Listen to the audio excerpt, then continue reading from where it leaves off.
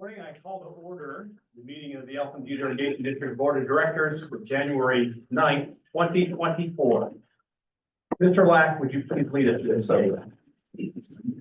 Gracious Heavenly Father, thank you for this day, Lord. We thank you for these men and these people in this room, Lord, who come to do EBID work, Lord. We always ask for your direction, your wisdom, your clarity, Lord. We just ask that you bless these people. We ask that you bless our watershed with more moisture, Lord. We just thank you for all you do for us. In Jesus' name we pray. Amen.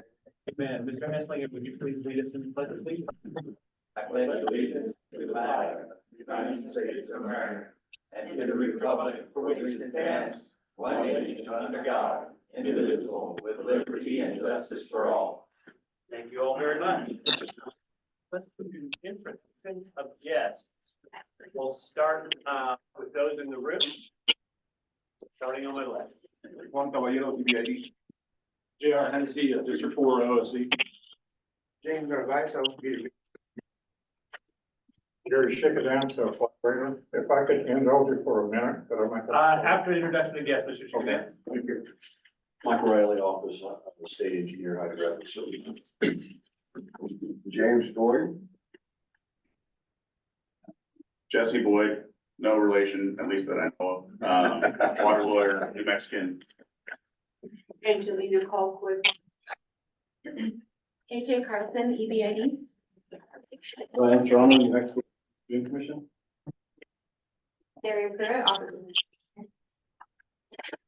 Mary Melendez, Bureau of Reclamation, El Paso. Aaron Butter. And Madam Secretary, who do we have attending online? We have Elva Garay, Craig Happy, Anthony Collin, Billy Finn, I'm sorry, Delise Maciel, Julie Reese, Jennifer Baylor, Michelle Shada Lopez, Dr. King, Susie Jones, Teresa, That's my wife. Teresa Davier, Tim Sanders, and Tom Phillips, Mr. President. Thank you very much. Welcome all to the meeting. Dr. Schickadam, is it less than a minute? Yes. Dr. Schickadam, you have the floor. My name is Jerry Schickadam, I'm a flat leader. And I would like to congratulate the new board members and their commitment to take the reins of the largest component of the irrigated agriculture in southern New Mexico and West Texas. I would urge you to study and learn how the district operates and contributes to the economy. But don't forget the flat raters. We're small in total acreage, but many in numbers. I've calculated that flat raters and small tract farms under 5 acres contribute approximately 17% of the budget. We need a voice on the board. Thank you for listening. Thank you, Dr. Schickadam. That brings us to the reading of the oath of office. So I believe you have all been presented a copy of the oath of office, probably with your name on it. We're going to swear you in all together. I will read it and let you repeat after me. The two places where you need to have an individual response is your name. And when we get to the word precinct, after the word precinct, please say your precinct number. So would our 7 newly elected directors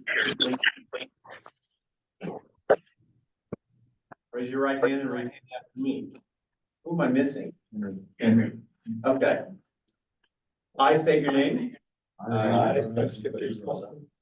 Having been elected to the office of director. Having been elected to the office of director. For the Elkhorn Butte Irrigation District. For the Elkhorn Butte Irrigation District. Precinct number. Precinct number 1-5. In the county of Doniana, state of New Mexico. In the county of Doniana, state of New Mexico. Do solemnly swear. Do solemnly swear. That I will support the Constitution of the United States. I will support the Constitution of the United States. And the laws of the state of New Mexico. The laws of the state of New Mexico. And faithfully and impartially discharge the duties. And faithfully and impartially discharge the duties. Of my office to the best of my knowledge and ability. Of my office to the best of my knowledge and ability. So help me God. So help me God. Thank you all. Welcome to the Elkhorn Butte Irrigation District Board of Directors, and we will swear in Mr. Ludwig at another time. Election of officers. So at this point in time in January, we elect the officers for the Board of Directors. I've mentioned that at our last board meeting. So there are three officers for the board of directors. There's the president, there's the vice president, and there's the secretary. And we will elect them in that order. So at this point in time, I will open the floor to nominations for president of the board of directors. I would like to nominate Greg Davier for president. We have a nomination for Greg Davier. Second. With a second. Other nominations?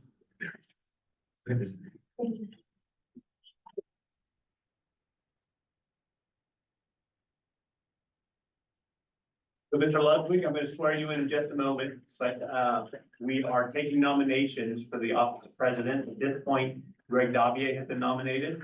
Are there other nominations? Ms. Salve, To allow board member Ludwig to participate, you should pause and let him be sworn in. I will.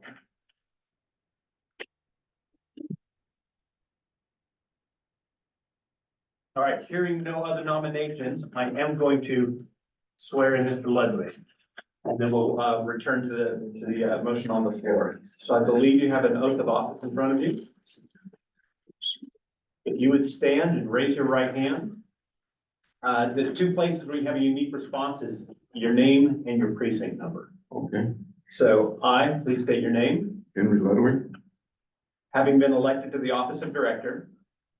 Sorry, if you'd repeat after me, Henry, I wasn't clear on that. Having been elected to the office of director having been elected to the office of director for the Elephant Butte Irrigation District, for the Elephant Butte Irrigation District, precinct number precinct number 9, in the county of Doñana, state of New Mexico, in the county of Doñana, state of New Mexico, do solemnly swear do solemnly swear that I will support the Constitution of the United States that I will support the Constitution of the United States and the laws of the state of New Mexico, and the laws of the state of New Mexico, and faithfully and impartially discharge the duties of my office faithfully and impartially discharge the duties of my office to the best of my knowledge and ability, to the best of my knowledge and ability, so help me God. so help me God. Well, Henry, thank you. Thank you. All right, given that we have a single nomination, unless there's objection, we will hold the election of that office. We'll hold the vote for it to be by acclamation. And we will see who else is nominated. So I will open the floor for nominations for vice president of the board of directors for Elephant Butte Irrigation.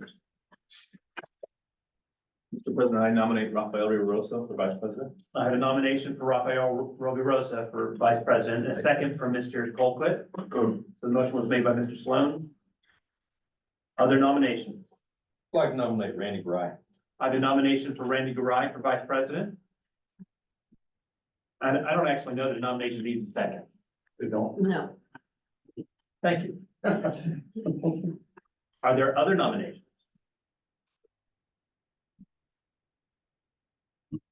Hearing no other nominations, nominations are closed. So we will resolve that election before we take nominations for secretary. So I will ask the board, we can do it by ballot, where you write the name on a piece of paper, and we read those aloud, or we can simply do it as a show of hands. What's the preference of the board? That I'm happy to manage the election either way. The easy way is a show of hands. Hearing no objection, we're going to do a show of hands.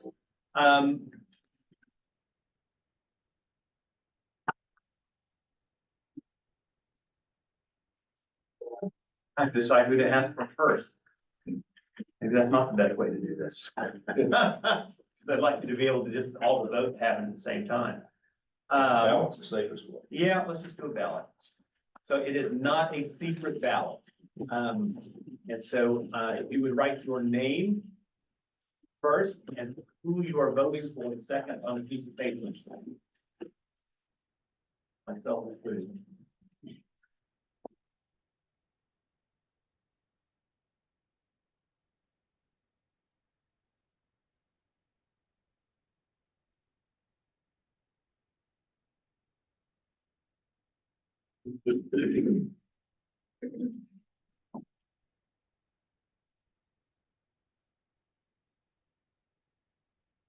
And Secretary, would you flash the ballot, please?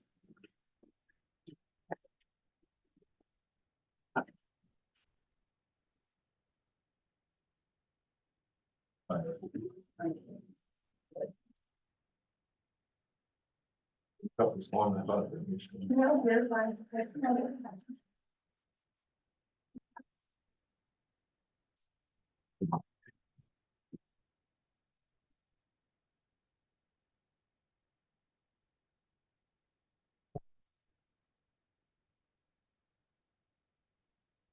And so to be clear, our votes are, as a public body, are recorded, so generally speaking, we do not have secret ballot.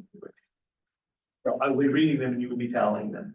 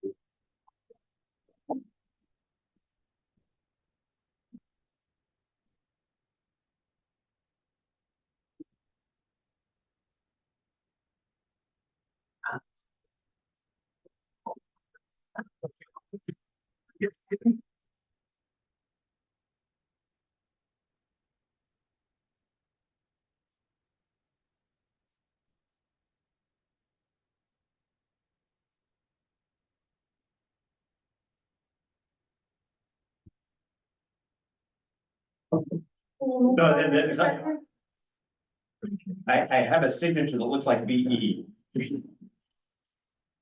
Someone's initials on a ballot.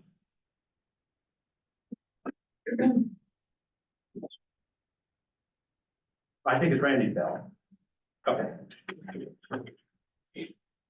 All right, Mr. Tharp votes for Rafael Rovi Rosa.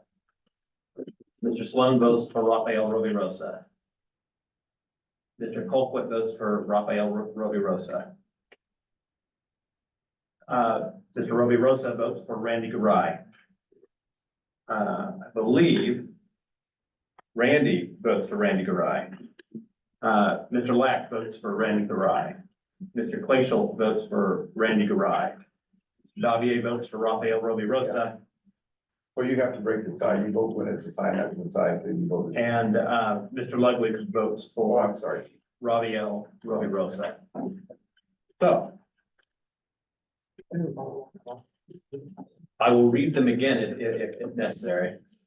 That's for five for Rockwell. Yeah, it's fine. All right. Sorry about that. I think you're trying to say vote is 5-4 for Mr. Rovi Rosa. Thank you very much.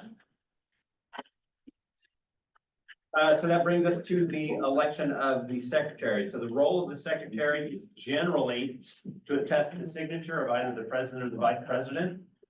But they are sometimes the only officer present, and so then act as the elected officer to the board of directors in that case. I open the floor for nominations for secretary. Mr. Ludwig. Nominate Randy Garai. I have a nomination for Mr. Garai. A second? Second for Mr. Colquitt. Are there other nominations?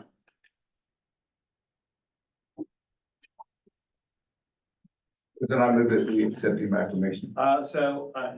I hear no other nominations. I have a motion for Mr. Lack to accept Mr. Garai by acclamation. I would ask if we can lump in the vote for the president as President also. well. Yes, sir. So we have the motion on the floor, nominations are closed. The motion on the floor is to elect by acclamation. Mr. Davier for president and Mr. Garai for secretary. Any discussion? Hearing none, discussion is closed. All those in favor, please signify by saying aye. Aye. Any opposed? Any of the president? The ayes have it. The motion carries. Thank you all very much. I will do the best that I can to keep order in our meeting, and we'll discuss that some more, later in today's agenda. Mr. President, who seconded that motion? Thank you. So to be clear, the motion was by Mr. Lack, and the second was by Mr. Coltrane. That brings us to the board minutes of December 11th. Now, board members that were, current board members that were present are myself and Mr. Lack. That said, most of the newly elected board members were present for the conducting of business for the December 11th meeting. And so we have the portion of the minutes that covers the canvassing of the vote, which is essentially the result. And then the rest of it included information that you were present for. So I will accept any corrections to the minutes if you were in attendance at the meeting, whether you were a board member at that time or not.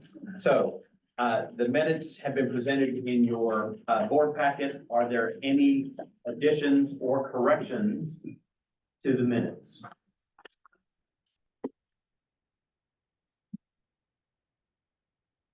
Hearing none, I will accept the motion to approve the minutes of December 11th. I have a motion by Mr. Garai to approve the minutes of December 11th. Second. Second from Mr. Roby Rosette. Any further discussion? Mr. Fleishel. I did attend that meeting. I don't see my name. Maybe I'm overlooking it. There we go.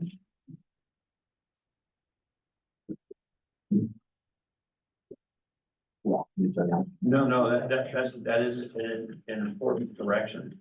No, I do not see you. I will go ahead and add you in there. Thank you, Mr. Fleishel. I guess I'm. Oh, no, I'm sorry. You are in there? Okay, there. Is it? Mr. President? Mr. President, top of page 2. Thank you. Yeah. So because we reset this early again, there's another attendance list for December 13th. Okay, thank you. Not page 2. Thank you.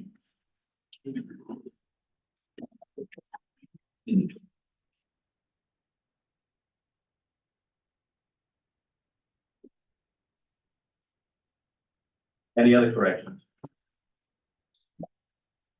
Hearing no other discussion, all those in favor of approving the minutes, please signify by saying aye. Aye. Any opposed? It is present, the ayes have it, the motion carries.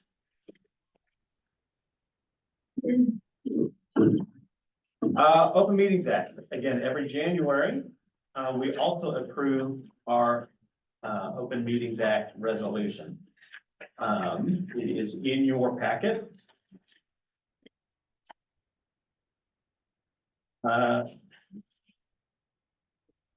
As the resolution is currently presented, it is, as we have presented the resolution in the past. Things that are of note is the last paragraph, paragraph 10. The board may adopt at each meeting, depending on circumstances, rules necessary to conduct said meeting in a way to maintain public order, including but not limited to the removal of persons who are disruptive. The board may limit or not allow public debate and may take whatever steps are necessary to maintain public order. So specifically, the limiting and not allowing a public debate. Generally, it has been at the discretion of the president to recognize members of the public. We state in our Open Meetings Act resolution that we can adjust that as necessary at meeting to ensure order. The rest of it is generally compliance with the Open Meetings Act.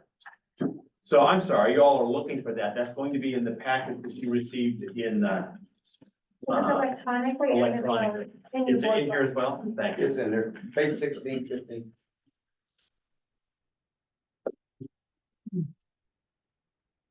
Before we take a motion, are there questions on our Open Meetings Act resolution, why we do it?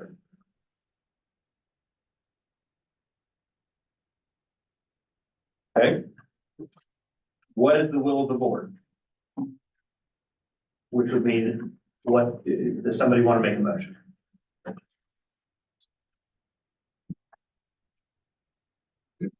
I'll move we approve the policy on open meetings act. I have a motion by Mr. John Fleishel to approve resolution 2024-01, the Open Meetings Act resolution. Second from Mr. Garai. Any discussion? Hearing none, discussion is closed. All those in favor, please signify by saying aye. Aye. Any opposed? Being the president, the ayes have it, the motion carries. That brings us to the calendar of events. I just want everybody to know that Greg Fox will be the one that removes unruly people. That's Fortunately, we generally don't have to do that. I'm really fun. Great, point of information. Mr. Can I Singh. speak? Can I speak? Mr. Singh, you have the floor. Thank you. There's been one issue that has been bothering me, and I've noticed that you get a full board, but there's an elderly gentleman here that are having a hard time attending their meetings because they can't hear. And then there's people that just normally it's hard for them to speak loud. And it's been passed in the history that I've been with some precision, rude, and constantly asking the speaker to speak louder. And as kind of a situation, I felt my personal opinion was that he intentionally even speak slower to antagonize. So I wish that there was some way of having a way of people can hear it, and I'd see more people attending your meeting because they can hear. Thank you very much, Mr. Singh. I will note there is a paragraph in our Open Meetings Act resolution which talks about accessibility items. I am not aware of any requests that have been made to the district for accessibility items that have not been fulfilled. But I appreciate the comment. Mr. Singh. It seems, in my opinion, that's why you have less people attending your meeting, because there's people that have hard times here. Thank you, Thank Mr. you. Singh. Brings calendar events. Mr. Esslinger. Yes, sir. In your handout, this is for January 2024, Mr. Chair. Coming up, the chairman of the board has called for 3 New Mexico, new board member education meetings. They are scheduled for next week at 9 o'clock. They are on the 15th, the 17th, and the 18th, all starting at 9 o'clock. And certainly during that opportunity, we would like to share with the new board members different aspects of what is going on, the history, the background, legal issues, and certainly operations issues as well. And so we ask that if you can attend those meetings next week, it would be something that I think would help you with your introduction and introducing you into the district and understanding a little bit of what EBID does. So I'll offer that for discussion. Thank you, thank you, Mr. Esslinger. So we're breaking it into 2-hour segments. The information in them is dense. And that's about where I start falling apart in my ability to absorb more information. So they are from 9 to 11. These meetings have been scheduled prior to the irrigation leader workshop, which is the following week in Phoenix. A number of new board members have expressed interest in attending that. And it is to try to provide a foundation of things that are important, knowledge that's important to have as a director for making our decisions. And the intention there is to provide you with that foundation prior to going and getting generalized training on things that will help you be successful as board members. With that, I open it to discussion of the board. These have been scheduled around the schedules of our consultants, particularly Dr. King. That said, is there a change in schedule that is necessary to improve attendance at these? Mr. President, Mr. Clayton. of course, the numbers here in Mist Harvest were very, very busy. You realize that. I realize you're trying to get this done for this area, workshop. I would like to request that they be in the afternoon. Usually mornings are a busier time, so I'm trying to say. Okay. Things going. I would prefer there in the afternoons. I think it's easier for those of us who are in the midst of this. PK is, I am, you are. This guy lucky, so it's finished today. But, Ralph is still harvesting, you know, it would be easier, I believe, for us in the afternoon. If you guys have a different opinion, speak up. That's my opinion. Very good. So I am accustomed to scheduling them in the morning for the same request. If the afternoons got busy and they wanted them before the world fell apart. But that's a reasonable request. So I'd like to hear from other board members before I then turn to staff and say, can we make that work? Are there board members that have a different opinion? If there's a dissenting opinion on that, this would be the time to express it. Would that afternoon being 1 to 3? Whatever works. Yeah. Give Randy time to drive down. Yeah, that's true. Randy, 1 to 3? That's fine with me. You got the longest drive. That's fine. 1 to 3? All right, Mr. Ethlinger, Mrs. Alpec, you communicate with Dr. King, to find out if that also works? Dr. King, Yeah. He said, Dr. King said yes. That will work for me. Thank you, Dr. King. Mr. President, someone's trying to get into the meeting.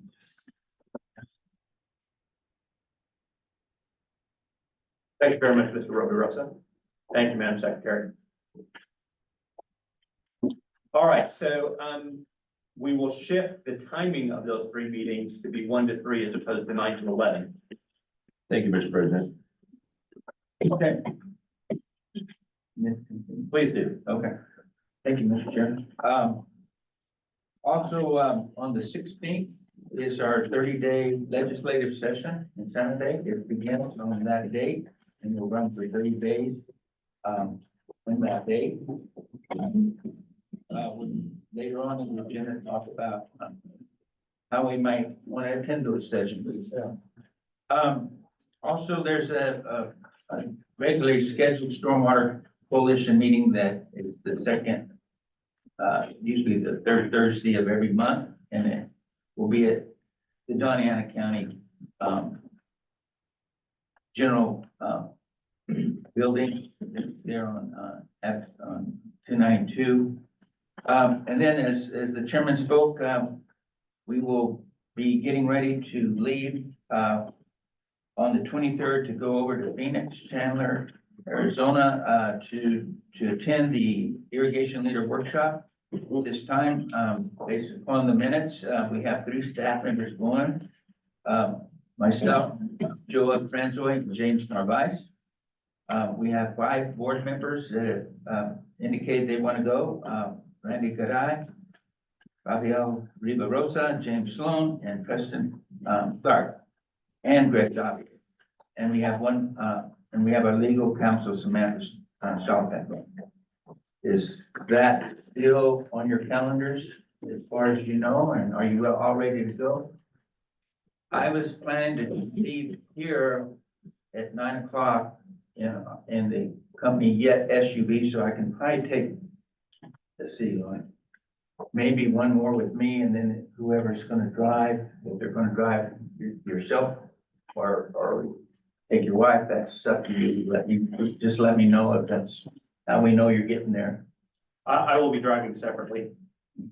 Mr. Jovier, Mr. Claisel, this place doesn't have company jet. we do not. I'm disappointed. Gotta tell you. Anybody else? Randy, how you gonna go? You're gonna drive yourself? Okay. Okay. My bicycle. Okay. All right, we'll pick you up. By the way. Okay. I would prefer to fly. Now, do I pay for that myself? Do I have to show up there? So there are finance rules about, expense caps based on which way you, choose to attend. Generally speaking, it's the other way around. That the mileage is capped by the cost of flights. We'll ask Karen.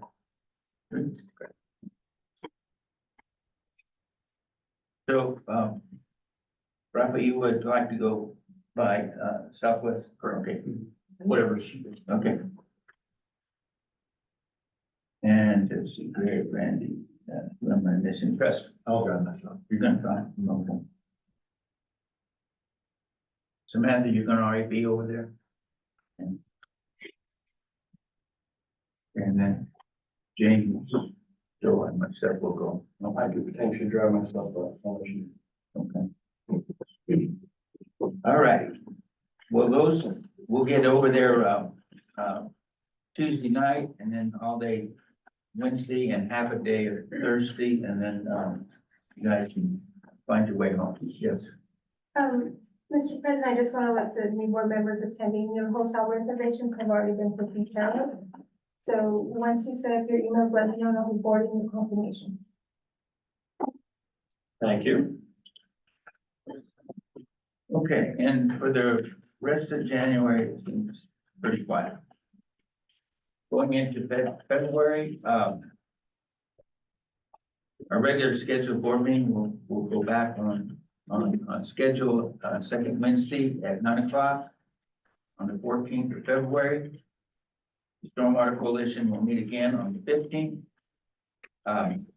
On the 22nd and 23rd, there will be the Family Farm Alliance Annual Conference in Reno, Nevada, and then I believe at the last board meeting decided on sending 2 board members,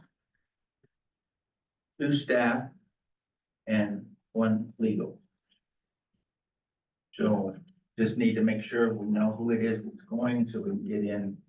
We got the rooms full. I have Mr. Dage and Joe Paul. Thank you. I have a conflict. I will not be attending family. So we have a second board member position for Family Farm Alliance. We don't need to discuss who that other person will be at this moment. We'll discuss what that conference is and if someone's available to attend. There are some benefits to the district in having another board member attend that conference. Yes. All right. And with that, Mr. Chair, that's the calendar. Thank you very much. Any questions on the calendar of events? Very good. So before we get into our regular business, we have our area manager. Well, I'm not sure what Jennifer Phelan's actual title is. Area manager. Area manager for reclamation. And she's attending today. I would like to give her a moment to welcome the new board members and make any remarks that she may have. Jennifer, are you on the line? I am. Can you hear me? We can. Welcome to the board meeting. We can see you also. Well, very good. Thank you very much, Mr. President and members of the board, for the opportunity to wish you all a happy new year and just to say a few words of welcome to both new and old board members. I just wanted to start just thinking back about our relationship. EBID and the Bureau of Reclamation have been working together in a variety of ways for over 100 years. We are seeing the next few years as being as impactful as times like when the project was just starting up in the early 1900s, or when we transferred operation and maintenance from the federal role to the EBID led role. Those were very impactful times, and that's how we're seeing the next few years for this project. Don't want to get into details there on the first day of first board meeting of the year, a new meeting for a lot of folks, but one way or another, changes coming to this project. We just don't know exactly what it looks like. As you're all probably aware, Congress has entrusted the Bureau of Reclamation through the Bipartisan Infrastructure Law and Inflation Reduction Act, et cetera, to work with our districts and project proponents and other affected parties to better align the available supplies of water with the diversions of water. And we've been working for the last year to build those relationships to tackle an endeavor that large. And this is led by the Colorado River drought and the situation over there, but those opportunities, those expectations on reclamation are in other similarly affected basins as the Colorado River Basin. So I'll just end by saying that I believe there are many places where the federal interests, the state interests, and farmer interests align, and that we're opportunistic, that we can rise to the challenges that are facing farmers all throughout the West. And we'll be able to position this project in a place where there's a reliable supply of water for farmers into the future of the unknown climate and precipitation patterns. So with that, thank you very much. Look forward to working with everybody down there and seeing what we can achieve in the next 2 to 3 years. Thank you, Mr. President. Thank you, Jennifer. And reclamation is an important part of the irrigation district.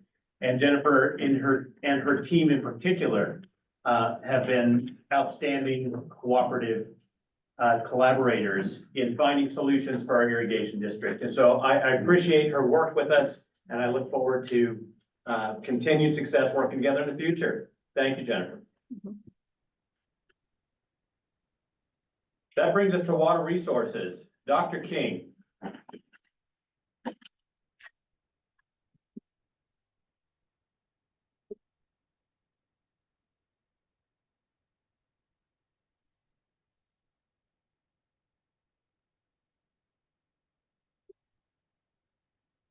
Sorry, when I went to screen share, I couldn't find my mute button.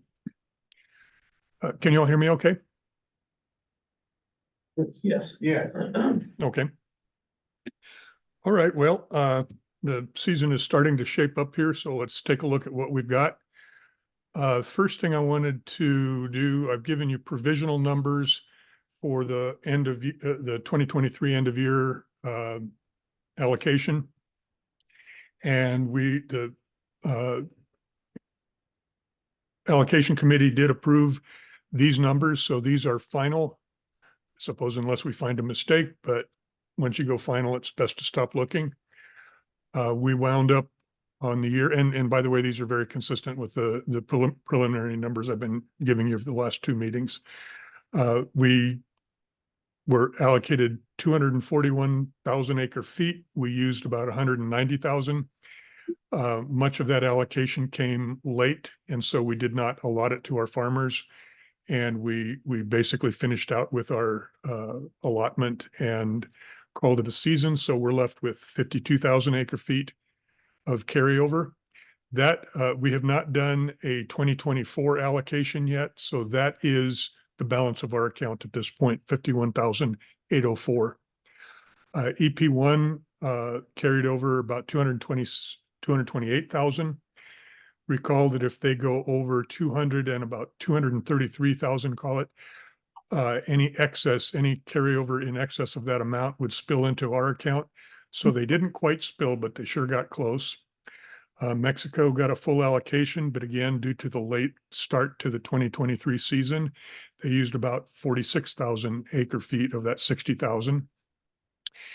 And so bottom line is we had a diversion ratio of 0.84, which is extremely close to what we used for the initial allocation. So we are getting pretty good at predicting that diversion ratio, which is key to EBID's allocation. Dr. Fox and I have been working on a formula for predicting it that is working out very well. And the numbers that I show you looking forward to 2024 here, we'll be using the method that Dr. Fox and I have been working on. In storage presently right now, as of midnight, January 7th, we had 474,000 in Elephant Butte and 10,000 in Caballo. This is not a current number on the Rio Grande compact credit. It's slightly smaller than that, but it's such a small number that it really doesn't make much difference. Last I saw, we had no San Juan Chama water in storage, so usable project storage of about 484,000. We then apply minimum pools for Elephant Butte and Caballo. I am not taking anything out for evaporation now because we are getting pretty healthy inflow right now. Not released anything yet, so we are left with about 462,000. of releasable water for this year's season as of midnight, January 7th. We're picking up water over the last few days at about 1,100 acre feet per day. That is sort of a residual from moving water down from Cochiti, which I'll show you in just a minute. But we did pick up a significant amount of water. The final allocation, which is this one, of 2023, was up through October 31st. And November 1st, New Mexico started moving water down from Cochiti. If you recall, they had some floodwater stored up in Abiquiu that they then moved down to Cochiti, and now have moved down into Elephant Butte. So we did pick up a significant amount of water in that time. So what I did is I ran a hypothetical allocation, and let me stress that this is hypothetical in that the allocation committee has not taken action on it, but I plan on doing an allocation between now and the next board meeting. So we actually will be have an allocation and can do a subsequent allotment at the February board meeting. That same 462,000 acre feet that you saw in the previous one, that would give Mexico an allocation of about 40,000. They did receive an allocation based on I forget what conditions, but it was just under 22,000 acre feet, but a release of 462 would put them at about 40,000. We have about 141,000 acre feet of water that has come in since that October 31st year-end reconciliation, final allocation for 2023. So that's the water that we have to allocate to the two districts for this year. EP1 had that 228,000 acre feet carryover, plus about 36,000 acre feet of this year's water would give them an allocation, if we were to allocate based on January 7th conditions, of about 263,000. So they are approaching normal operating level for their 2024 season. They typically would run something up to 300,000 acre feet for a full season. We do anticipate, and they have stated that they will be coming on in March. So we'll have a long release season this year. They'll run March, presumably into about October. EBID had that 52,000 acre feet of carryover. We would get about 47,000 acre feet of this year's water. That means a total allocation for us of about 99,000 at this point. Running that through the simple calculation of spreading it out over 90,640 with a diversion to delivery efficiency of about 55% means that that's enough water for 7.2 inches or so. So you're looking at, 7-inch allotable water at this point. But again, I would stress this is a hypothetical allocation, not a real one. This is just to update you on what the season is shaping up like. We are still getting water in reasonably quickly, at 1,100 acre feet per day.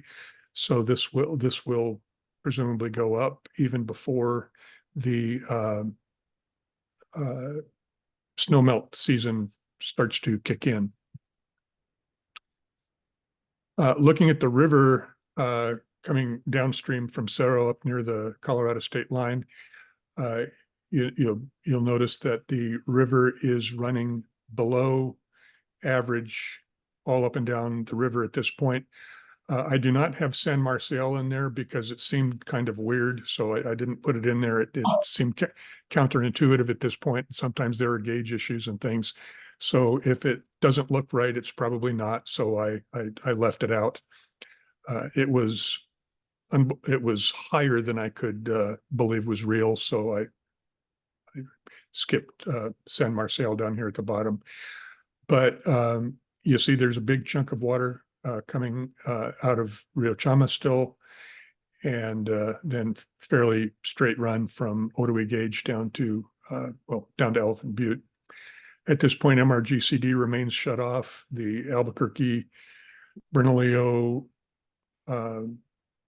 County Water Users Authority is diverting about 90 CFS at this point, with the return flow just from the effluent from the city of Albuquerque is about 60 CFS. So that's what's happening out there now. By the way, please stop me if you do have any questions. What this is the net inflow into Elephant Butte Reservoir in this kind of orange color that you see here for the water year 2024. Again, keep in mind that the water year starts on October 1st. So we're looking at October 1st, 2024. The blue line that you see is a release from Cochiti. And so here on November 1st is where New Mexico started releasing water from Cochiti to move water down into Elephant Butte to get year-end delivery to Elephant Butte under the compact. And you'll see that the inflow into Elephant Butte Reservoir very much followed that, with a lag time for just travel time, but also filling the channel, because before that release, you see that there is negative inflow into Elephant Butte Reservoir. That means that the evaporation and, groundwater interaction is net negative during those periods. I have not accounted for evaporation here. This is just change in storage plus release. And of course, there is no release at this point. So it's just looking at the change in storage in Elephant Butte. Notice here that when they cut, and they cut, I believe it was on the 19th or so of December, the cut propagates downstream a lot quicker. And we see that in the project reach of the river as well, that the cuts move downstream a lot faster than the increases, but we take all that into account when we're scheduling our releases. And again, that you saw that 141,000 acre feet of 2024 water. That's basically the water that's come in since November 1st, because we allocated up to October 31st. Looking at the, Dr. yes. King, do you know what the total release from Cochiti was for November 1st? It was about 194,000, as I recall. Thank you. They released 194,000, 140,000, call it, arrived. There is a lag time in there too. So, what was released in the last 3 days, say, hasn't 4 days, hasn't arrived yet, but that's to give you some idea of the conveyance efficiency of the river. That's release 190 something and get 140 something. Any other questions? Okay. Looking at our snow water equivalent and total precipitation upstream as of this morning's first readings, you see that the upper Rio Grande, Rio Chama, and Sangre de Cristo watersheds are all below average. That's unfortunate because that's where the big snow is. The Jemez is at 124% of average snowpack. Unfortunately, it's 124% of not very much snow. So we are in balance, running below average in the parts of the watershed that really matter. That follows you'll notice the consistency between the snow water equivalent, and for your new board members, the snow water equivalent is the moisture content of the snow. It's not the physical depth, which is what skiers pay attention to. When we're talking about water resources, we're worried about the water content. So if you took a slice of snow that was 5 feet deep and 5 feet of snow and melted it, you'd get about 6 inches of actual snow water content. And so this is talking about that snow water equivalent. It's very consistent with the total precip, because of course this time of year most of the average and actual precip is in the form of snow. So they're very, very close on that. These are the relevant basins up here. This is a little different delineation than is, it's all NRCS, but this is a little different basin delineation, where this one is by river area. This one is just a little simpler. We've got the Rio Grande headwaters, which is everything above the Colorado state line. You see that's at 62% of average. We've got the upper Rio Grande, which is between about Otoe Gauge and the Colorado state line. That's at 86%. Then from Otoe Gauge down to San Marcel, down to the head of Elephant Butte Reservoir, we're at 135%. But again, the big snow lives up here. Something on the order of 80% of our runoff comes from up here. So those are the ones that matter most. And unfortunately, those are the ones that are furthest behind. Then from Elephant Butte down into, actually even into Mexico on this map, you see 79%, but again, it's 79% of not very much water. You've only got 2 gauges in this, so it's up in the Gila, and so not a lot of contribution from that anyhow. So bottom line is the snowpack is running a bit slow. What you see here is the black line is this year's snowpack for that Rio Grande headwaters, everything above the Colorado state line. The green line is the 30-year median, and the red line is last year. Last year was quite a good year. You'll see we are substantially behind, but again, you get a couple of good storm systems come through, and that can go up in a hurry. The thing I would stress here, and we will take a look at a forecast, but it is very early yet to be forecasting, because you see, even last year, we didn't really start to get a good snow season going until about January 1st. So we're just into the time when we really start to see the snow building typically. This is the January outlook from NOAA, National Weather Service. And I was careful to use this one because it's pretty rosy. January is showing above average precipitation and below average monthly temperature outlook. This is for the month of January, the outlooks were prepared on December 31st. One of the things you will hear a lot in these monthly water updates is hot and dry.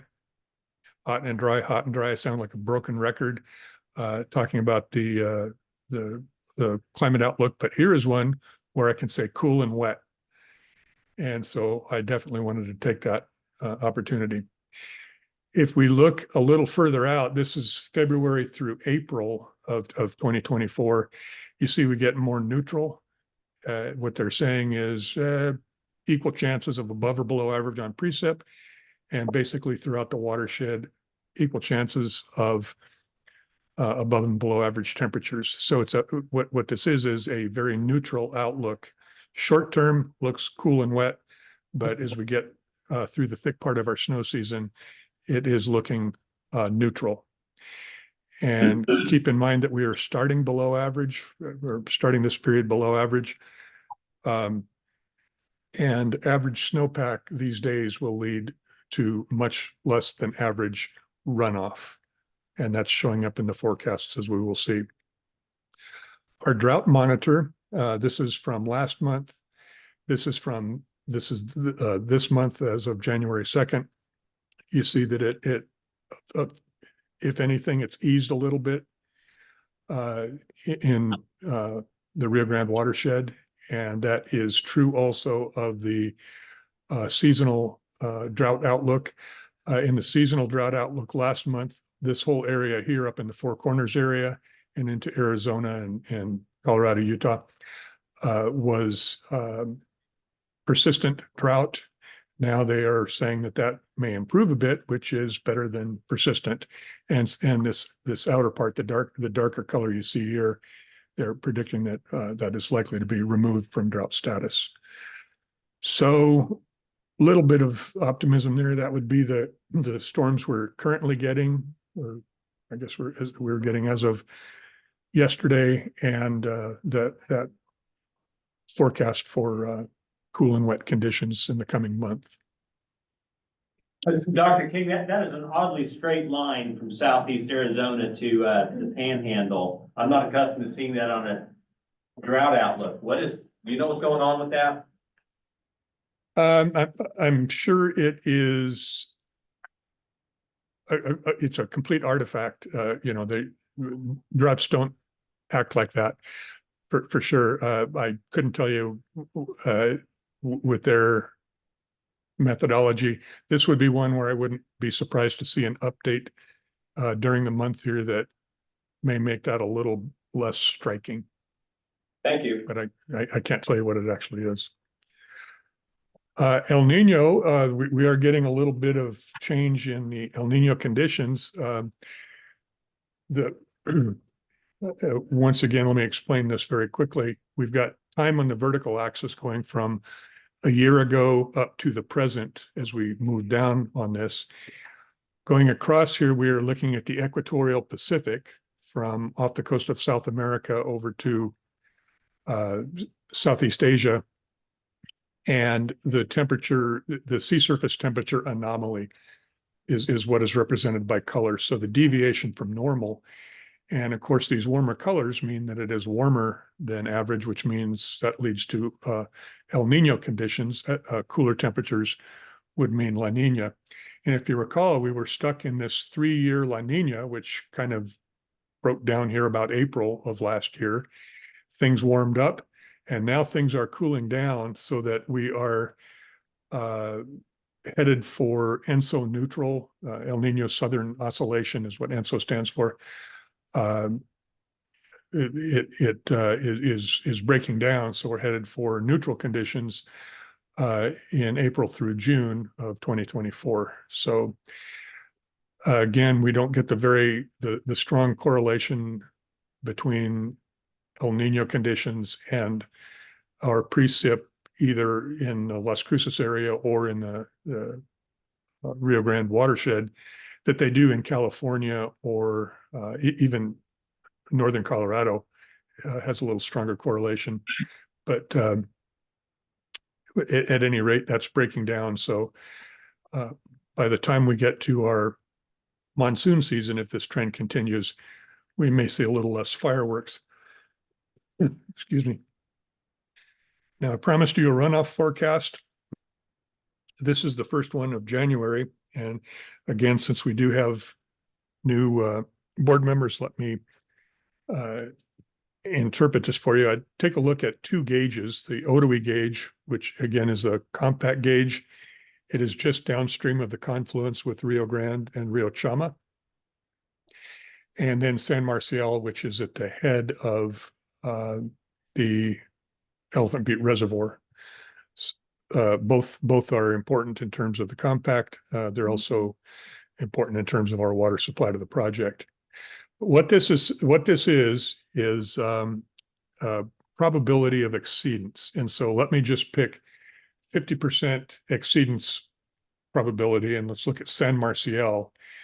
What this is saying is that there is a 50% chance that San Marcial will see 103,000 acre feet or more in the March through July runoff period. That's taken to be the traditional sort of thick part of the spring runoff, March 1st through July 31st. So there's a 50% chance it will be above 103,000, 50% chance it will be below 103,000 at San Marcial. If you say, well, what does minus 270 mean? That would mean that we have a 90% chance that we'll get at least negative 270,000 acre feet of inflow at San Marcial. Now, of course, the river doesn't flow backwards and you can't evaporate off that much water. So that is kind of a nonsensical number. The negative numbers basically take them as zero or don't even pay attention to these.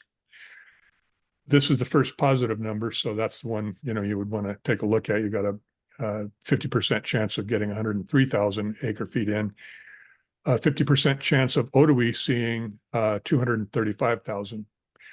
These then are the 30-year medians for each of those two gauges. So if we take these flows and convert them to a percentage of median, you see Otoe, we've got a 50% chance of getting 42%, and at San Marcial, a 30% chance of getting a 50% chance of getting 30% of average of median.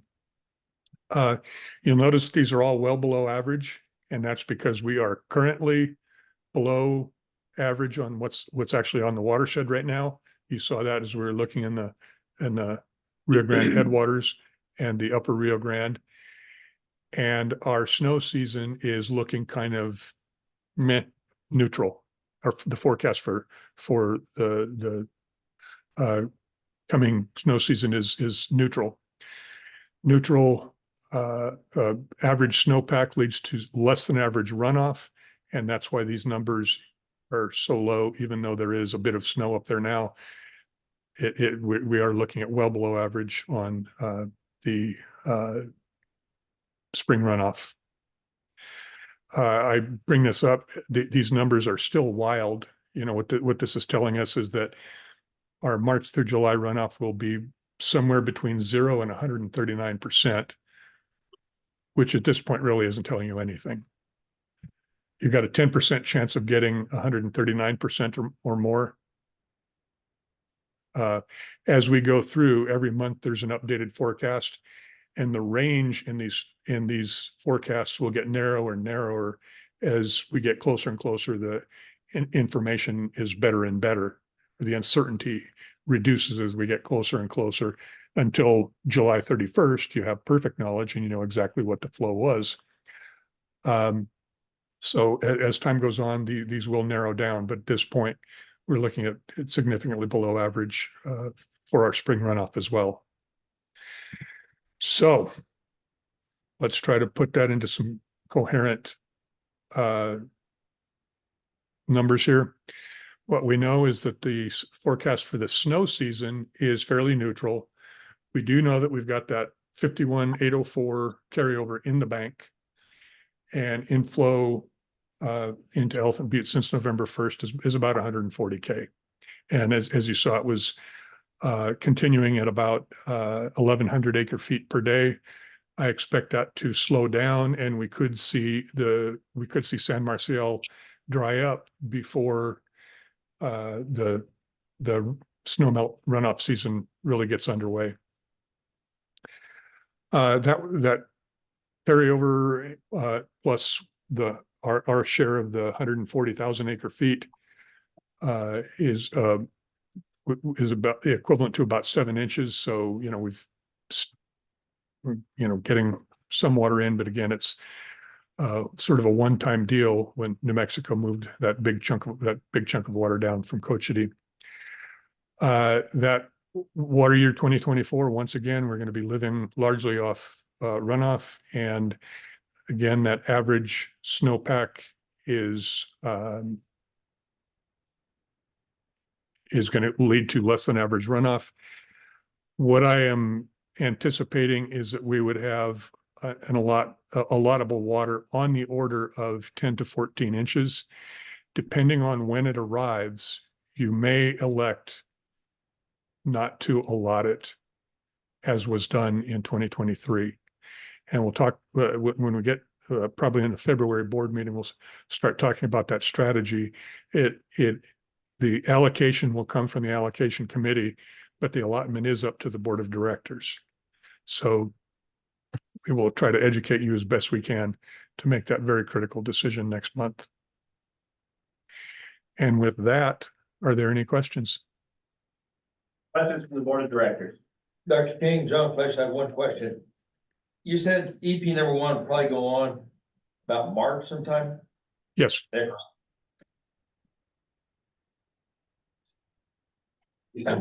Who eats the carriage loss when EP number 1 is on and EBID is not on?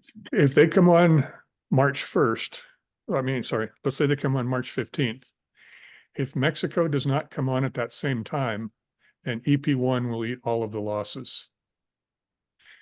If Mexico comes in, it will be a project loss and it'll be shared between the two districts. I don't think we've got a 1906 meeting coming up. I don't know what Mexico's plans are. Based on the official allocation that they've received up to this point, I would not expect them to come on at that time. They also do have to do some work to prepare the channel between American Dam and International Dam to clean that up. That is the responsibility of Mexico. So they've got some work. I can't say for sure. I doubt if they would be coming on that early, but EP1 recognizes the fact that they may eat the losses associated with startup, but it's important enough to them to get started to pay that price. Thank you. Other questions? Thank you very much, Dr. King. I'm going to add a couple of general comments. So things to be thinking about. And I'm not advocating any of this, but if you were thinking we should come on when EP1 comes on in March, figure that the district generally needs about 60 days from us making a decision to getting that implemented. Staff has to finish preparing the system. We need to get notification out to all of our members. We need to have growers meetings. There's planning steps that need to occur before we just open the gates and start delivering water. So as you are thinking about how you want to influence that decision, 60 days is a reasonably quick trigger for us to say go, and for the district to be capable of reacting and actually executing your decisions. Similarly with the allotment, to follow up on Dr. King, we set the allotment. We could choose to allot 0 inches of water. Again, I'm not advocating that, but that is within the discretion of the board of directors. We can choose to allot more water than we have ability to deliver. I'm also not advocating that, but that is within the authority of the board of directors. We have to try to take the information that's presented to us, make the best decision we can for delivering water to our constituents and ensuring they can actually receive it. Mr. Lack. Greg, another point of information that will help these guys, it sure helped me, is knowing how much you can run in a month. Just kind of envision, you can run about 4 inches of water a month through our district, that's it. So on that allocation, say it's an 8-inch allocation, that's a 2-month run. Now that's a real, generic number there, but just kind of keep that in mind. That would have helped me a lot if someone would have said that the first day I was here, because that kind of gives you an idea of what you're up against when you do these allotments as far as time to get them out there on the farm. You can't do much more than 4 inches a month. You can ask James, he's an expert. He can give you down to the feelings what it is. But that was something that I didn't know for a while. I finally figured it out, but it sure would have helped me. Thanks, Mr. Lack. That is very useful. I tend to think of it in terms of acre feet of diversion, which our team has worked very hard to continue increasing year over year. And I believe currently it's up to 65,000. Is that correct, Mr. Narvaez? So if you're looking to move more than 65,000 acre feet of water through our system in a month, it is unlikely we will not be successful. That said, that's grown in the time that I've been paying attention from 50,000 to 65,000. That's a testament to the efforts of operations and maintenance. So with that and understanding that constraints, are there further questions from the board in the event that you are thinking about making a decision around March? Mr. W. Mr. Glacial. If the consent decree of Supreme Court is approved, Mm-hmm. if I understand correctly, we have to deliver a given volume of water out the state line. Do I understand correctly? So I'm uncertain what the implication of an approved consent decree will be yet. Probably, this is not the forum to discuss possibilities out of that. This consent decree as written has an index gauge at the Caballo release and more or less at the Texas state line.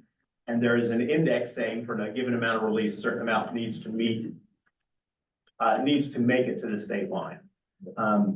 The implications of that can get very complicated. All my questions are later. Okay, thank you, Mr. Placial, but that's an important one and certainly something we have to consider.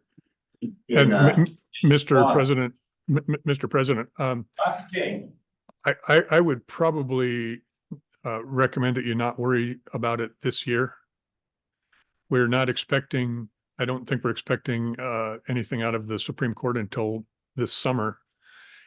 And even then, I really think the priority is getting as much surface water to our constituents as possible without putting them over their FDR. thank you, Dr. King, and I concur with that. The decision that has the most primacy for us is how do we maximize delivery of water to our members?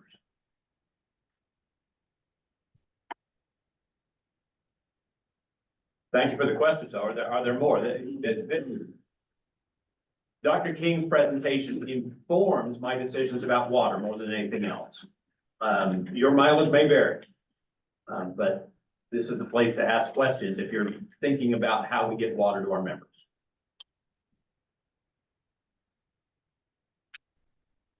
All right, thank you very much, Dr. King. Mr. Narvaez, do you have anything to add? Yes, sir, I sure do. First of all, congratulations, members of the board. Look forward to working with you guys. What I want to do is just give you a quick recap of the 2023 irrigation season. It kind of follows through with some of the questions and discussions here and how much water Would you admit the individual asking to get in the meeting? Sure will. Thank you. Tell me the name, please. Teresa. I'm again guessing that is Teresa Davier. This is basically a recap. Since we did get some numbers that are considered final, I went ahead and plugged those numbers in. I've been waiting for those to come through, and finally we got something to kind of look at to complete the reports. And it kind of gives you an idea when Dr. King presented the potential of having 7 inches of what that might look like as well, when you look at the numbers that we actually deal with at the end of the season when we reconcile all our data. So let me plug this up here real quick. First of all, can everybody see it? I'm gonna zoom it in just a little bit. I probably gotta share the screen, right? Where does that control view?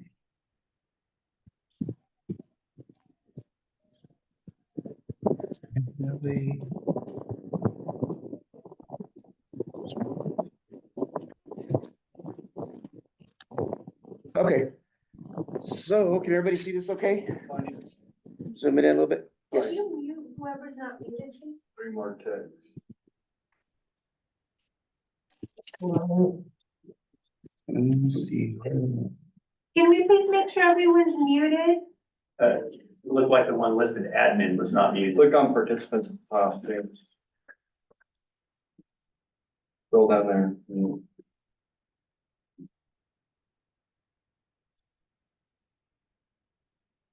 That looks like we I got don't them. hear it anymore. Yeah, we got them all. Okay. Admin's not us, is it? No, I don't Would know. you mute who that read one, it. please? Thank you. All right, there we go. All right, we'll zoom this a little bit more. Okay, so these are the numbers for the 2023 irrigation season.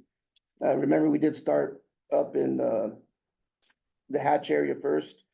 In May, we had 1,984 farm deliveries. These are irrigations that we account for.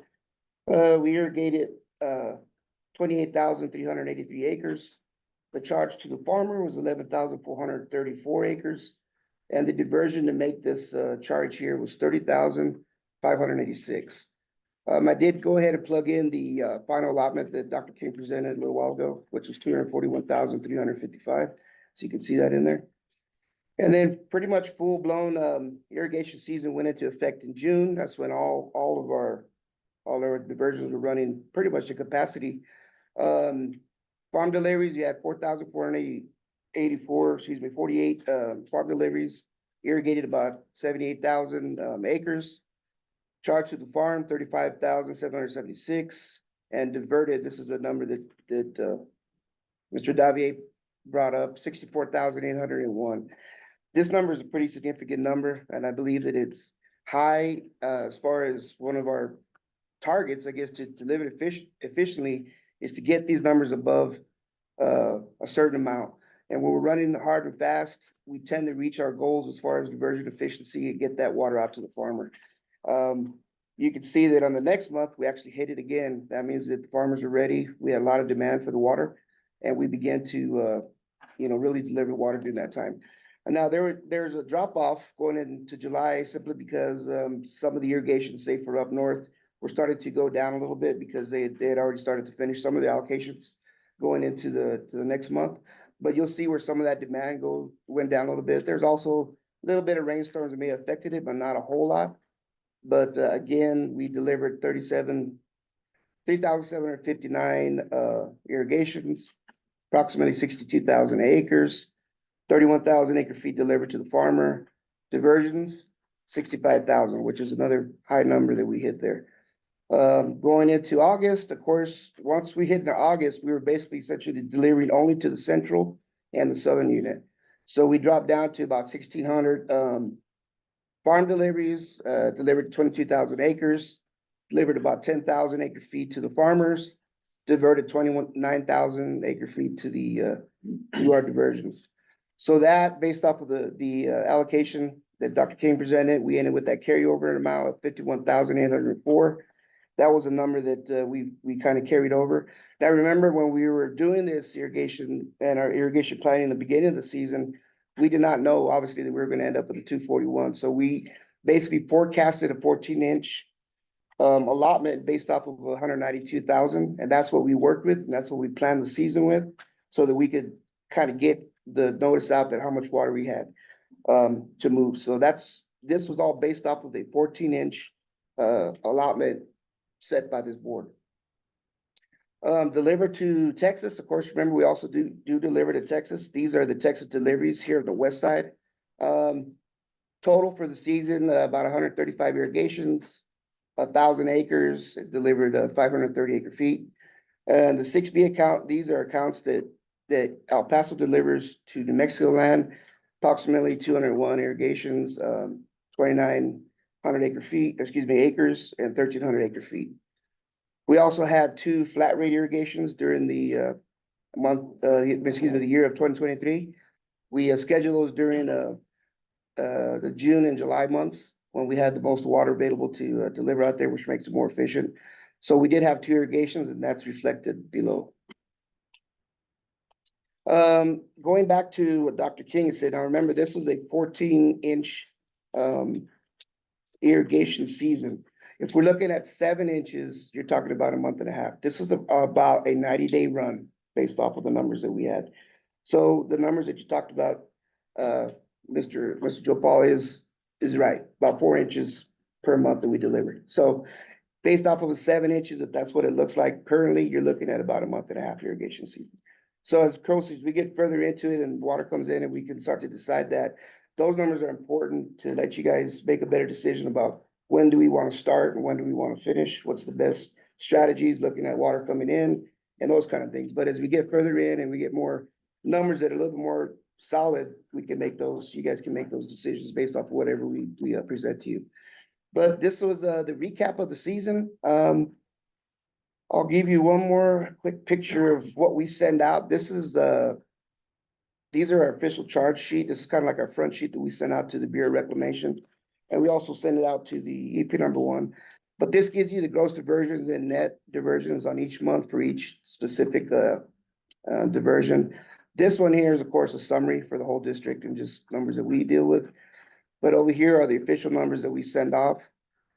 These kind of give you an idea of what we did on each month and where those numbers came from as far as 30,000 acre feet. Of course, remember that Array in May was started up first, so they, of course, they had the bulk of the charge there. 13,000 acre feet. Mid-month, the rest of the district came on, 7,000 here for the Leesburg, east side, almost 4,000, the west side, about 10,000. Take some deductions out for water delivered in Texas, because we also run water through the west side there. And you end up with our net, and these are the numbers that were presented on that summary sheet up there.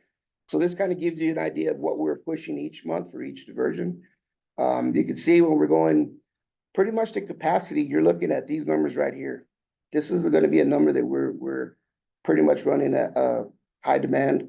The canals are capacity, and you'll see as we get through the season that, the higher our diversion is, that we put into the facilities, the more efficient we are getting our water out to the farmer. Whenever we have a lower demand, it makes it pretty difficult to try to get that water out there just because of the way the situation is set up with the drought and everything else. But typically, when you have a high or fast and moving that water quickly, we have the best efficiency that we could get. Now, there's always room for improvement, so we always strive for that.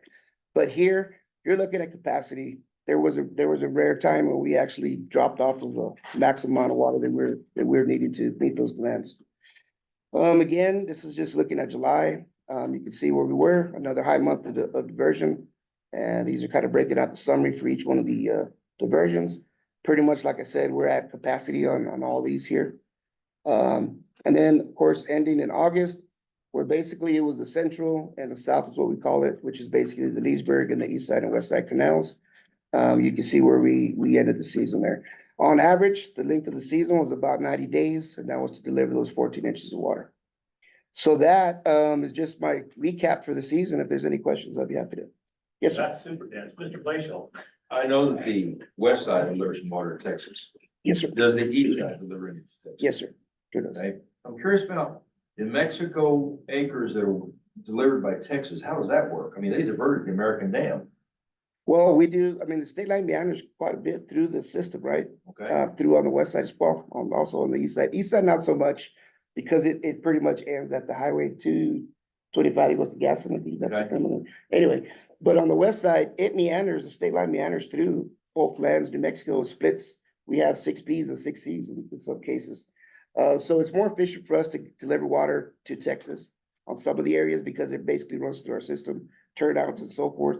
Because, you know, when everybody planted, they didn't think about a state line on Right. that. So, the same thing with the unit, the Texas side of it. They do the same thing for us. But yeah, it's, they also have land down there, you know, where they get their water off the American Dam. But there's about 3,000 acres or so. That's off the west side. If I can ask some clarification, Mr. Glacial, so EP1, take delivery of water at American Dam, and at a diversion point north of that, which I believe is, the name of the diversion point in the canal, the principal one that they take. Then divide, they're at the line, Blanyo. And so there's a place where the canal splits and they take delivery that moves into what is considered EP1 system. Oh, but there's still some New Mexico acres below that. That Yes, is sir. correct. Okay. That is correct.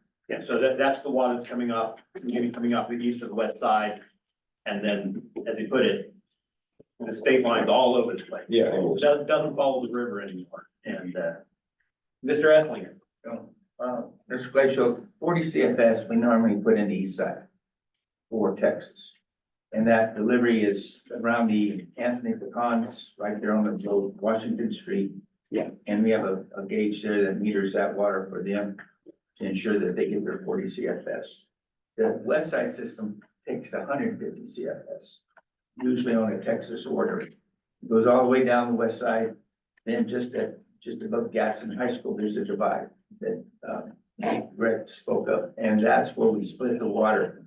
The majority of that water goes back in the river, right there at that same Washington to Anthony Road. Yeah. But the other percentage of it goes on down to the Canateel lateral, the La Union East lateral, those laterals that go back and forth between New Mexico and Texas because of the meandering of the river. And that's where EBID picks up some of the Texas deliveries and delivers it to Texas farmers, and EBID and EP number 1 picks up some of New Mexico's water and delivers to Texas farmers. Thank you for the clarification. I appreciate it. Mrs. Saltzman. So Board Member Glacial, we have farms on the border that are literally split in the middle of the farm, part in New Mexico, part Oh, in I know Texas. that. You are. So if you have one of those farms, you want your groundwater well in Texas. Why, Ryan? Because it's the log capture, no limits on what you can pump. Right. And technically you can't export it into New Mexico legally, but what do you think farmers are doing? So Ryan has a whole hard time with that area, just like EBID and EP number 1 do, because everything's doing this. But those farmers have rights, right? We have to deliver. EP number one has to deliver. So Steve, actually in his era, negotiated the 6A, 6B contract, which tells us what our rights and responsibilities are with EP number one in handling deliveries in that area. So when you hear us referring to 6A, 6B, that's that nightmare down there of trying to make sure the farmer gets water, but from the right entity, it's accounted for properly, there's not double dipping, there's not mismanagement, right? We have a duty to make sure that they're not getting too much water too. So that's 6A, 6B, and I'm sure you'll run into that a lot. And if your farm is split, what's your allotment from EBID? What's your allotment from EP1? Right. It gets quite complex. That said, in the past, the board has always recognized these are our peers, these are our neighbors, these are our fellow farmers. And so finding solutions that don't just leave them holding the bag at the end are important. That helpful, Mr. Glacial? Well, I'm sure everybody's following the rules, so I'm not worried. Oh, right, but in explaining why there's water coming out there. Yeah. Thank you. Everyone is following the rules. Yeah, right. Yes, sir. Mr. Narvaez, anything further? No? And so we get updates on this every month during water season. Obviously, Mr. Narvaez also helps to inform our decisions about how do we properly allocate water so that our members can get delivery of it, while there's still time to get delivery. And he helps us in making those decisions. So last year where we had a 14-inch allotment, but eventually an allocation that would have supported more, Mr. Narvaez is helping us to understand, we could allot more, but we can't get it out. Yeah. So ensuring that we're meeting the needs of our members. Mr. Franzoy. Real quick, there is something that we're gonna be working on and this will be a beneficial tool for the ag community and constituents is exactly what Brent mentioned there is showing, having text notifications from this data and our true point, it'll say, hey, you've reached your allotment or you're coming close to that approach, not just warnings. Constituents can opt in or out of those messages via email, text message, whatever method they want to receive those. So that should kind of shed some light kind of going forward in the future to help our constituents handle that information. Thank you, Mr. Franzoy. Any other questions on water resources? I've had a request from Mr. Roby Rosa to change the order of our agenda. Item 15 is the recruitment of state lobbyist services. And we have some individuals that will be giving us short presentations, and their availability is limited. And so if there is no objection, I will move item 15 to be the next item that we consider. Is there any objection from the board? All right, before I get to that item, we record in our minutes all of the guests that are present at our board meetings. We've had a number of guests that have either come in to the room or logged on to Zoom since we did introduction of guests. So if you don't remember standing up and saying your name, or you don't remember on Zoom participating in the introduction of guests, I'm going to be asking you to do that at this time, with the exception of Mr. Skov, who I'll introduce in just a moment. So starting on my left, if you weren't here for our introduction of guests, please stand up and state your name. Richard Gagnon, Anthony, Rickland Farms. Steve Hernandez, legal counsel for Carlsbad Irrigation District. I want to welcome the new board members. I send greetings from my board.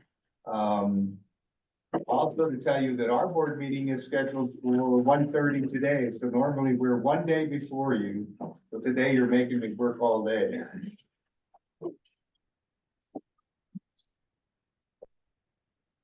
Scott Gamble, EBID. Jack Alvarez, interested individual farmer, Garfield. Ed Ogaz, Garfield and Anthony. Jerry Cranbrook and Hatch in Mexico. Have I missed anybody in the room, again with the exception of Mr. Skov? All right, Madam Secretary, would you please check our online participants? Yeah, I'll just reread them all. Elizabeth, Verdicchia, Brenda. Brenda, can you please let me know your last name, please?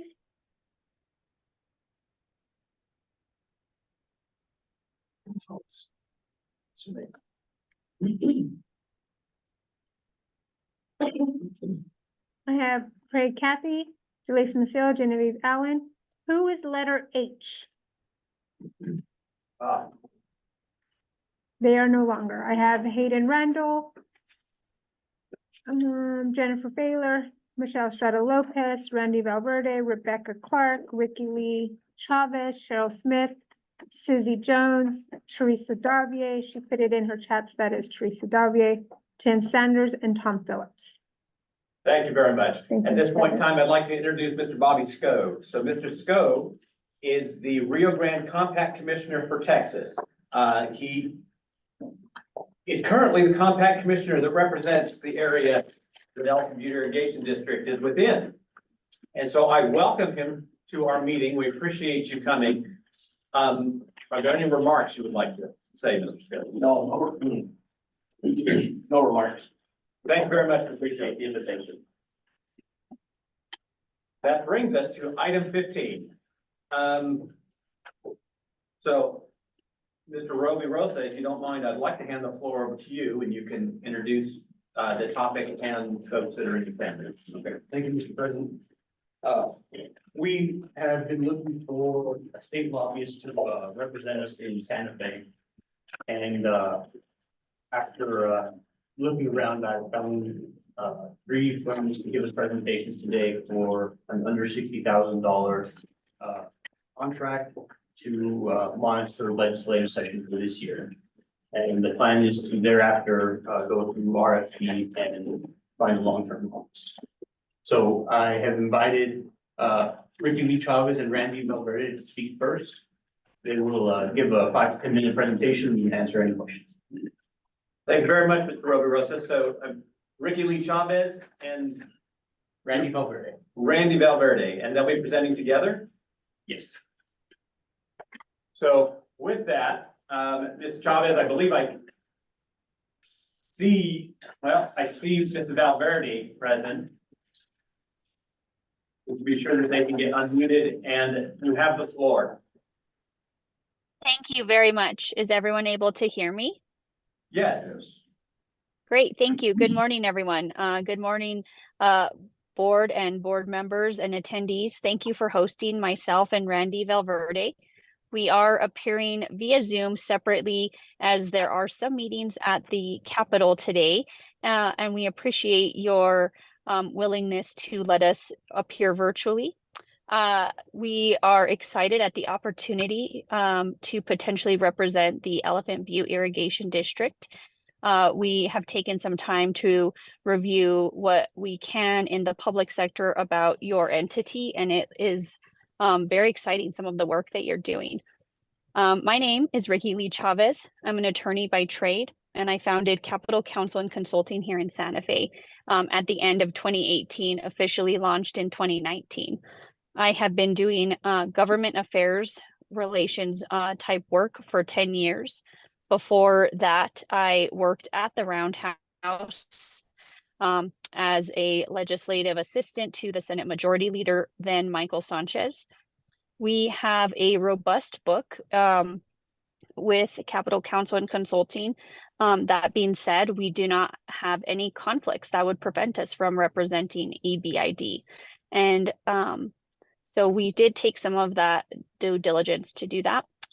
Some of our most recent accomplishments include participating at the Santa Fe Chamber of Commerce luncheon, where we provided some education to the community about how the legislative process works and encourage people to participate in our civic spaces here in Santa Fe. We pride ourselves on providing educational resources to not only our clients, but also just our communities throughout the year. So in addition to always being present at the session, reading every piece of legislation that's filed, and maintaining professional reputable relationships with all 112 members of the legislature, we also want to make sure that our communities, our clients, and the people of New Mexico know that it is the people's house and it is for them to participate and make their voices heard.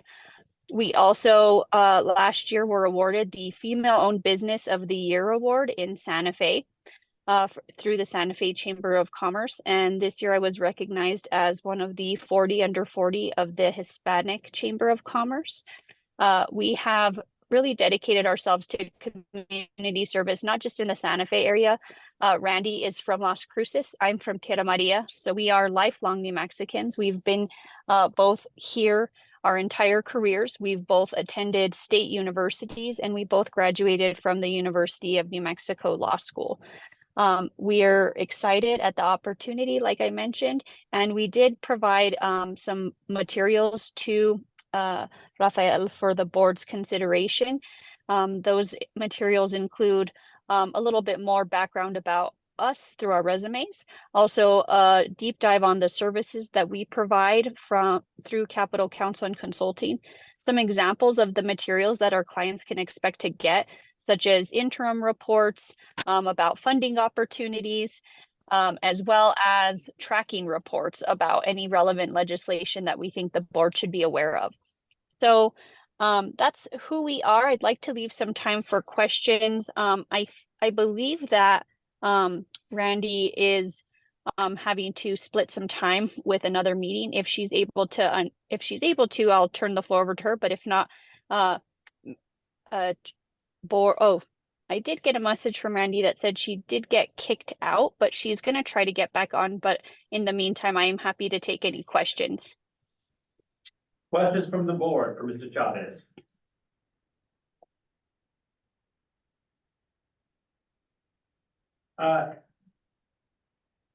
What are the fees for your services, Mr. Chavez?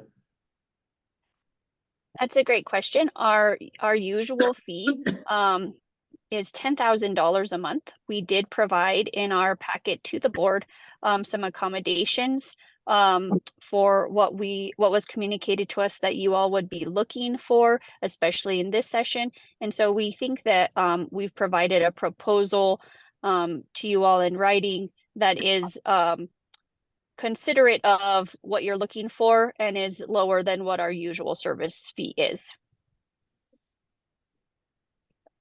The questions? Is that proposal in our packet? I just recently. Thank you. The question was if the proposal was in our packet, but the answer is no. It was just recently received by Mr. Roverosa. Mr. Roverosa, do you have any follow-up on this Chavez's presentation? No, I have no questions. Thank you very much, Mr. Chavez. I appreciate the presentation. Do we have other entities? Mr. Roverosa. I would like to ask Jason Espinoza to present next. Mr. Espinoza, you have the floor. Good morning, Board of Directors. It's a pleasure to meet with you. First, just wanted to offer my congratulations to the newly elected board members, and then really commend the entire Board of Directors for their efforts and work to continually find ways to enhance the value of the Elephant Butte Irrigation District on behalf of its members. And understanding today, one of those ways the board is looking to enhance their value is through really retaining government affairs efforts and representation. So really appreciate the board's time this morning to speak about the value that I can provide through my firm, KW Consulting. First, just for some background, I do bring 15 years of public policy and government affairs experience here in New Mexico. Prior to founding KW Consulting with my wife, it's a family business. I did serve as the president and CEO of the New Mexico Statewide Chamber of Commerce and as executive director of the New Mexico Healthcare Association. Since starting KW Consulting in 2019, I've provided strategic public policy and government relations services to clients in a variety of sectors, including agriculture, natural resource conservation, economic development, healthcare, media, and many more industries. In addition to utilizing my existing relationships that I've garnered over the last 15 years working in the New Mexico legislature, both with elected officials and legislative staff. My relationships forged within industry trade associations and professional societies really allow me to leverage those external stakeholders to create a more collaborative approach to address public policy and government affairs issues. That's really at the core of our KW Consulting philosophy, is to work collaboratively, bring in the stakeholders, and find solutions that work for our clients.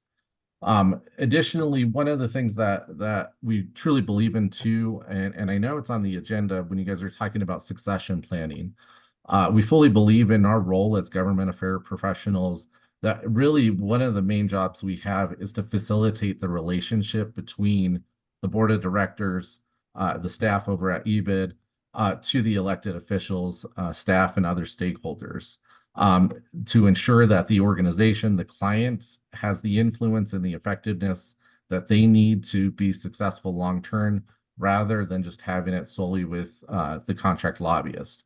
So we do work to facilitate that as well. Additionally, just very briefly, we look at our role specifically during the legislative session as identifying legislation that may impact the organization and its members, working with the client to determine that impact, to determine the position and strategy, formulate testimony, talking points, collateral, education, amendments, and ensuring access to legislators and government officials. But we do fully believe that even beyond the legislative session, ensuring that elected officials and policymakers really understand the strong role that the district plays in terms of being the steward of the surface water of New Mexico's portion of the Rio Grande project. So I'll go ahead and stop there and stand for questions if there are any.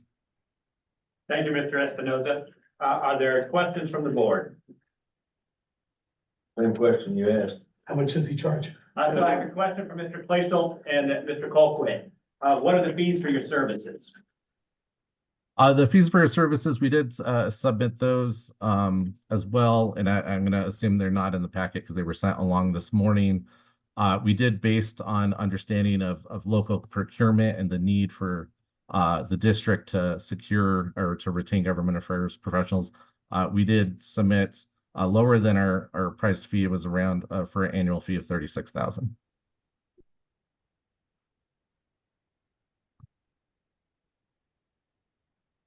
And that would be work during the legislative session as well as during the interim to ensure the district has a continued influence and presence throughout the year. Thank you. So I understand that it's a $36,000 fee for the legislative session and interim committee meetings? That's for the 12 months, correct. Thank you.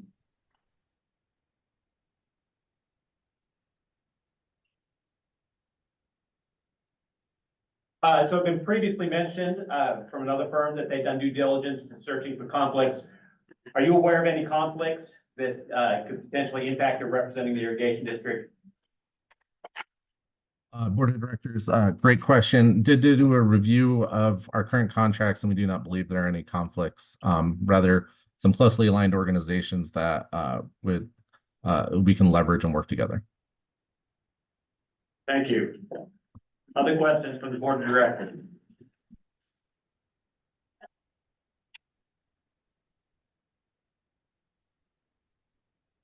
Hearing none, I hand the floor back over to you, Mr. Riverosa. Very good. Thank you very much, Jason. We have no further questions at this time. I would like to welcome Scott Scanlon to present next. Mr. Scanlon, you have the floor. Well, thank you, and thank you for allowing me to come in and visit with you for a little while. You have a good crew of potential candidates here, so kudos to everyone. My name is Scott Scanlon. I've been lobbying for about 36 or 37 years. I think I started about 3 years after the Elephant Butte Dam was built. But that being said, we've been, I'm a former elected official. I was the village councilor from the village of Bosque Farms a number of years ago, and I've been really lobbying since about the being an elected official got me into the building in the first place, and that was in about 1986 or so. So I've been there ever since. I live in Las Cruces. I do represent Bloomfield Irrigation District, and I mentioned this in my proposal. Bloomfield Irrigation District is up in San Juan County, the far northwest part of the state. And really all I do for them is capital outlay. And we've been fairly successful over the last couple, 2 or 3 years since I've represented them. But in terms of conflicts, that's the only group that I represent that might have some issues. But representing them, I think, has also given me sort of an insight of the super challenges that irrigation districts face in New Mexico. So I think it's probably a good thing, and we're so far away from Bloomfield that I don't think it'll be a conflict.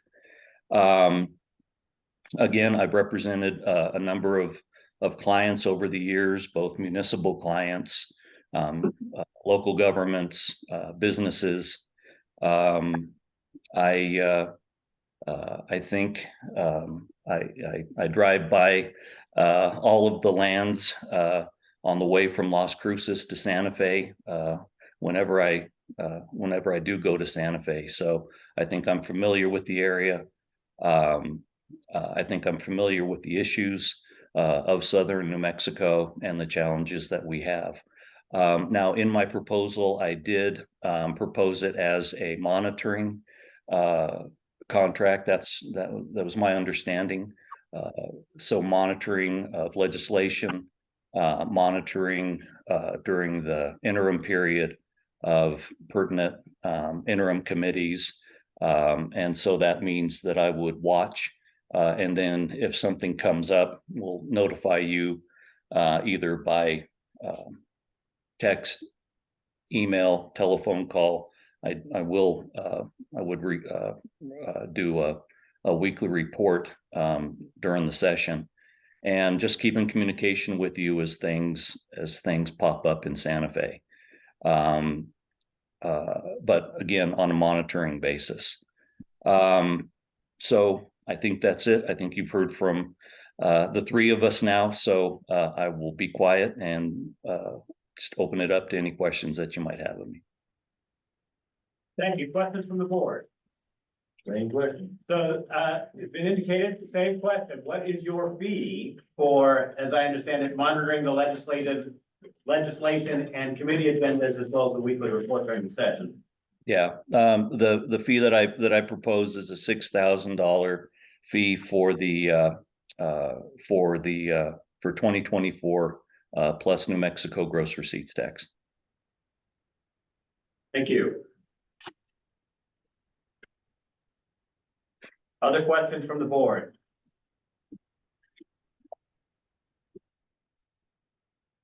Hearing none, I hand it back over to Mr. Roby Rosa. Thank you very much, Scott. Thank you, Ricky Lee. Thank you, Jason, for attending the meeting and giving us your presentation. I do not know how to proceed from here. So, Mr. Roby Rosa had asked me to have this item put on the agenda. Certainly it is timely, meaning this year's state legislative session starts next week.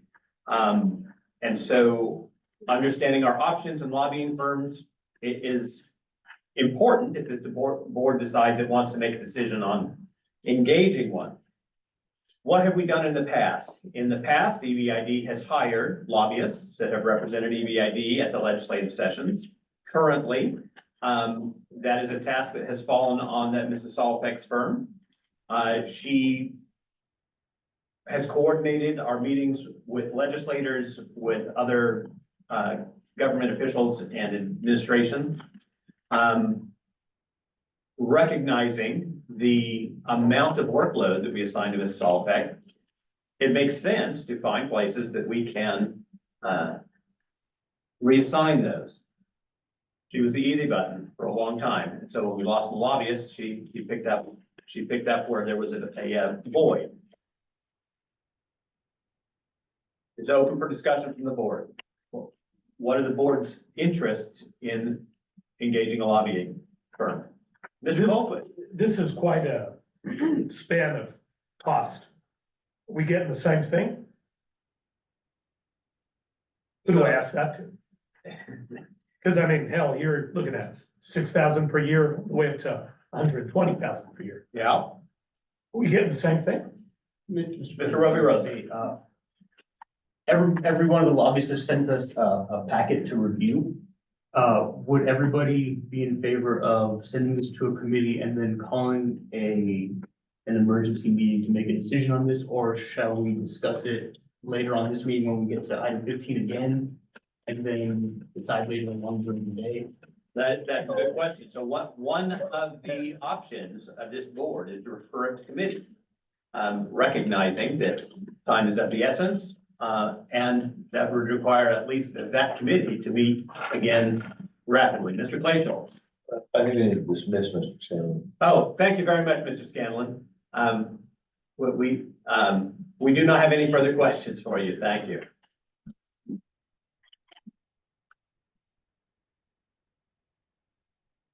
So we can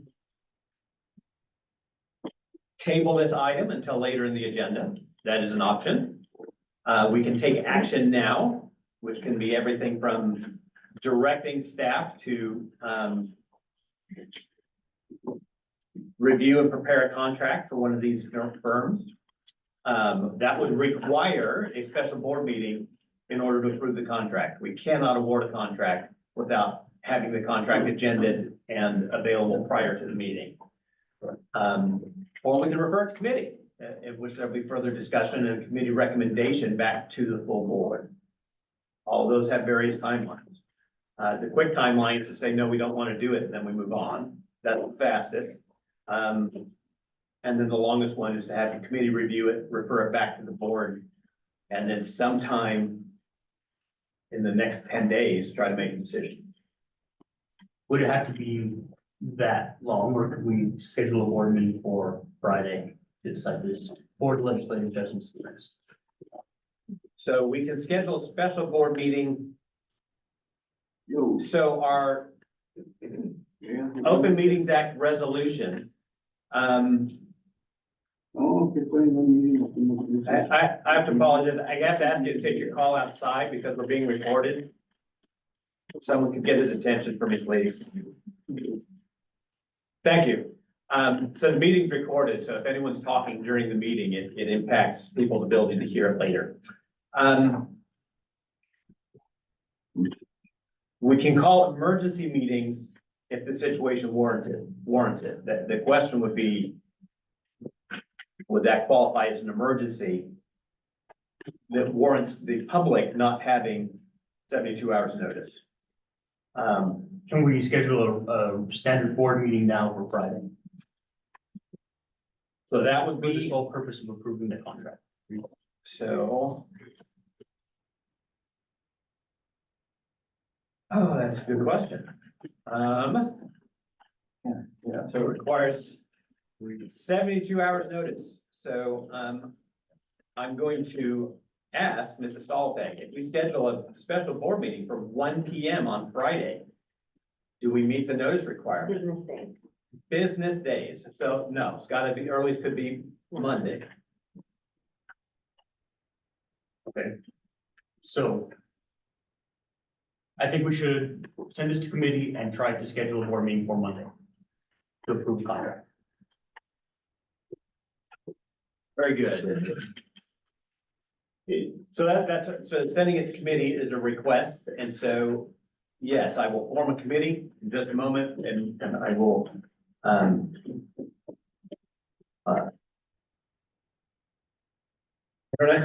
running out of the right words. I say yes to your request. That's not the proper way to say that. Mr. Solbeck. Mr. President, Board Member Roby Rosa, if you're paying attention to your procurement officers, we're having some concerns. If you might want to consider, not that we're saying you cannot do this and quickly. I think you might want to consider procurement law. You'd have to take the public to respond. The entire public needs an opportunity to respond to this. You cannot filter down by 3 candidates. There's a lot of rules and regulations we can go over in this thing.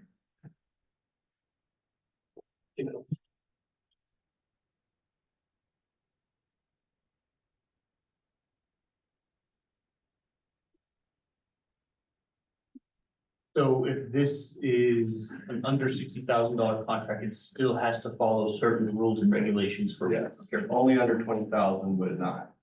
We could do this under 20,000 per month. All right, so the information that came out from, Mr. Franjoy's, comment. We have under $60,000 contracts. Under $60,000 contracts do not require a complete RFP process, which is asking folks to submit bids, having them objectively measured and scored, and then selecting the winning bid. For this timeline, what Mr. Franzoy is informing us is that under $20,000 meets the timeline we're talking about. Between 20 and 60, we need at least 10 days. Do I understand that 10 correctly, days Mr. of Franzoy? notice, public. Correct. Okay, But for under 20, that's not a requirement. Correct. You can spend under 20 without any concern. Okay. so that additional information. What is the will of the board? Oh, Mrs. Solomon. I should be clear, that wasn't what I was referring to, but good catch. I didn't catch that one either, so. Thank you, Ms. Solomon. So if we were to put this to committee and then call a board meeting, would we instruct staff to draw up a general contract, be ready on Monday without having the committee's recommendation yet? And then make the decision on Monday so that we have somebody monitoring legislative session for us starting on Tuesday. All right, we do have a standard professional services contract. It requires a scope of work and a fee structure. Didn't let it. Fran- Fill them in at the meeting. Can I just, no, the answer is no, right? Your 4 procurement officers, I've got my other one sitting in here, I'm not going to get into advising my client in a privileged manner in open session. But the answer really is that it depends. And what it looks like you've done is pre-selected a candidate and are asking us to prepare a contract without telling us what it's for, how much it's for, what the scope is. And that is a violation of our duties. We cannot do that for you. So what is the fastest way that we could get this done? The fastest way would be to follow procurement law. And we will set that up for you, but we would probably need a whole lot more information than just presentations from. So prospective given hires. that, what I'm gonna suggest to the board is that we table this, which simply means that we'll come back to it later in the meeting. It will give our procurement officer some time to prepare it specifically to respond to Mr. Roby Rosa's question about how do we do this quickly and properly. And then the board will have more information about how to direct staff to proceed. With later in the meeting probably being after lunch, but before we go into closed session. So I will accept the motion to table this item. Motion so made. I have a motion for Mr. Glacial to table the item, seconded by Mr. Garai. That is a non-debatable motion. All those in favor, please signify by saying aye. Any opposed? The opinion of the president, the ayes have it, the motion carries. I thank those that showed up to give presentations today. I appreciate your time. Thank you for coordinating that, Mr. Roby Rosa. Bring us to our next item on our agenda, which is the financial report. Ms. Meyer. Let me get it set up.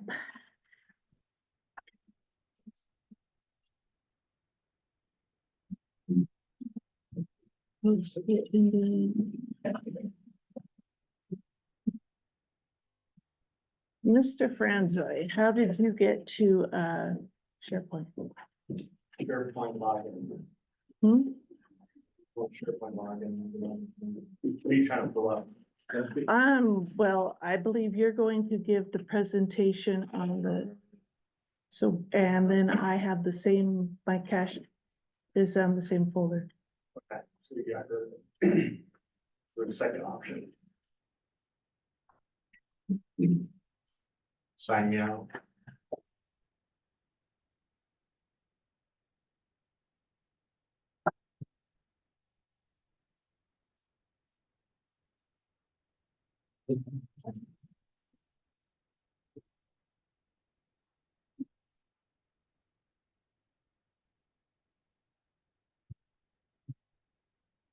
Yeah, I can't do it. It just doesn't like me to sign in on this one.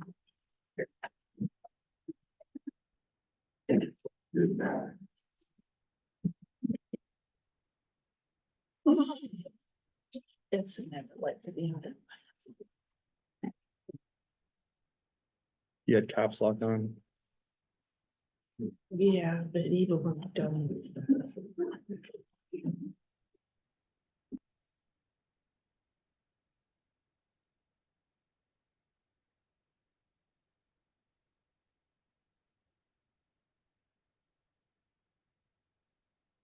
Which one you want? I want the budget, folder, and then I want the cash one. Right.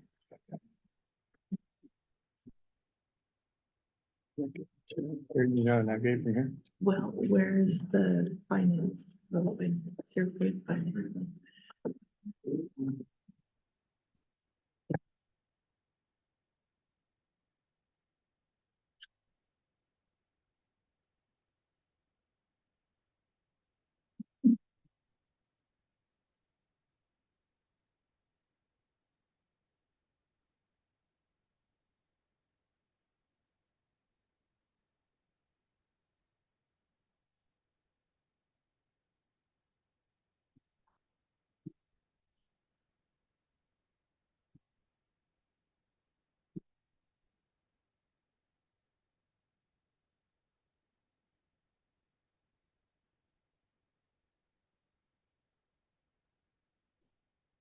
Okay, are we ready?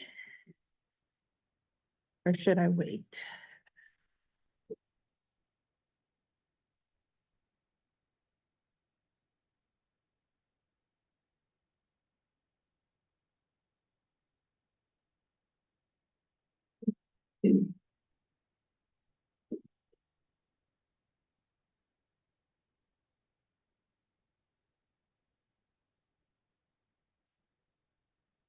When I sit back down to silence, I figure I missed something. No, we were just waiting for you, Mr. President. Were we really? I'm sorry. Please continue. Oh, goodness gracious. Okay, I will start with our monthly cash report.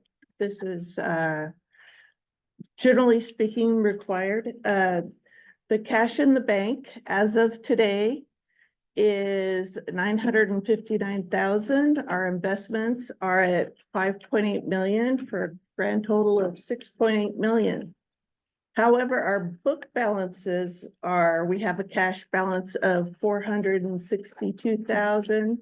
Our investment balance is still at the 5.8 million for a book balance of 6.3 million, meaning we're expecting about 500,000 to be cashed, or we're waiting for it to be cashed.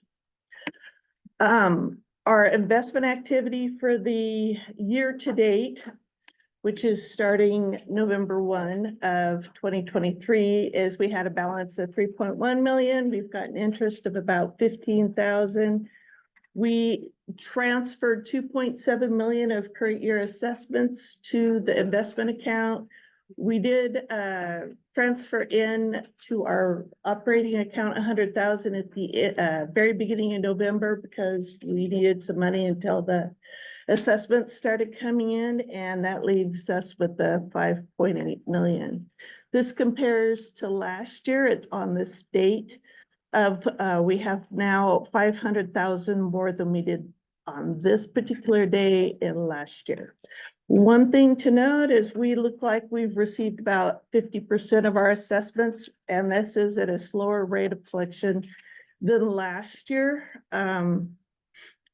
But we're still collecting, so that is good. That's it for the cash. If you would like to present your budget to actuals dashboard, you have it. Okay, oh, please, Ms. Franklin.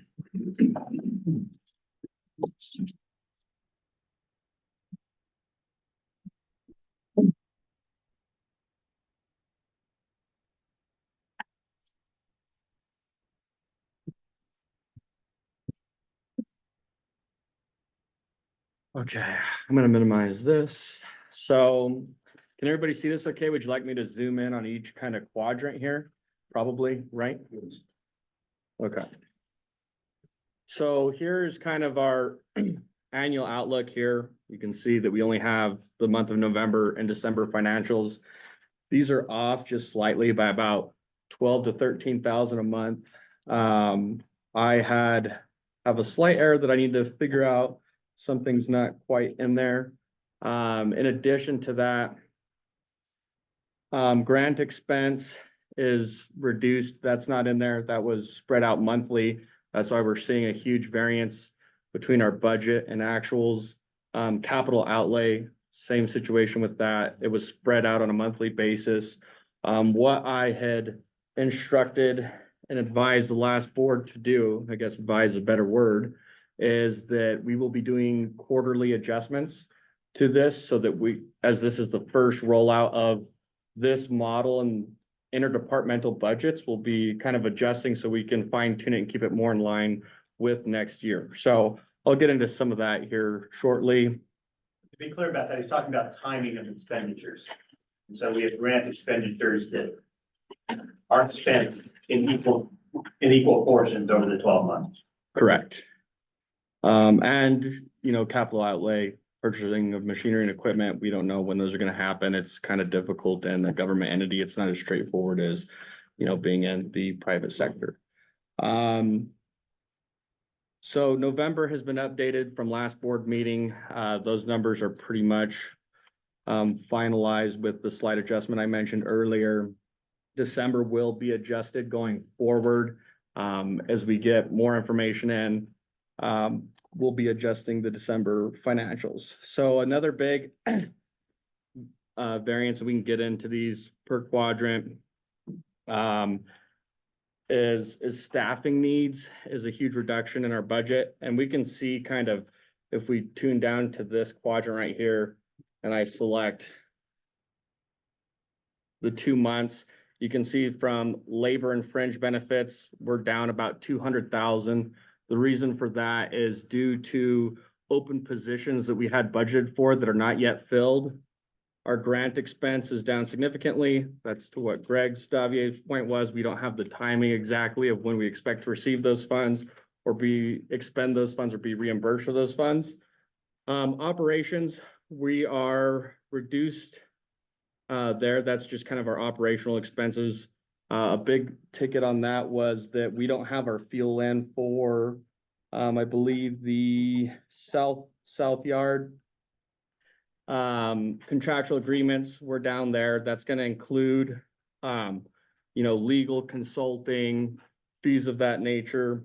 Communications is networking expense, internet, things of that. So we're under budget on pretty much every item,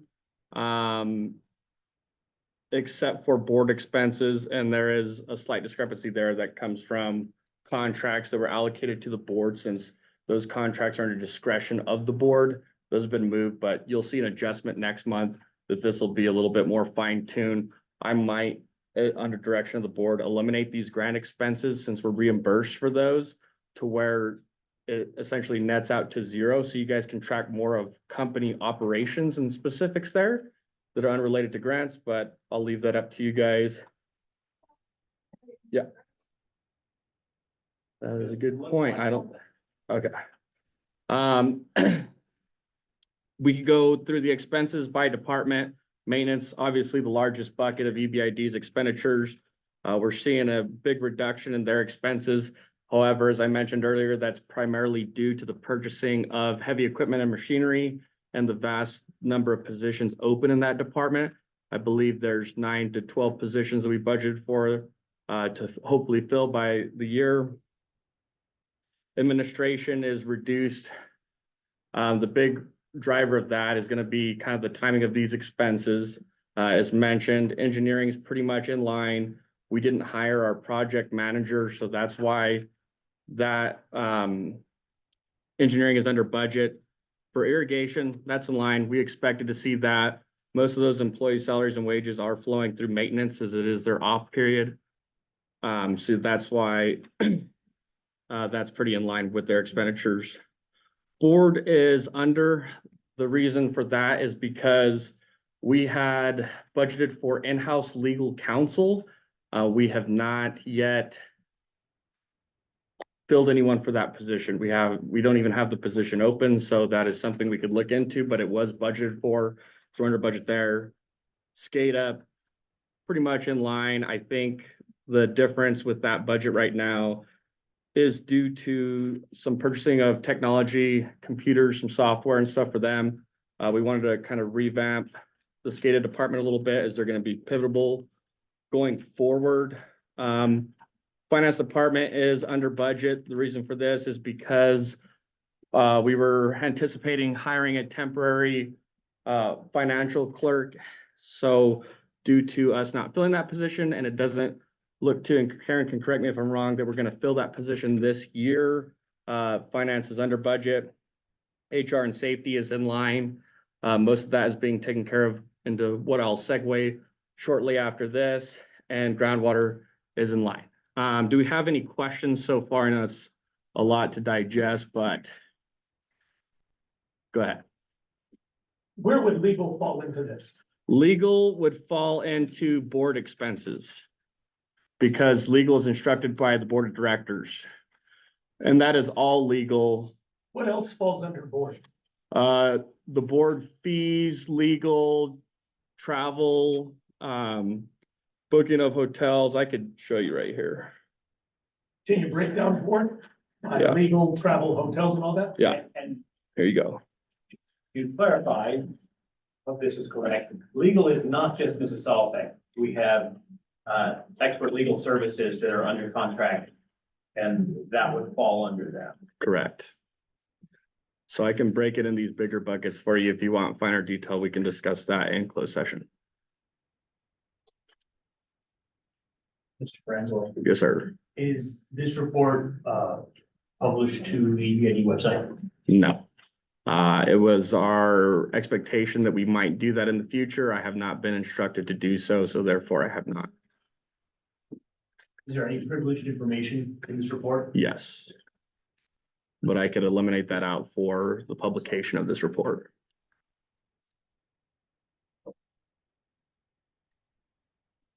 Okay. What? Yeah, there's nothing confidential I'm displaying to you guys, but contained in the model, there is confidential information. I would have to redact that and then we could publish it. It would not be an issue. I could probably get that done within a day. Yes, ma'am. Sharing the SharePoint, please, in the federal space.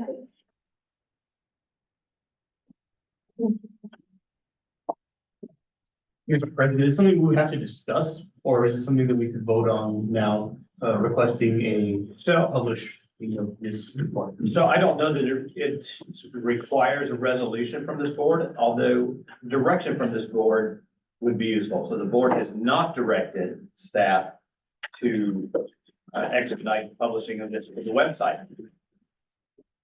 Is that something this board wishes to request of staff? Yeah, yes, so. Is there anyone that wishes not to expedite publishing of this report to EBID's website? As long as the confidential information is redacted, I got no problem. Thank you, Mr. Glacial. Very good. I'm not hearing any. Mr. Esslinger, do you need any clarification on that? No. Thank you very much. Can I have some quick instruction? Would you guys like the model in this format, or would you like a PDF summary of the model? PDF summary. Okay, with notes and some stuff. Okay. I have a comment for PDF summary. Whatever the clearest form is. Can we do both? Because I would like to dig through the Excel. Okay. The request is for both. Okay. So what I'll request is that, at the next board meeting, we discuss either that having been done or roadblocks that are delaying it and progress on that. Okay. Thank you. No problem. And then quickly, if you guys in the future have any questions about department specifics, such as if I wanted to narrow it down to just the board or engineering or admin, we could also do that. I can also just narrow it down to the month of December, or we could look at a snapshot of the year. As of now, we have a really good outlook. You can see that we are under budget. Sorry, that was just across all departments, looking good. But you got to keep in mind that there is a lot of expenses that haven't hit yet. It's going to be biggest bucket capital expenditures, purchase of heavy equipment, machinery. We'll be doing that later in the year. I just want to make sure we had room in the budget, kind of what this board's decision would be. And then grant expenses are going to be your largest one on top of all of the open positions we have here at EBID. Any other questions, comments? If you guys would like to see this layout changed in any way, you can ask that. I can do that. This is what I was instructed to build, so you guys just let me know. Yeah, this is based on the feedback from the previous board of directors, and so that's the product you see in front of you. Okay, Naomi, could you log in for me real quick?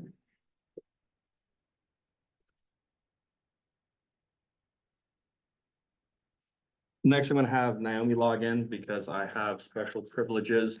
I was gonna go over our new HR software, just to kind of give you guys a level of where we're at in that process. Right now we have payroll, so time and labor kind of submitted into this, so people are now clocking in and out on this. Supervisors are reviewing notes. The other stuff, which I'll highlight here in a second, once we're in, will be kind of put together, I believe, over the next 7 weeks to, so about 2 to 3 months. And that's gonna be, I'm sorry if I can interrupt you. You could screen check this off. Thank you. and yeah, and over, it's gonna be like levels of jumps, and I'll get into that here in a second. Make a lot more sense if you can see it. Oh, it's fighting. Yeah, it's not, Here. I have to wait 5 minutes. Okay, well, I will skip over real quick while I wait for that. I also wanted to update you guys on the IRA deadline of January 5th. I know there's a lot of questions on that. Documentation has been submitted. We will know February 2nd what the decision is, as NIFWIP is having their board meeting.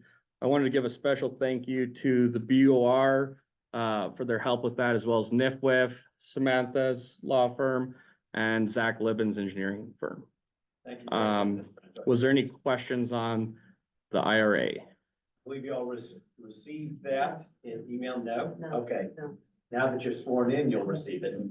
And so that has to do with, we've discussed the infrastructure projects. And so this was a part of that proposal that they submitted. You will all be receiving that now. No, right now.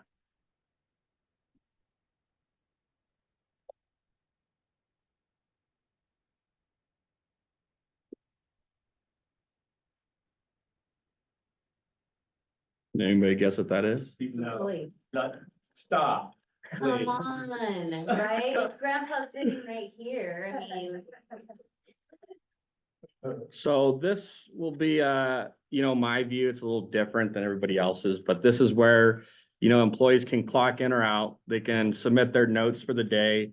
As I mentioned in those phases that we have here, I am going to be, If you'll let me interrupt for just a moment. Prior to this, we were using handwritten paper. Yeah. timesheets. This is significant. so I should probably share this as well. In our extractor district. Thank you for letting me interrupt. Yeah, of course. So we'll be building with your guys' direction. I would advise to put a committee together. And the reason for that is I would like to see how you guys would like the information displayed out of this. And what I mean by that is we'll be generating financial reports based on time and labor codes and certain projects. If you guys, for instance, want to see how much labor did we spend on the California extension with the budget model that you guys saw and the actuals, we'll be able to tell you that. If you guys wanted to see whatever metrics, and we can get into that in future discussions, but you know, if you want to see how much are we spending on weed control specifically, and how much time and labor, as well as expenditures on chemicals, things like that, so we can generate whatever reports that you guys want to see for the district. We are also working in tandem with this HR model and building an intranet at EBID. The idea of that is when you log in to the internet, Google Chrome, Internet Explorer, that first page, sometimes it's MSN, sometimes it's Google News, whatever. That will be an EBID intranet, which means some of this information will be displayed on there, announcements. Employees can navigate all their documents. It's kind of just a hub for EBID employees to be, you know, more efficient and see kind of what's going on. Supervisors have access to all the employees that are under them. And they can edit the notes and change their times. We can fix codes. I also have permissions. That's why I was hesitant to log in. I didn't want any, you know, personal information to be there. All benefits will also be handled here. A concern of a lot of employees here at EBID has been, well, I registered for these benefits on paper and I didn't think it was going to take that much out of my check. The benefits will automatically calculate how much is going to be withdrawn on your check, why the benefits you select, all vision, dental plans, everything. So we're working on APIing all that information into this software. Delise will be able to utilize this software. We were only posting jobs to EBID's website. That is a proposed problem because not everybody here in Las Cruces knows who EBID is, what EBID is, their website. So now we'll be able to do one job posting through this software. It'll post to LinkedIn, ZipRecruiter, wherever we want. We'll also get metrics there to show how many hits that we're getting on that. In addition to that, employees can see the organization chart. Contact people will be doing learning management software in here. We'll be posting, eventually we'll be setting up kind of learning management requirements for employees, but we'll be posting our own videos to train how to fix gopher holes, how to apply chemicals. Those safety and training videos that we might want to implement here at EBID, we'll be doing those, as well as generic. They have, I think, 700-ish trainings for various things like sexual harassment, professionalism, so on and so forth. We're looking at potentially doing our CDLs through here as well. Was there any questions on this? It's going to provide a lot of benefit, but it's in the process. Go ahead. I use a similar software for my business, and the posting functionality is not the best to job boards. At least for the system that I use. Okay. So if we post something through here, we really need to make sure that it looks good on the websites that it's posted to, because usually it's just very general text and it does not look at all attractive. Right. No, I agree with you completely. And we have a whole implementation team that was involved in this contract. So any discrepancies or differences of opinion we have with that, we can correct with them. Thank you, Mr. Roverosa. Thank you. Other questions from the board regarding our new HR software, Mr. Right. If you have a budget for a project, can you track if you're over or under with this? Yes, so that would mostly be the model I showed you prior to this. However, I'll be able to withdraw or extract all employee time and labor applied to those jobs. So not only will I see the materials, costs, fuel expenses, everything like that, I will also be able to apply all the labor, overtime, everything spent to that, and then I could give you an exact idea on how much we spent to date on that project, what was budgeted for it, and budget actuals. So that will be coming. I just haven't fully implemented this software yet. This is a building year for me. These systems weren't in place, so I have to build the systems in order to give me the information to give you guys those decision-making abilities. Thank you, Mr. Ross. Thank you, Mr. President. Other questions? So it was a significant effort to get our HR software updated and improved. I want to express my appreciation to staff for keeping it at it and not giving up. It's been difficult. So thank you for getting us to this point. Big thanks to Karen and Delise as well, and Leah. Okay, that was it for me. So does that conclude the financial report? There's more from the financial. Thank you. That concludes my section. Continuing with the financial report. Actually, you're correct. This is the Thank you. auditing process. So portion. that concludes the financial report. That brings us to the auditing process. Yes, I do not have any online presentation for this, but we do have, or you have on your desk a letter from our current annual auditors, Fiero and Fiero. And this gives an explanation of what they're going to do for us. As we are required to have an annual external audit every year. This is our annual external audit documentation for the start. Pretty much all external auditors have to do the same thing. They have to issue an opinion on the fairness of the presentation of our annual financial reports. And to do that, they do risk assessments. They see how well we have our internal controls. They see how well we are following our internal controls, whether we're doing what we say we're going to do. And if that is sufficient to make sure that everything is not perfect, but it's reasonably correct. And it's not a material misstatement, which means it's not a big error. They have just started with this process. We have been accumulating the data that we have to provide to them. We had some glitches with getting the files over, but we're starting that today. Process is going to run until March 31st, which is, or hopefully before then, which is the due date when the auditors have to submit our report to the New Mexico Office of the State Auditor. They can ask for changes or they can approve it. Once they approve it, we can release it. And they say that we can release it. They have to give us the okay to do that. In the meantime, they're going to be asking for a variety of information, including statements from the previous board about conflicts of interest or relationships or that sort of thing. And of course, the finance department is incredibly busy right now getting everything all ready to turn into them so that they can do their job. That's the process in a nutshell. Is there any questions? Questions about the auditing process? And to follow up on Ms. Byron's comment about the previous board of directors getting a questionnaire, you will be receiving questionnaires during your tenure from the auditing firm. That need to be submitted in a timely manner. They're not complicated. It's just an annual expectation for you. Yes. We will also, as an aside, be requesting information on bank signatures and things of that sort. Oh, right. Bank signatures will need to be updated. Yes.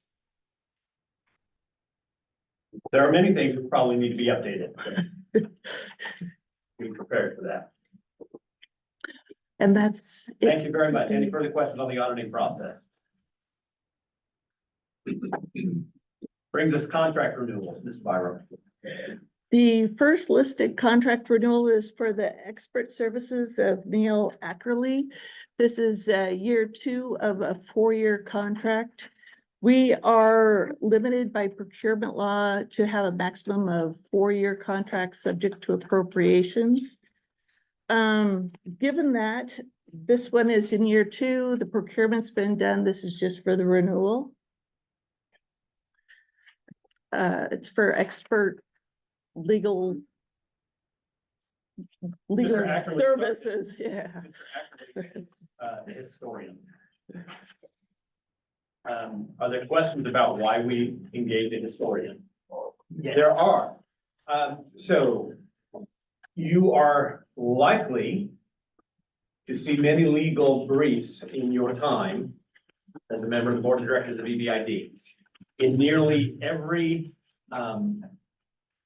litigation that I have monitored or been participating in, there are questions about what has happened in the past. If it happened to me during my past, I can be a witness to it. I cannot be a witness to something my grandmother said happened on my farm. I was not there. So who would determine that? A historian. And they have ways that they document how they collect that information and present it, and they are qualified as experts. And their opinions vary. So we have one that is retained by EBID when we require a historian for any of our anything that we participate in legally requiring historian. Is that close enough, Mrs. Alpec? Thank you. I am not aware of any entity that participates in these that do so without a historian.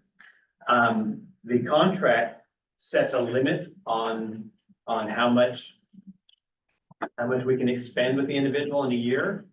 It does not set a lower limit. It is possible that Mr. Ackerley will have 0 work this year. So it is not an obligation to expend that. As the board of directors, you will direct how engaged you want our various professionals to be when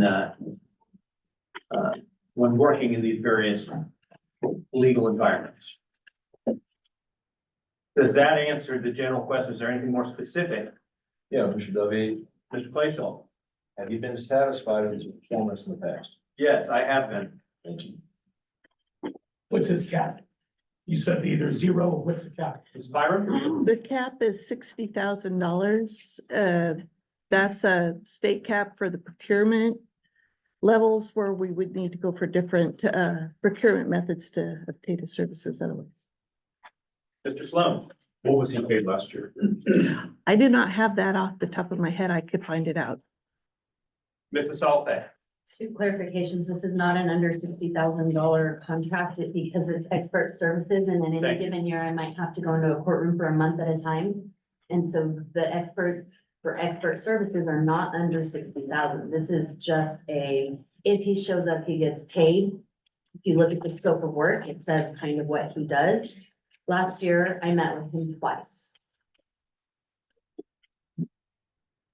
Mr. Roby Russell? Is there anything that you can imagine that we would need to engage Mr. Ackley for in the next month? In the next 30 days? 30 days. Yes. Because what I would like to do is review these contracts in the committee before recommending to the board for approval.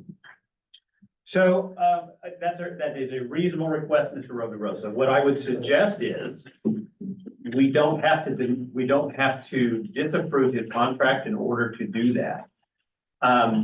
His contract in place is important for a number of reasons, the least of which is that he's not going to be engaged by somebody else while we sort this out, which may prohibit him being able to be engaged by us. This board will direct how much to engage him should we need to over the next 30 days or the next 360 days. It's a reasonable request. I would suggest, if you're asking my opinion would be to continue the contract and then review how you want to procure expert services moving forward, but not to allow either the gap in expert services or the potential that he's retained by a competing entity.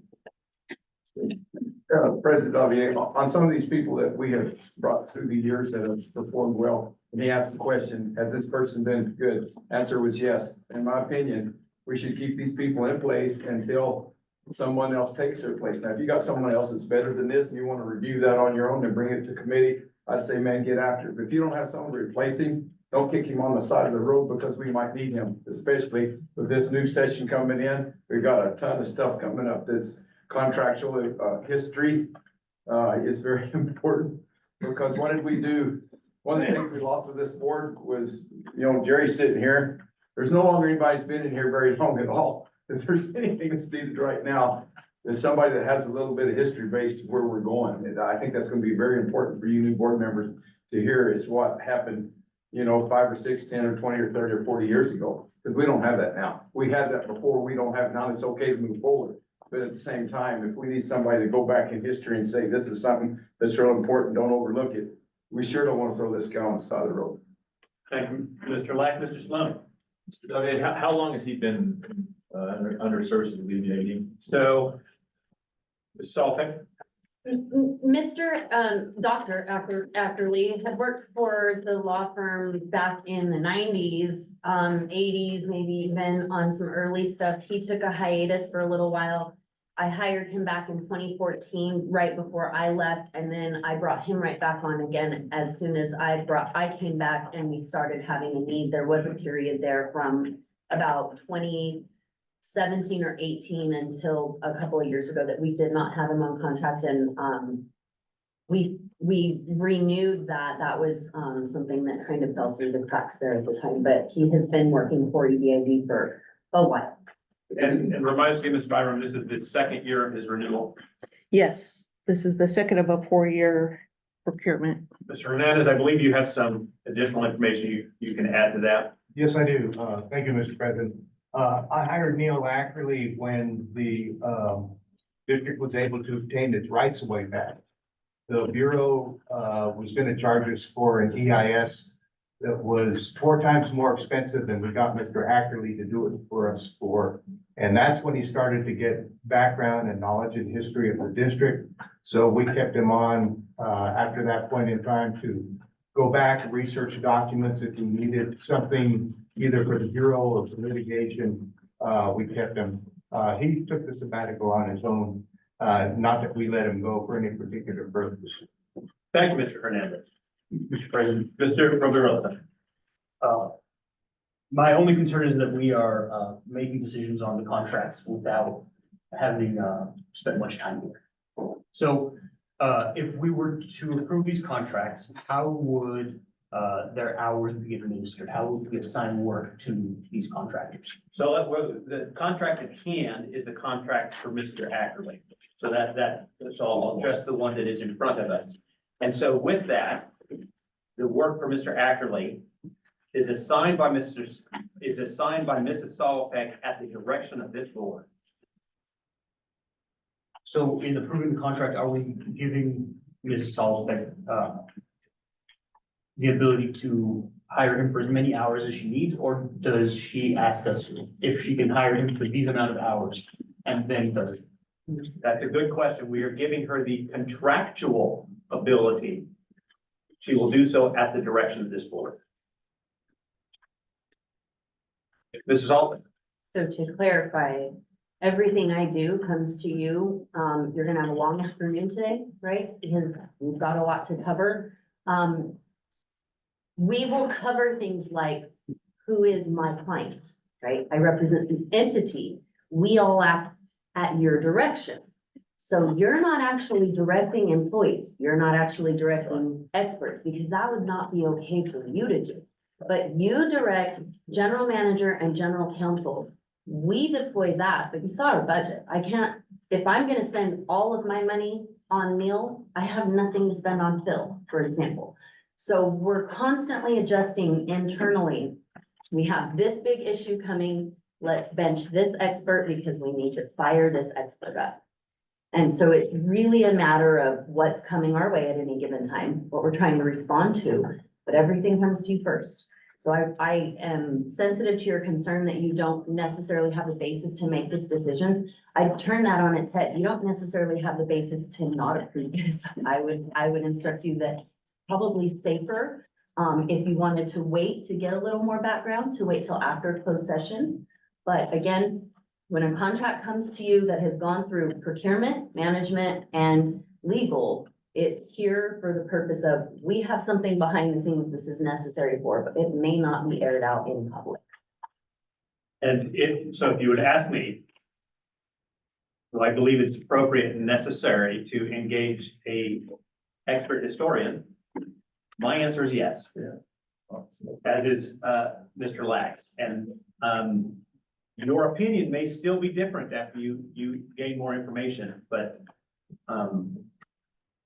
you're gonna have the opportunity to see the needs of the district, and then how we go about filling those needs, you will help to inform.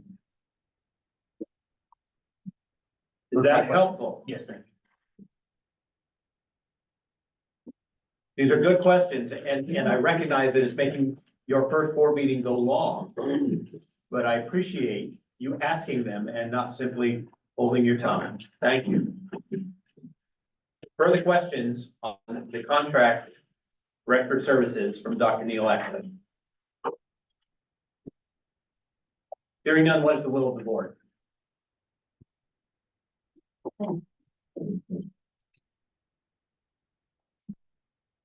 President, Mr. Sloan. I move that we renew his contract. I have a motion from Mr. Sloan to approve the contract renewal. I second it. I have a second from Mr. Rosa. Any discussion? Hearing none, discussion is closed. All those in favor of the motion, please signify by saying aye. Aye. Any opposed? You can hear the president, the ayes have it, and the motion carries. That brings us to the contract renewal for engineering services to Zachary Libin under Mr. Libin's firm.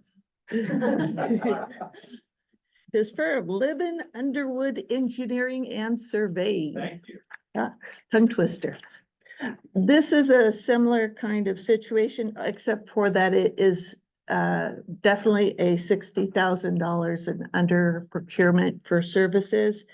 It is for engineering services that we need to do our grant work, to do our maintenance work, all of that sort of thing right now, especially. This is a year 2 of 4 contract. Again, it's maximum of $60,000 per year. And I don't really have anything else for this particular contract. Thank you very much. There will probably be questions. Questions about the contract, Mr. Libin, Mr. Fleischer. I do have some concerns about this. I don't know that addressing a closed session or open session. It is about a contract, so I would suggest this is the place for it. Very well. I've been acquainted with Mr. Libin, I've known him well, have for a long time, like him personally. But that being stated, in the past, there have been some problems with his work when he was the staff engineer. One, on occasion, he was very late getting things done and getting to the field. They're waiting on him. There have been instances, they've actually done the project and the engineering drawings got there. That is not acceptable. The other one is, there have been problems with his accuracy in the past. So I want those two things addressed. I don't see them addressed in this contract. You don't get your job done on time, you don't get paid. That's how it works. You don't do the job right. If you're the construction done wrong and it's following your drawings, you eat it, as far as I'm concerned. We do not need to pay for anything that's not right, in my opinion. Thank you, Mr. Fleischer. And so there, I would say that those are expressions of concern about the firm that we are considering engaging. And it is appropriate to mention those while we're discussing contract rule. Other questions, Mr. Sloan? Kind of a similar question. What was he paid last year under his contract?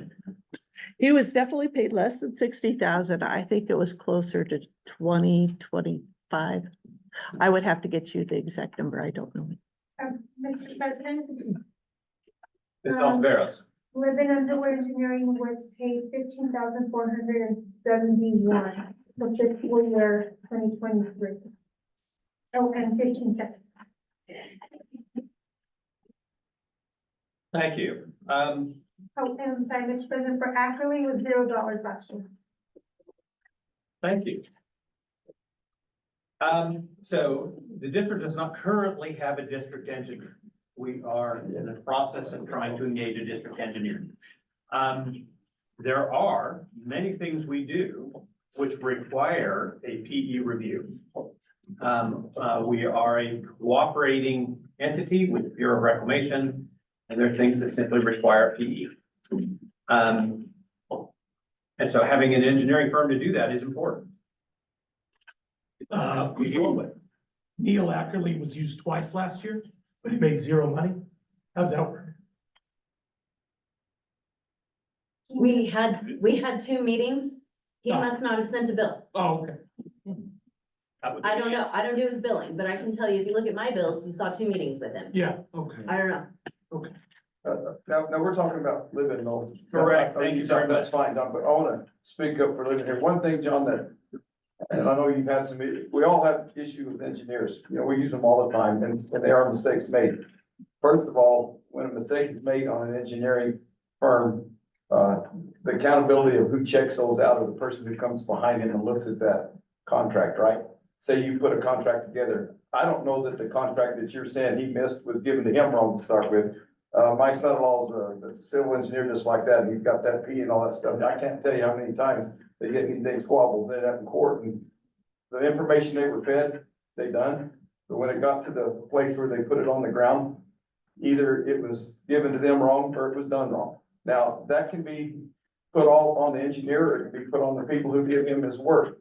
That's why they sign that PE contract, that's why they have, you know, litigation when it does happen. But my point with Zach that I will take up for that is really needed here. He's worked with a lot of these different entities. He knows our head gates. He cut his teeth on this work. If anybody is less likely to make a mistake on engineering EBID stuff, in my opinion, this is mine only, it would be Zach Libin over these other firms, because he is very familiar with our work. And I'll leave it at that. My number 2 son is also a PE, he also has a stamp. And I will tell you that when things go wrong, it is usually litigated between the engineer, contractor, it is. Something goes wrong, the engineering firm is at least partially held accountable. They can be 100%. I'm not gonna argue that. I get that, because like I say, the same way. But what I'm saying is, when you have those things brought to you, someone like Zach, who's very familiar with our work, again, back to the fact that he's been doing it for many years, would be, in my opinion, someone that I sure have a better idea of signing a contract with than someone who doesn't know our work. This is all. So 2 points of clarification. Last year, under Mr. Levin's contract, we experienced no issues like you're discussing. Second issue is that you seem to be referring to personnel matters, which are not appropriate for discussion. I don't know how you came across the information you've come across, but EBID did not sanction the release of any information related to personnel or any of the related matters you might be referring to. But I just want to be very clear on the record that personnel is sensitive and we cannot go there. If it was an issue while he was working as an employee, we'll caution you to be very careful. Thank you, Ms. Salter. That's why I asked about the closed session. Yeah, I understand now. Thank you. That's it. It's concerned about whether or not we're approving this contract. Right.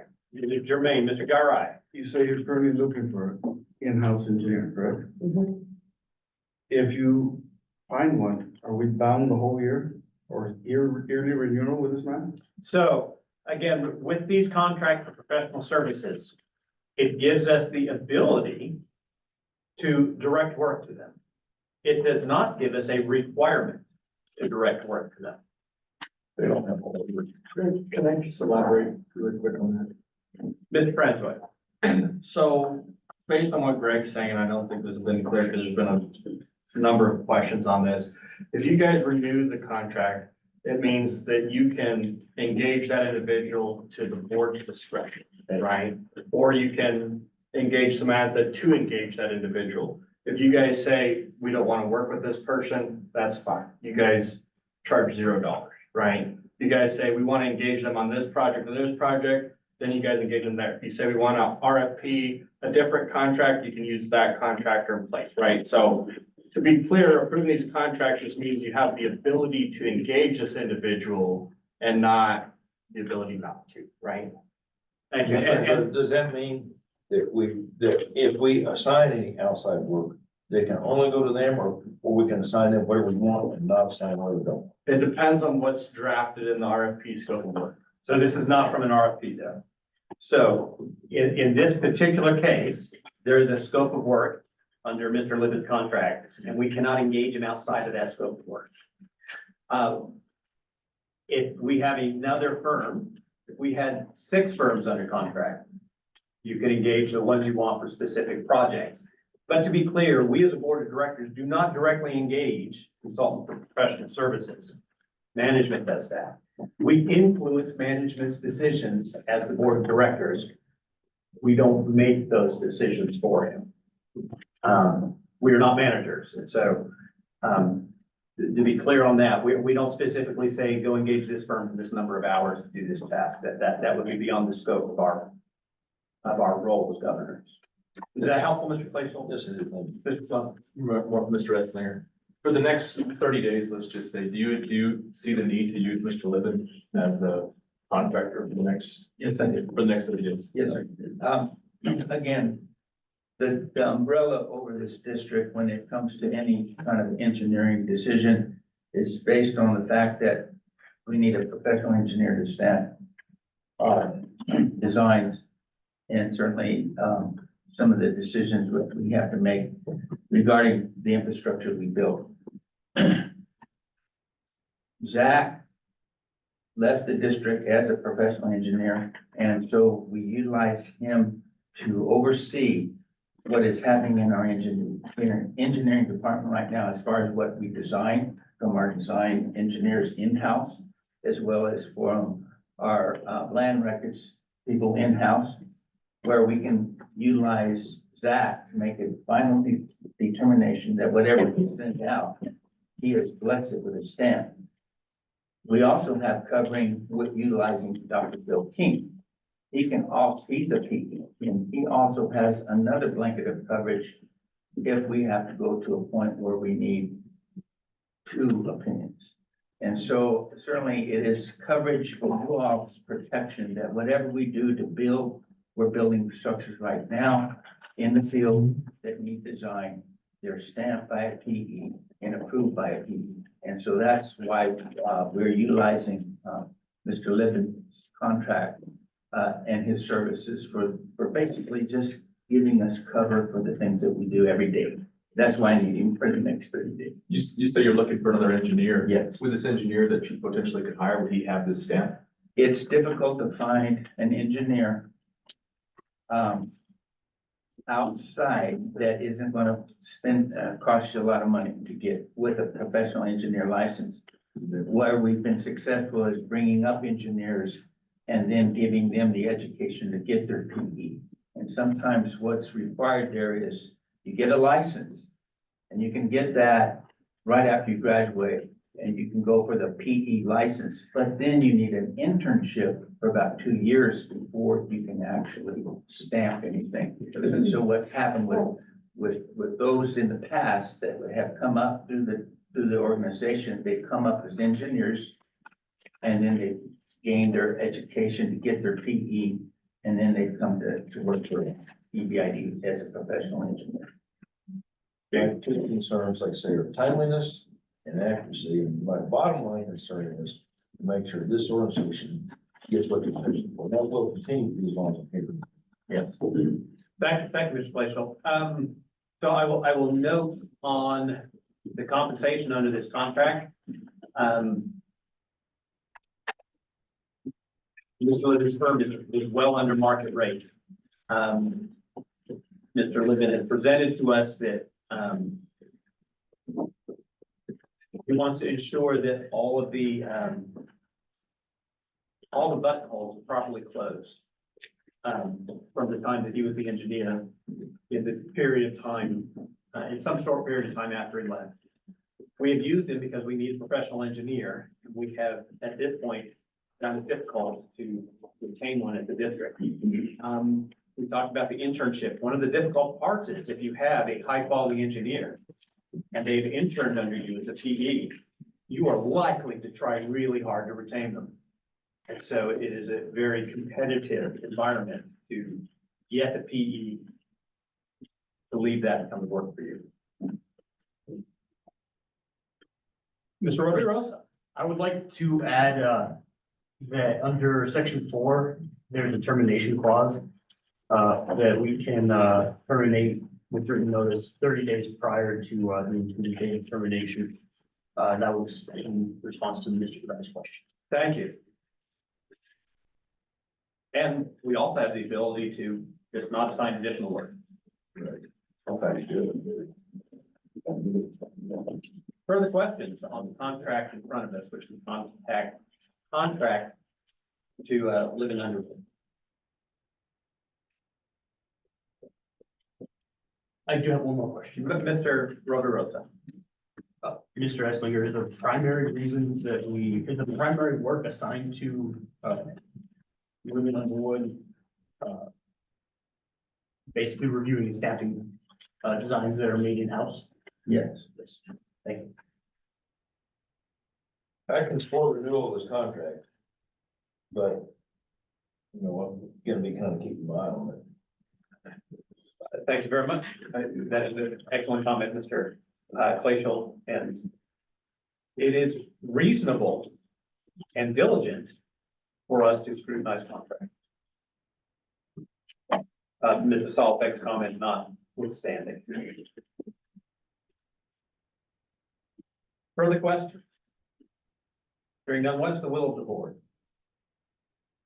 I move we renew Zachary Liberty's contract. I have a motion by Mr. Garai to approve the contract renewal for engineering services to live in Underwood. Second. I have a second for Mr. Ludwig. Discussion. Hearing none, discussion is closed. All those in favor of the motion, please signify by saying aye. Aye. Any opposed? Being the president, ayes have it, the motion carried. That brings us, do you have anything further, Ms. Byron? No, Thank you very much. That brings us to the manager's update. What time is it? Mr. Esslinger, how much time do you need? Less than 5. Mr. Esslinger.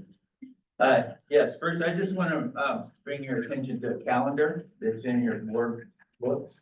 And you might want to take this out and keep it in your truck or at your office or at home. But this is basically what it tells you is the EBID, observed holidays that we take every year when our offices are closed. Also, it points out the board meetings every month and when they are. And certainly it also points out our winter holiday, which is, it just took place. But this is a convenient way for you to make sure you know when our board meetings are. And then certainly if we do have a change in board meetings, it's based on a board decision to change that board meeting. So this is set for the year. So I just wanted you to have a copy of this for your records. And second, if there's no questions about the calendar, then I'll move to the second one. Any questions on the calendar? Please Okay, continue. just quickly, we do have a handout. It's a maintenance projects update. It clarifies a couple of the different projects, several of the different projects that we're working on. It's a handout that you'll see here, showing you that we are involved in some Bureau Reclamation's water grants. One of them is over here on the California extension and kind of California lateral west of here. We're also working on a drought resilience grant that has a hanger for putting in a new cableway in the narrowest part of the river reach, just between the Hatch Valley and the Central Valley, so that we can really get accurate accounting of flood flows coming into the Mesilla Valley from the Rincon Valley. That's going on right now. We're working on the same drought resilience grant that is helping us line part of the heading of the Leesburg lateral, also with some automation. And hopefully we'll be able to operate those gates automatically during the times of flood flows, because it's hard to get to those gates if you're in the middle of a monsoon event. We also have completed working on and getting the Burlington Northern Santa Fe Railroad to put a head wall in for us on a crossing that took us about a year to convince them that we were there before they were. And so that they need to put the structure back the way it was. And they did that. We're working on one of the south dams with Joe Concrete on an encroachment, making sure that they take out the encroachments they have in our secondary spillway, and they're trying to do this, fill finishes this month. And then also City of Las Cruces approached us and they want to pipe part of the Armijo lateral, which is just here off of Amador and McSwain Street. And it would be a great benefit to us, because we have a lot of, illegal access on a right of way to the city of Polk, which is a building and a structure that the city operates and owns, right there. So if they pipe that lateral, that's gonna be a very good, improvement for EBID, less smoke, mowing, less spraying, less, weed control. So we're working closely with them to get them the proper design, and the proper size of pipe in order to cover up that portion of the lateral that they need more right of way with. So with that, I don't have any. Thank you very much. Questions from Mr. Esslinger on his update? Mr. Rovirosa? Mr. President, Mr. Esslinger, is this something that is posted to the EBID website as well?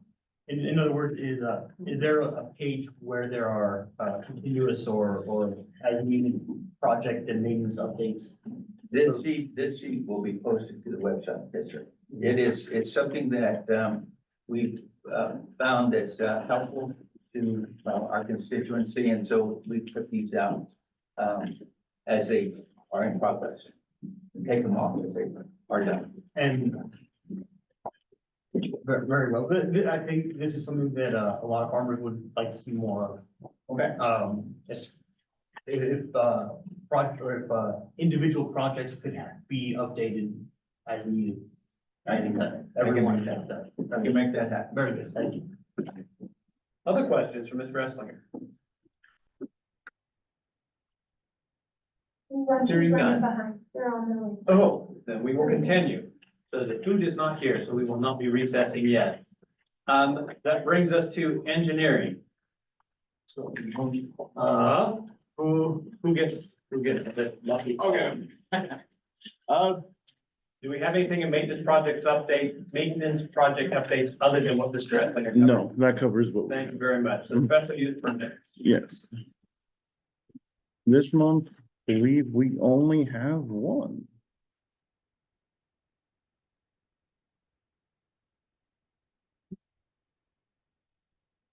You will share your screen after you get it up. Yes.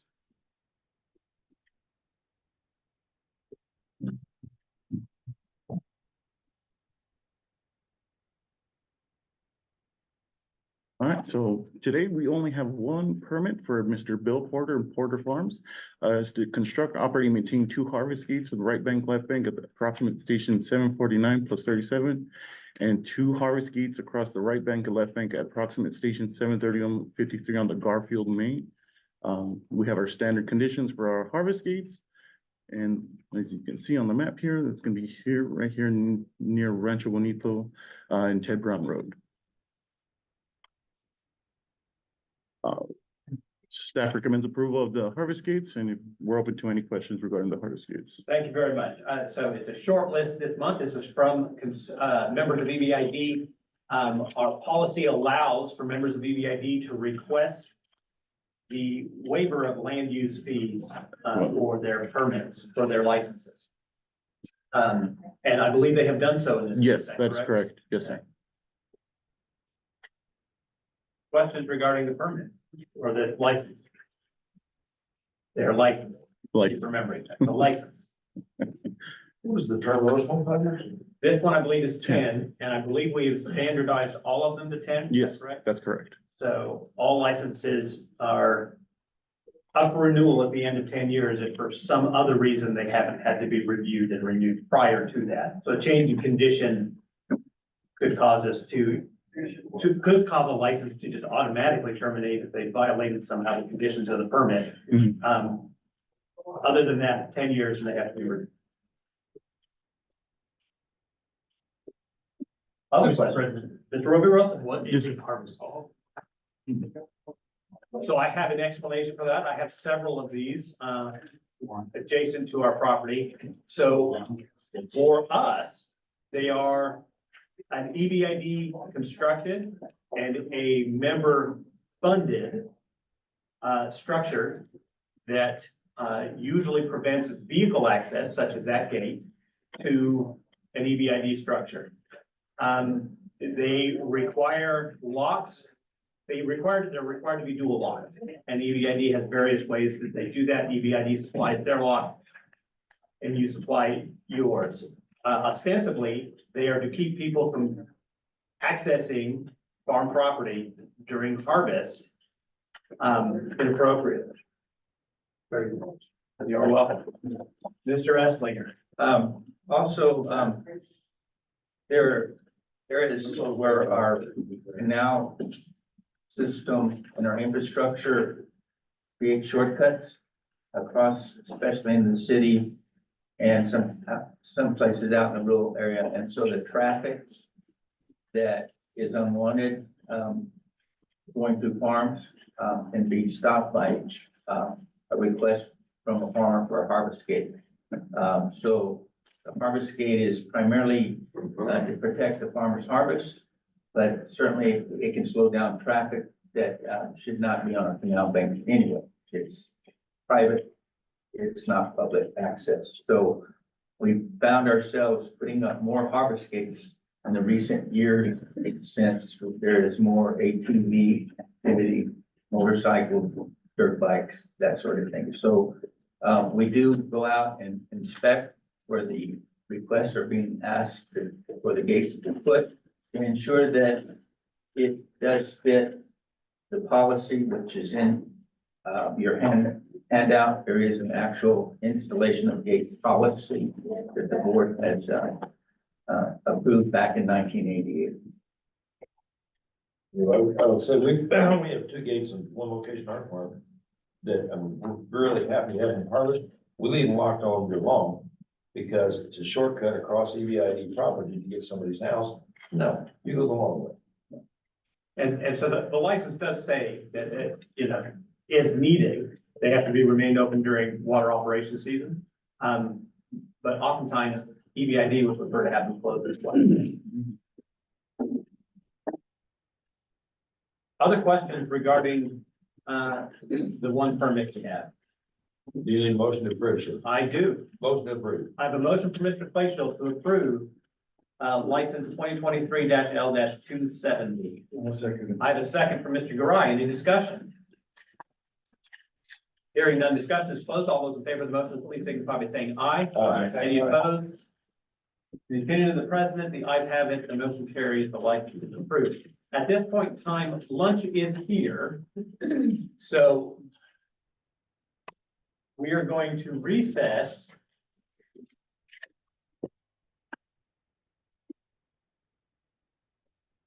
until 12:25 to get food and come back. And we will continue to work as we eat lunch.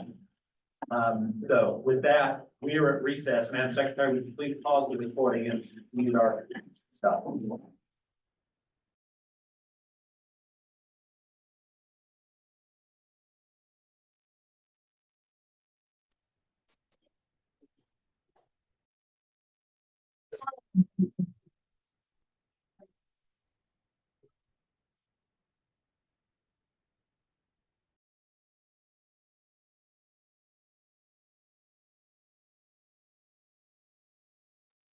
Thanks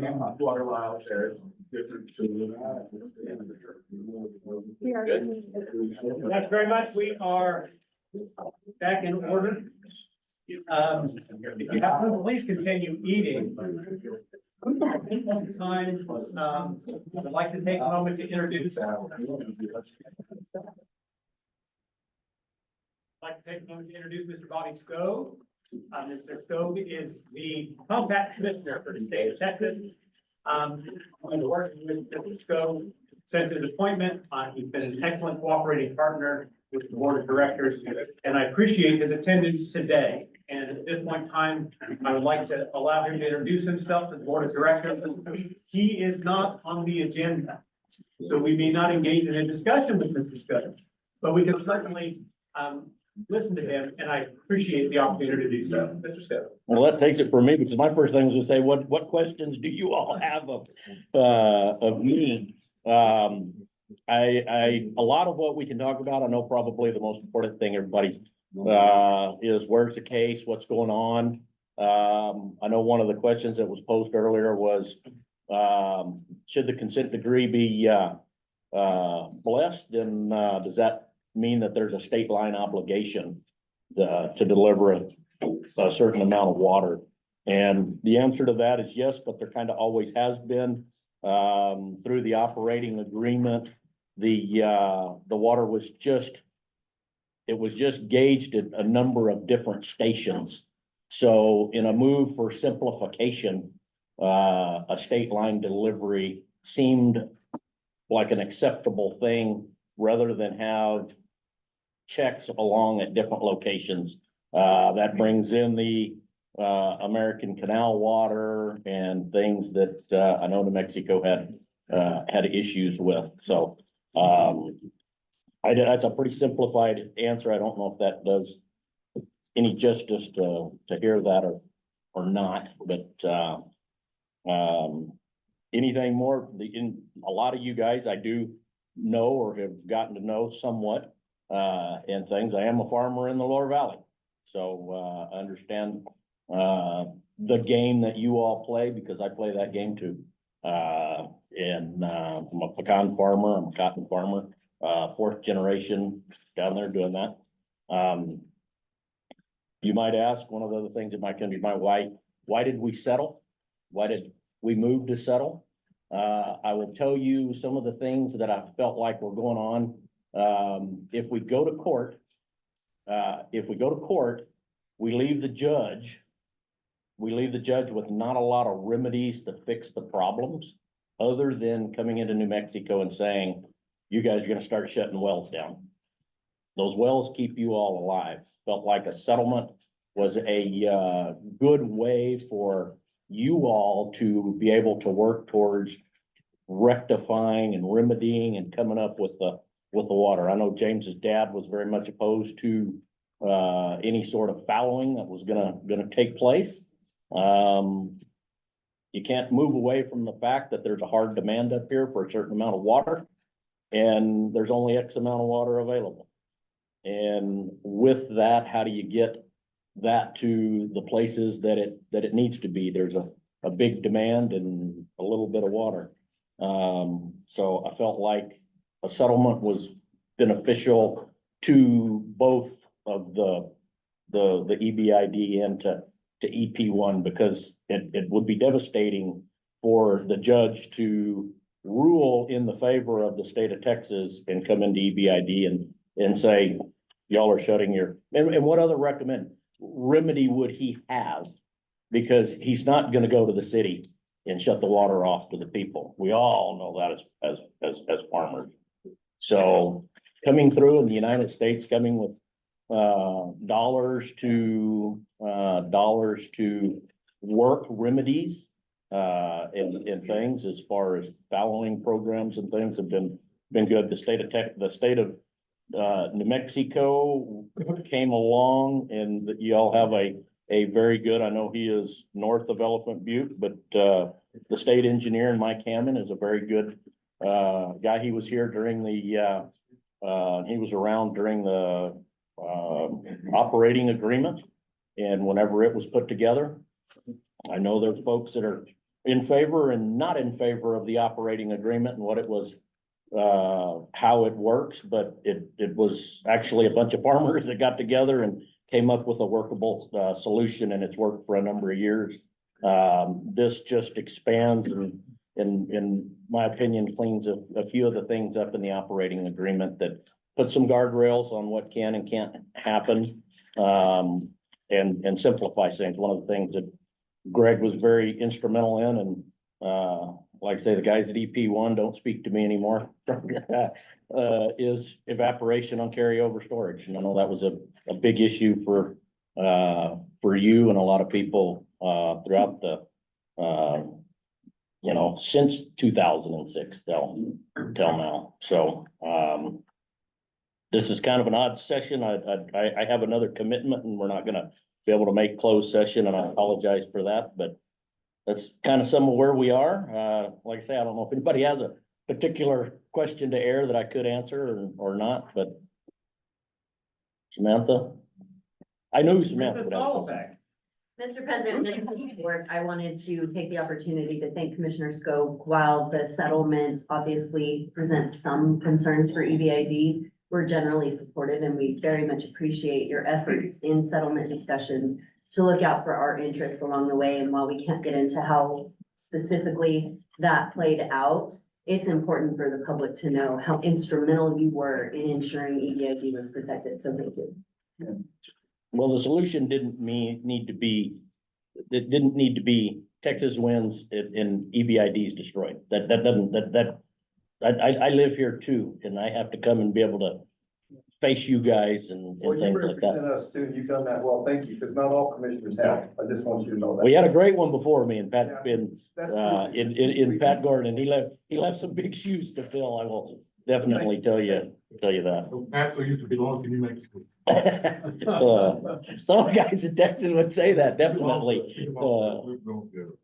So, but that, like I say, I don't know if anybody got any other questions, comments. I wasn't sure if I should wear a flak jacket or not, or. Never here. So, you know, I will make a comment to my fellow board members that you heard Mr. Scope say tongue in cheek that EP1's not talking to him anymore. It is my opinion that it is important for this board of directors to retain communication with all entities that impact water in our region. And not to be the kind of entity that just stops talking to folks. And let me be clear, I say that jokingly. Yeah. I'm a constituent in that district, and things, but they are, like I say, they're pretty headstrong in Everybody there. walked away a little unhappy. Yeah. That's what a settlement does, right? Yeah, so, and I would encourage, this is a new board and we did it with Art Ivy from their board and Mike McNamee, during his time and it was always good, never good when the two groups aren't talking because we have so many shared interests. We used to meet, not all, it maybe every 3 months for lunch. We'd generally meet, at Great American on the freeway down there, and I would encourage you guys that we ought to continue to try to facilitate an open line of communication between the two districts, because we all are in this together. And, if time passes in things, and there's, you know, things obviously change, as you guys are all new on the board here, but, being able to communicate between the two districts is extremely important. So. We're gonna have additional opportunities to meet with Mr. Scope, and his time is in high demand. So I appreciate the time he has given us today. Mrs. Solomon. One last question, Commissioner. Can you give us an update on the Rio Grande Compact Commission meeting this year? It is, April, hang on, let me look.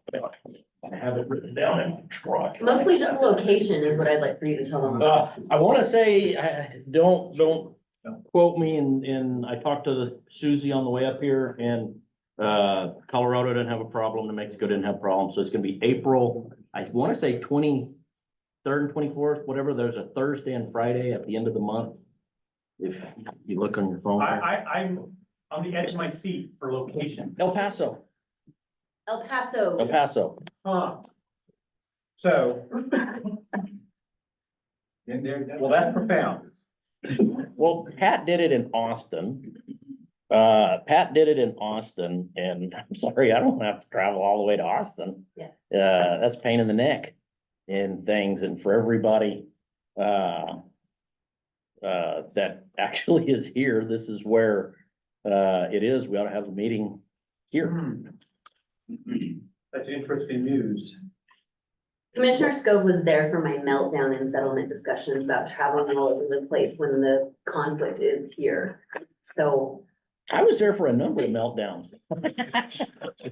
True, but. A lot of them directed at me. For the board to understand, what typically has to happen is we either travel to Colorado, Santa Fe, or Austin for the Compact Commission meetings. And instead of having it where we have to travel to Austin to be in attendance, Bobby's bringing it home for us. So, but when we go to Santa Fe is within New Mexico's reach of the Rio Grande, where their compact commissioner has authority. Colorado, we go to Alamosa, which is within the reach of the Rio Grande, where their compact commissioner has authority. And then we were going to Austin. Yeah, I appreciate it. I want to express how profound I think that is. Yeah. Almost everybody wants to go to Austin, raise your hand. But I remember that we did, used to have the compact nations in El Paso. I remember going to those in El Paso, one by the airport and one downtown. Yeah.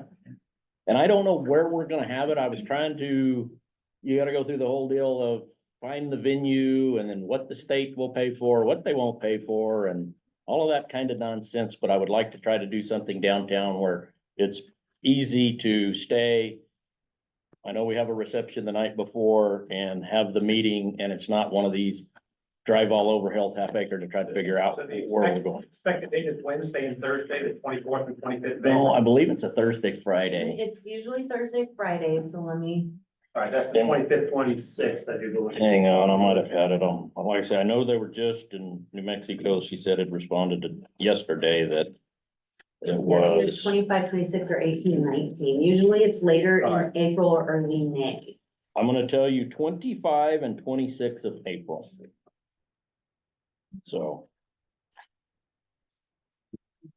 That, and yeah, so that. Saves everybody can spend the night in your bed and not. Thank you, Mr. Scott.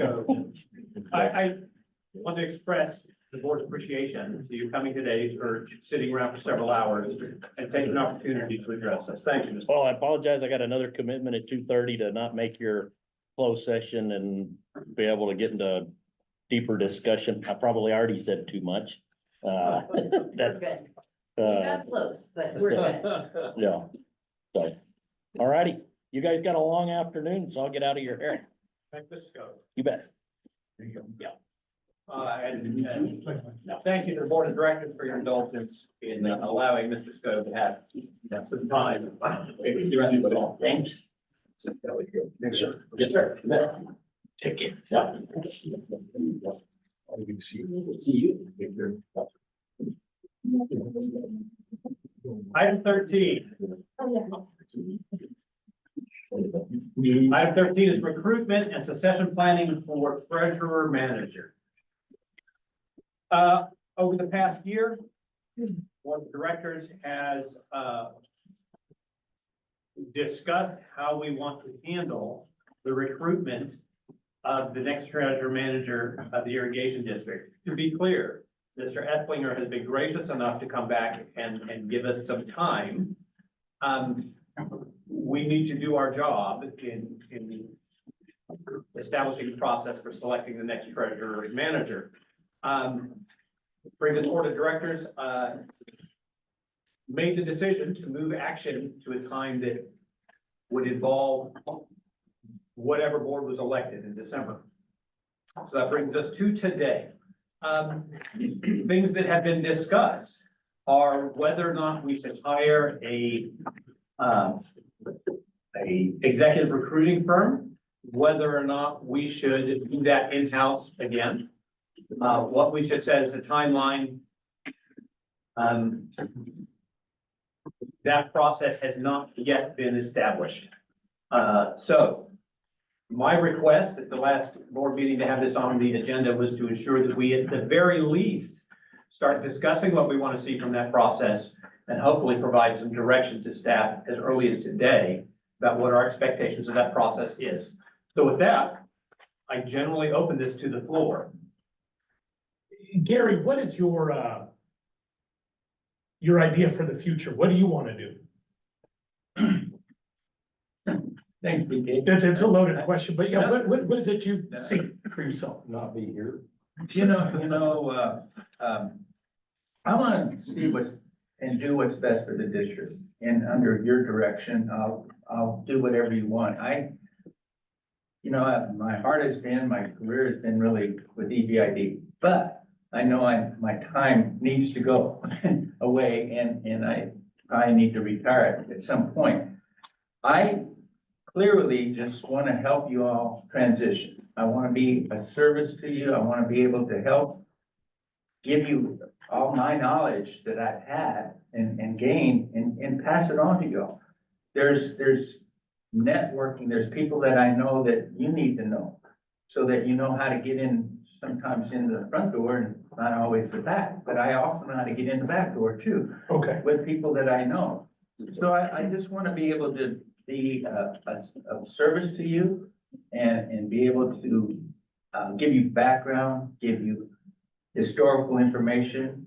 Certainly you have a contract with a historian, but also I'm a historian based upon the legal realm that I was in. And when I testified and they took my depositions, I had a lot of knowledge from that aspect as well.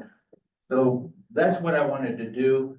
And certainly at the same time, I wanted to reach out with friends that I knew and people in the profession of recruiting services. And in your packet, I provided one, maybe two, and then certainly we have someone online that may be able to talk to you that has the same recruitment services, and actually last year was able to find a manager, an irrigation manager for an irrigation district in Washington State. Okay. So we have some opportunity for you to look. One of them's in your file. I just go, unless that's, you want to ask me another question later, but that's what I want to do for you all, is just be around, help you where you need, some on the ground, observations of the experiences I've been through. Sure. Flooding events, certain things like that. Thank you, Mr. Pope. Mr. Sloan. So do you see that, Gary, kind of like we've already done these previous contracts right now dealing with other folks? Are you seeing that in the future? Like that's what you would kind of transition to, is kind of be like an under 60,000 type contract service for information for us, or? Sure, Is that what you're sure. thinking? You know, a contract like that, I'm not under a contract right now. You're not? No, I've never been under contract. As the manager. As a manager, I've worked as, yeah, you know, as the pleasure of the board. That's how I was hired, and that's how I've worked for the last 4 years. And to be clear, after, Mr. Ethlinger's retirement, the board contracted him for the, witness portion of what happened, if we needed to ask those questions. Or if there's something that, the senior management team wasn't sure of, they could ask Gary for his 4 years of experience, and he would share where his bruises were. So is he under contract right now? Or He is not. No. Okay. The manager of this district has historically always served at the pleasure of the board. They do not have a contract. They work from month to month as the board determines that they are meeting the mission of the irrigation district as set forth by the board.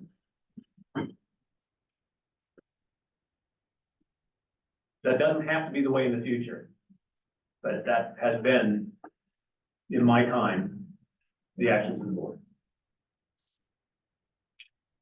Other question? Mr. Esslinger, does that mean we could count on the future on a consulting basis when you? Yes, sir. Thank you. I'd like to make a motion. I have a motion. Mr. Colquitt. I'd like to begin a search for a replacement manager. Very good. So, first of all, I have the motion on the floor. Is there a second? We discussed. So, yeah, that motion's not particularly clear to me either, but I need to allow the parliamentary procedure to execute. Is there a second? Oh, there is a second. So it is open for discussion. Mr. Roman Rosa. And amendment. So, Mr. President, my question is, where are we in talking with a search firm? Gary or Mr. Esslinger said that there were 2 or 3 firms available and one that was in the meeting right now. If they answer questions. Yes, in your packet, it's called a CPSHR. don't think we got that. It was in The electronic one. it's in your electronic. So, and so to be clear, the electronic packet that we get, which is available to the public, it's usually like 100 pages long, so this is expected to be documents that you may want to be referring to during the meeting, but not all of them. Now, when the question came up last month to put this on the agenda, I went searching for people that I knew or had access to that could give you advice and could give you direction. And the first one is this CPS HR consultant. And they are an executive recruitment service. That's something different from what you might call selection of a manager, but a recruitment of a manager. And they go through a pretty intense proposal that you should read and consider. In it, they give 3 options of their services in their professional service costs. There's a full recruitment package, phase 1, 2, and 3, that's for 27,000. Page 54, Paul, Mr. Paul, it's on page 54, it says. I don't know if those numbers or not. No, not, yeah, not in that one. Not in this one. The electronic You were going through the electronic one, it's the 50th page. 57th is the one I'm giving you the price. Oh, thank you. But anyway, they go through their different professional fixed fees. And one is an outreach package. They just target a source, they outreach. They send a brochure and an advertisement, that's 10,000. They have a partial recruitment that takes on the outreach package, and then also a second phase, which is 20,000, and the most, which is the full recruitment package, is phase 1, 2, and 3, that's 27,000. And they do an intent search across the country. And then they hone in on exactly what you guys want, because they come and visit with you and you tell them what you want recruitment for, and they then go find it. So that's in this recommendation. $27,000 is actually very reasonable. Yes. I've hired multiple management, manager, search firms, and I've never paid that. Yeah. Yeah. Well, again, it's not what you know, it's sometimes who you know that can offer you this kind of deal. And so a little bit of the background on this, Gary reached out to folks he does know. They were not able to meet the requirements. They referred this firm out of California. And they immediately got back to Gary with a proposal. So I've talked to them in great detail, but they really need to talk to you all. Is there somebody online right now? We do have Chris Polly online. Yeah, and we will get, we will get, this is not Chris Pauli. But anyway, this again is something for you to consider. It's in your packets. And then, it's just a matter of letting your decision as who we contact. The second is something that, I just. If I can, before we move off of this one. Those 3 tiers. One of the important things I think it is for the board to decide is what level of recruitment service are you looking for? And so their least expensive one was that will help you construct the description for the job in a way that will attract qualified people and will help you get it out where it needs to go. And then the full recruitment services, they do all that. They're going to travel out here, interview with us. They're going to do initial screening of the client. They're going to help you with the selection process. They'll help you with negotiation for hiring. And it comes with a 1-year guarantee that if for whatever reason that individual doesn't work out, they will help you find the next one for no additional fee outside of their own costs. So if you ask them to travel out here again, you've got to cover the travel costs, but there's no additional fee. So understanding what range you want is important. Mr. Roby Rosa. Having worked with multiple heads, done this multiple times, I very strongly recommend full recruitment. Thank you. Okay. Please continue, Mr. Ressler. Second, again, I searched, and I don't know anything about this group, I admit, but they for $1,000, you ask them for all management, irrigation management resumes, and they send them to you. we can send you over 500 resumes. So it's an online, they come on your website, they do. They call resume library, and that may be an opportunity for you to look for $1,000, but I thought I'd just offer that. The final is from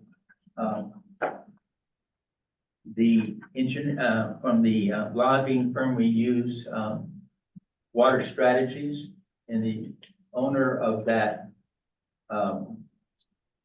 company is Chris Pollock. Chris Polly,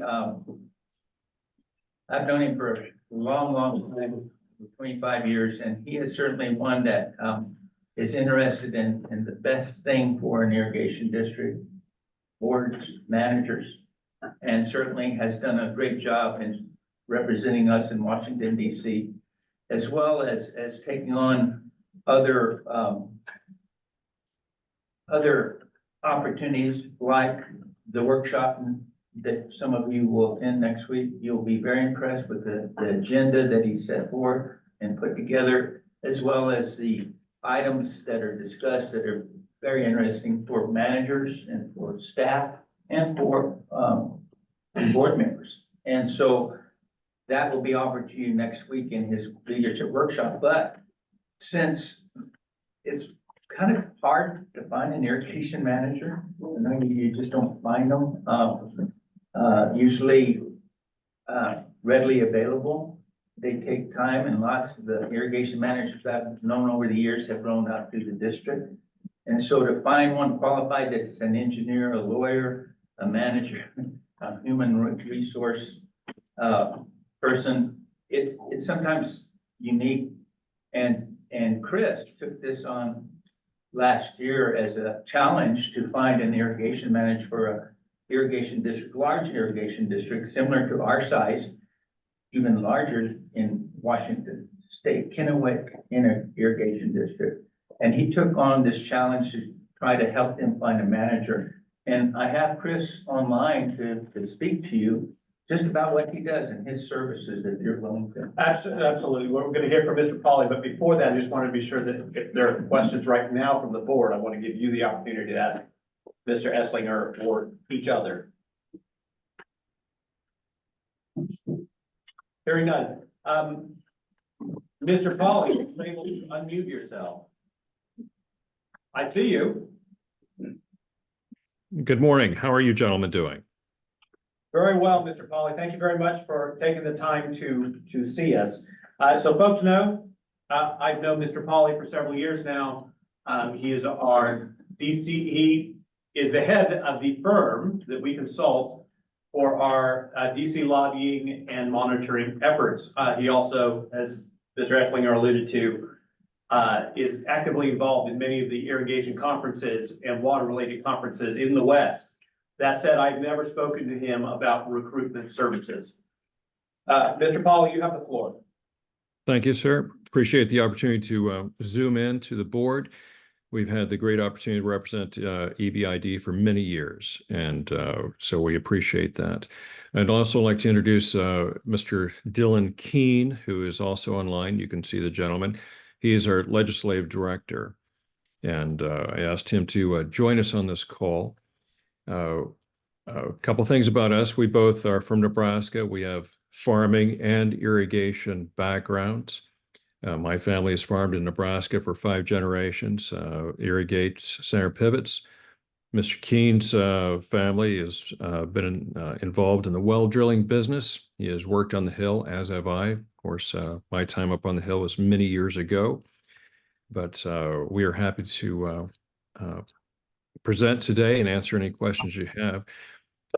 Let me just kind of start with regard to your last conversation and pick up where I heard you're talking about Mr. Esslinger. So I've been in the irrigation business for over 30 years, and we've had the Irrigation Leader magazine since October of 10.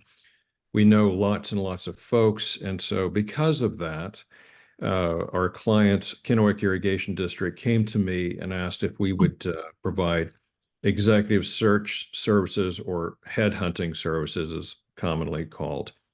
Now, I've done this a number of times for folks. I've just never actually been paid for it. But let me walk you through really quick what we did for Kennewick Irrigation District. So as Mr. Essinger talked about, irrigation is kind of a niche industry. Keep in mind, there are only 700 irrigation districts in the 17 western states. So that's a small number of people.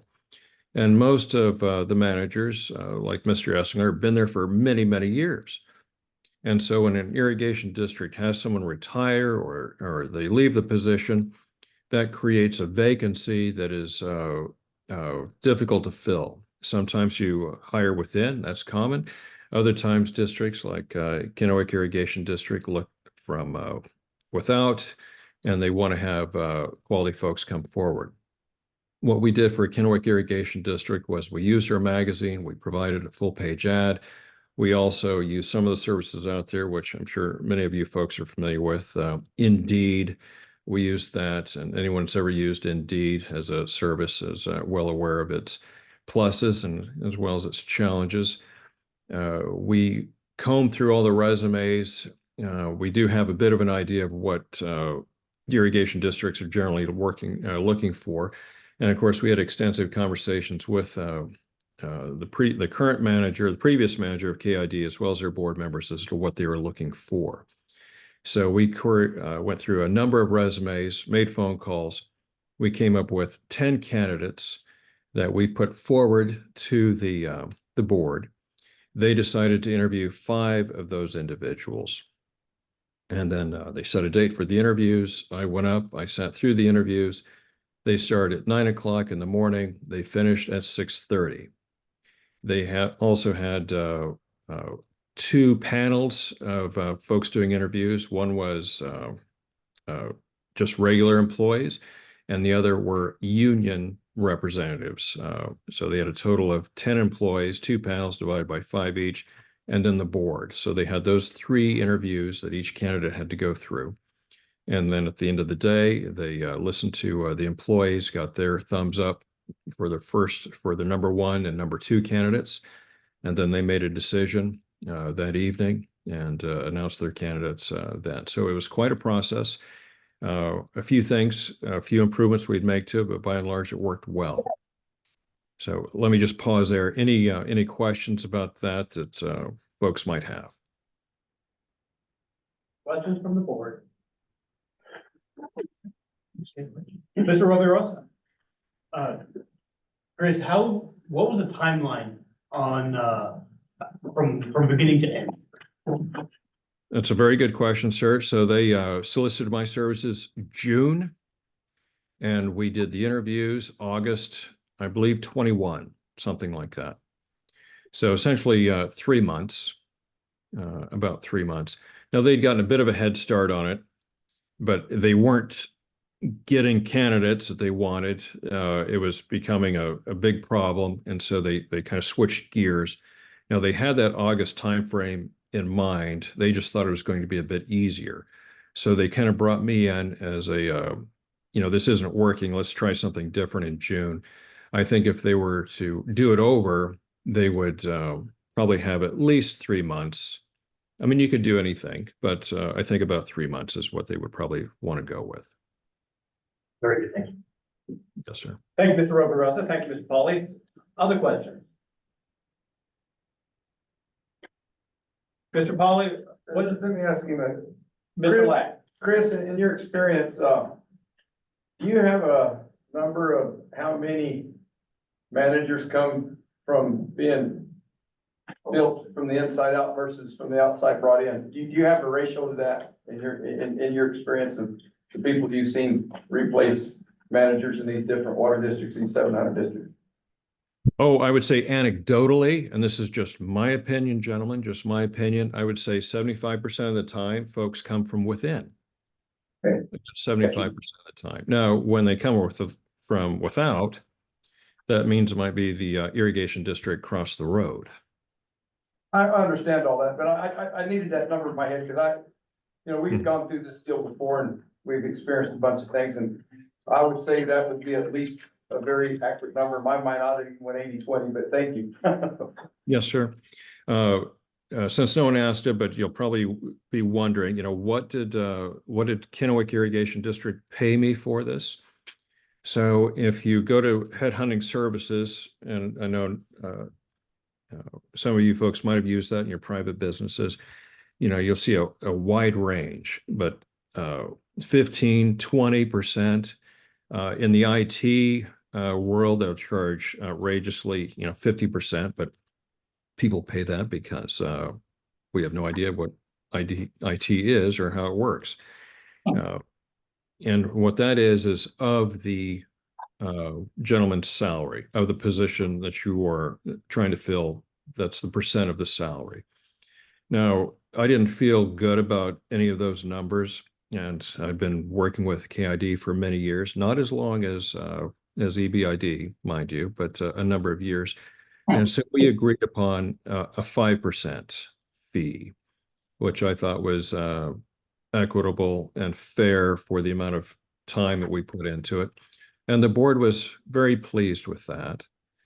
So I just want you to be aware that that's what the fee was for KID. That's kind of the friends and family client fee that we agreed to. So I just want to be upfront about that. Oh, the other thing is understanding that if you hire a manager, if it's going to work, it's going to work. If it doesn't work, it's not going to work within a year. And so what we said was, if it doesn't work out, we'll do it again for no fee. As long, we want to make sure you have someone that stays.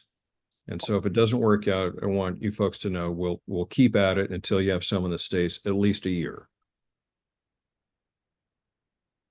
Thank you, Mr. Foley. Yes, sir. So I know one of the initial pieces that I don't understand is what we should be compensating a manager.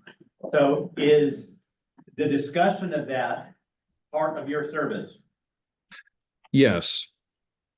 And happy to share that. Now, it's regional, it's local, but there's a couple things I would tell you, same that I've told KID and others, is generally whoever is your next manager, they've already got a job someplace. They've already got a job because these are specialized. The stakes are high. You've got to have someone that knows what they're doing, that type of a thing. And so generally, whoever that individual is, they've got a contract working wherever they are. And so I would highly recommend that you have a contract for whoever comes in. That protects them, protects the board.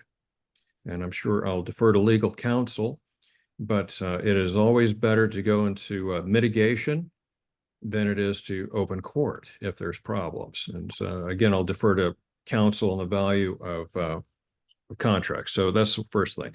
As far as your question on salary, you have to be competitive.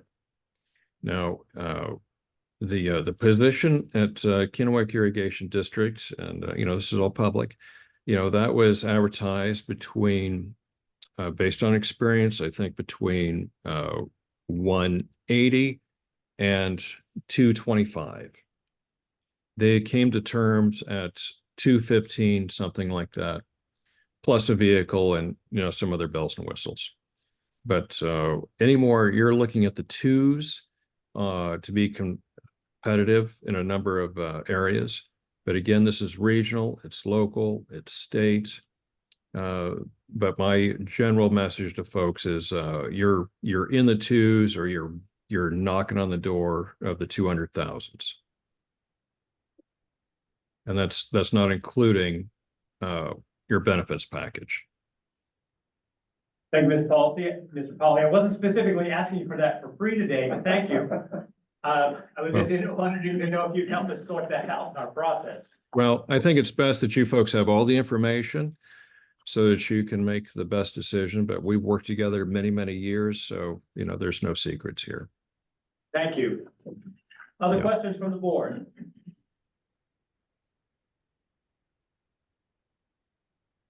Hearing none, thank you very much, Mr. Polly. I appreciate the presentation. It was good to see you as well, Dylan. Thank you. Thank you. We hope to see a number of you at our workshop, January 23, 24, 25 in Chandler. Thank you for your support. We got a whole slate planning to attend, Mr. Polly. Absolutely, absolutely. Gentlemen, is there anything else that we could do for you today? I'm not seeing any requests, so thank you. I appreciate your time, Mr. Polly, greatly. Okay, all right. Thank you. Have a great day. So that brings us back to the board. So we have a motion on the floor. Would you restate your motion for me, Mr. Colquitt? Sure. I'd like to start a motion to begin a search for a new manager. Okay, that was the motion on the floor. Do we wish to refine that at all to give direction to staff? Because I think we are there. I don't think that refines our direction to staff, that we need to start the process of finding the next manager. It's very formal, but I don't think it's sufficiently refined to tell them, we need this in front of us. Mr. Roby Rose. Mr. President, could we add to that we would like to engage with the search firm to hire a new manager immediately? So would you accept that as a friendly motion, Mr. Colquitt? Sure. So technically, friendly motions aren't a thing, but making them a thing. So we have a friendly motion, a friendly amendment to Mr. Colquitt's motion to start the process of finding the next treasurer manager and to engage an executive search firm to accomplish that. I open it, do you agree with that, Mr. Dry? I second the As the second lead. I open it to discussion. Mr. Clayshall. There are 9 people on this board. Mm-hmm. You guys are here because you're successful businessmen. There's nothing about this, about the water part, I couldn't learn in a couple of months, and all of you could too. We don't need a water district. We don't need to steal somebody from another district. We need a business manager who knows how to run finances and run the business. Any of you here could manage this with a little bit of experience and learn about the water. So I completely reject the idea that we need to get an experienced water district manager. I think it's way wrong. Thank you, Mr. Clayshall. Other comments? Sorry, go ahead. If we started using the search firm, do we pay them, what, the $27,000 up front, or what happens, or if they find it, how's it go? Because did we get our cake and have our cake and eat it too? So things that we couldn't do. Okay. We couldn't engage them through that process, find our candidate, pay them to date, and then hire that person outside. That would clearly be outside the bounds of what we've contracted to do. Okay. If we don't like the process and we want to go in a different process, the couple that I'd seen, the one that Mr. Esslinger sent, and I believe the one that Mr. Pauly had with Kennewick Irrigation District. If you want to go a different direction, there's a monthly amount that they charge you for services rendered, and you would owe them that. We could do like a month to month. They could search for a month, 2 months. Pay them for that. Probably not like that. I don't think that's quite described it, but Okay. if you are terminating their services, there's an amount of work they've done and they deserve to be paid for that work. Sure. And we would want to almost certainly be very cautious about not selecting someone that was in their selection list. Yeah. So it would really be saying, we want to restart this process in a different way. That's my understanding, having read the proposal. Mr. Garai. Are we gonna open it to in-house as well, or are we directly gonna go through a firm? So my expectation is that anyone that wants to apply for the position would be able to. And if we have an executive search firm, I think it would be well known that if you're interested in the position, contact the search firm.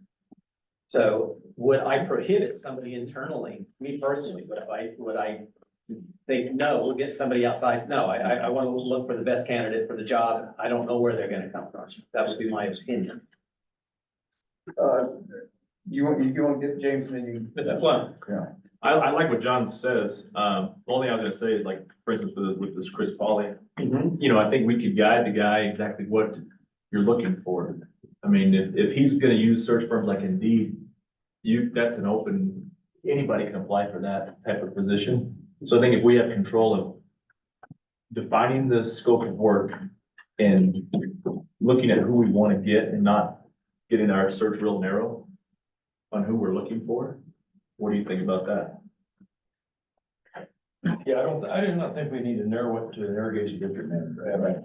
I think you needed, somebody knows how to run business. So if you're gonna do something like that, I open it up. Get it somebody who knows numbers, knows how to run a business. Right. Again, my focus here is deliver the most water, most service for the least money to our constituents. Bottom line. That's why we're here. Anybody that agree with that, as far as I'm concerned, can walk out the door. John, a lot of people can walk, a lot of times I'll agree with you, a lot of times I won't. But it don't matter whether I walk or I stay, and you'll still be my friend at the end of the day. But I wanna ask you a question, oh, Henry's been real quiet, and I wanna ask James a question. Did y'all come from family farms that was cut down? How many generations are y'all right now? Henry? Your third, John? I would say second. Okay, that's fine. Depends on how you define it. That's fine, James? I don't know. I'm like John, I guess. Maybe fifth if you went really crazy. Okay, now I'm gonna ask all three of you a question. Who's gonna take over your farm? Honest question, just tell me, and tell me the truth. Don't give me no bull crap here. I have no idea. Can't figure You it out. don't have an idea, you can't figure it out. Sons and nephews. Sons and nephews, okay, see, that's where I'm at right now too. In most cases, and I've talked about this, because you know, we have a lot of people that work for us too. And a lot of things that we do as managers is not look at just who's managing today, but who's tomorrow and who's gonna replace that. You gotta look 3D minimum. If you're gonna have sustainability in your farm and you want that thing to last, nothing about somebody saying, I don't know, that's a good answer, but you should know that. At your age, you should know who's gonna take your place, and you damn well should know who's gonna take that person's place. If you don't, work on that, because here's the problem.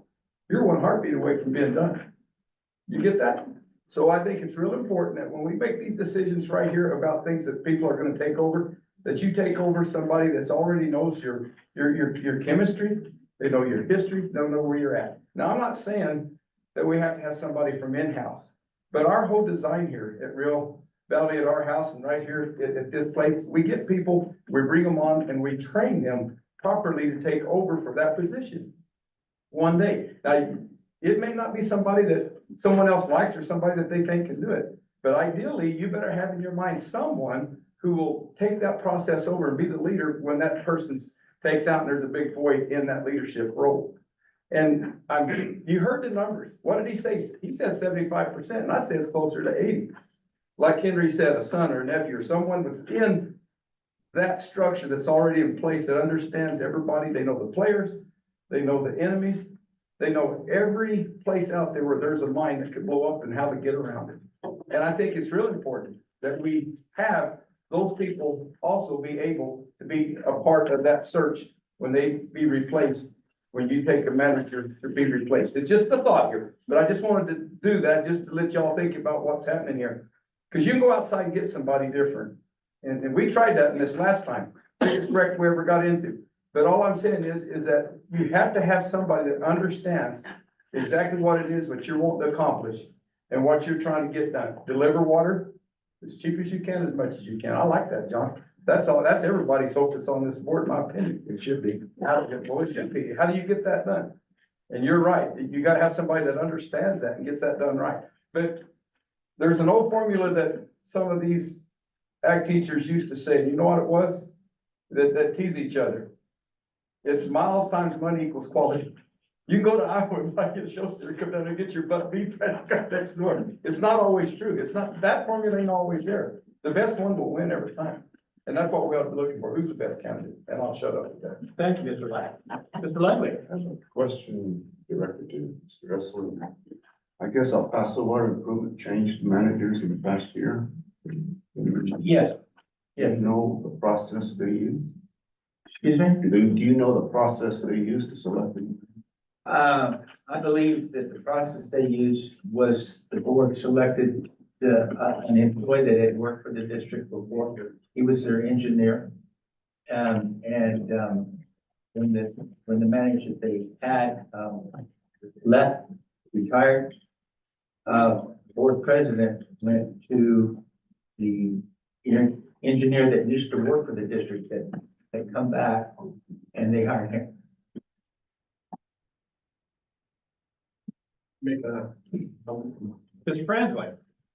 From my short experience being here at Elton Butte Irrigation District and based on Rafa's comment of this is a steal for recruitment process and Chris Polly's comments of, ballpark of 200K at 5% of their salary. That's half the price of what you guys are gonna pay for recruitment. Now to add to that, he does lead all these irrigation workshops. And you guys will see that. It's not just irrigation managers that attend it, it's everybody who has a stakeholder interest in irrigation west of the Mississippi. You'll have commissioners, you'll have politicians, you'll have senators. He is a very well-known person in the irrigation sector. You heard him say that, was the KID looked out, they could not find a replacement candidate. But he was able to find one within 3 months. Typically, in my experience, doing business consulting, positions of this magnitude take about 6 months turnover time. So that's pretty good for an executive search recruiting. His fees are cheaper and, I just want to reiterate that he is very knowledgeable about all the key players and stakeholders around.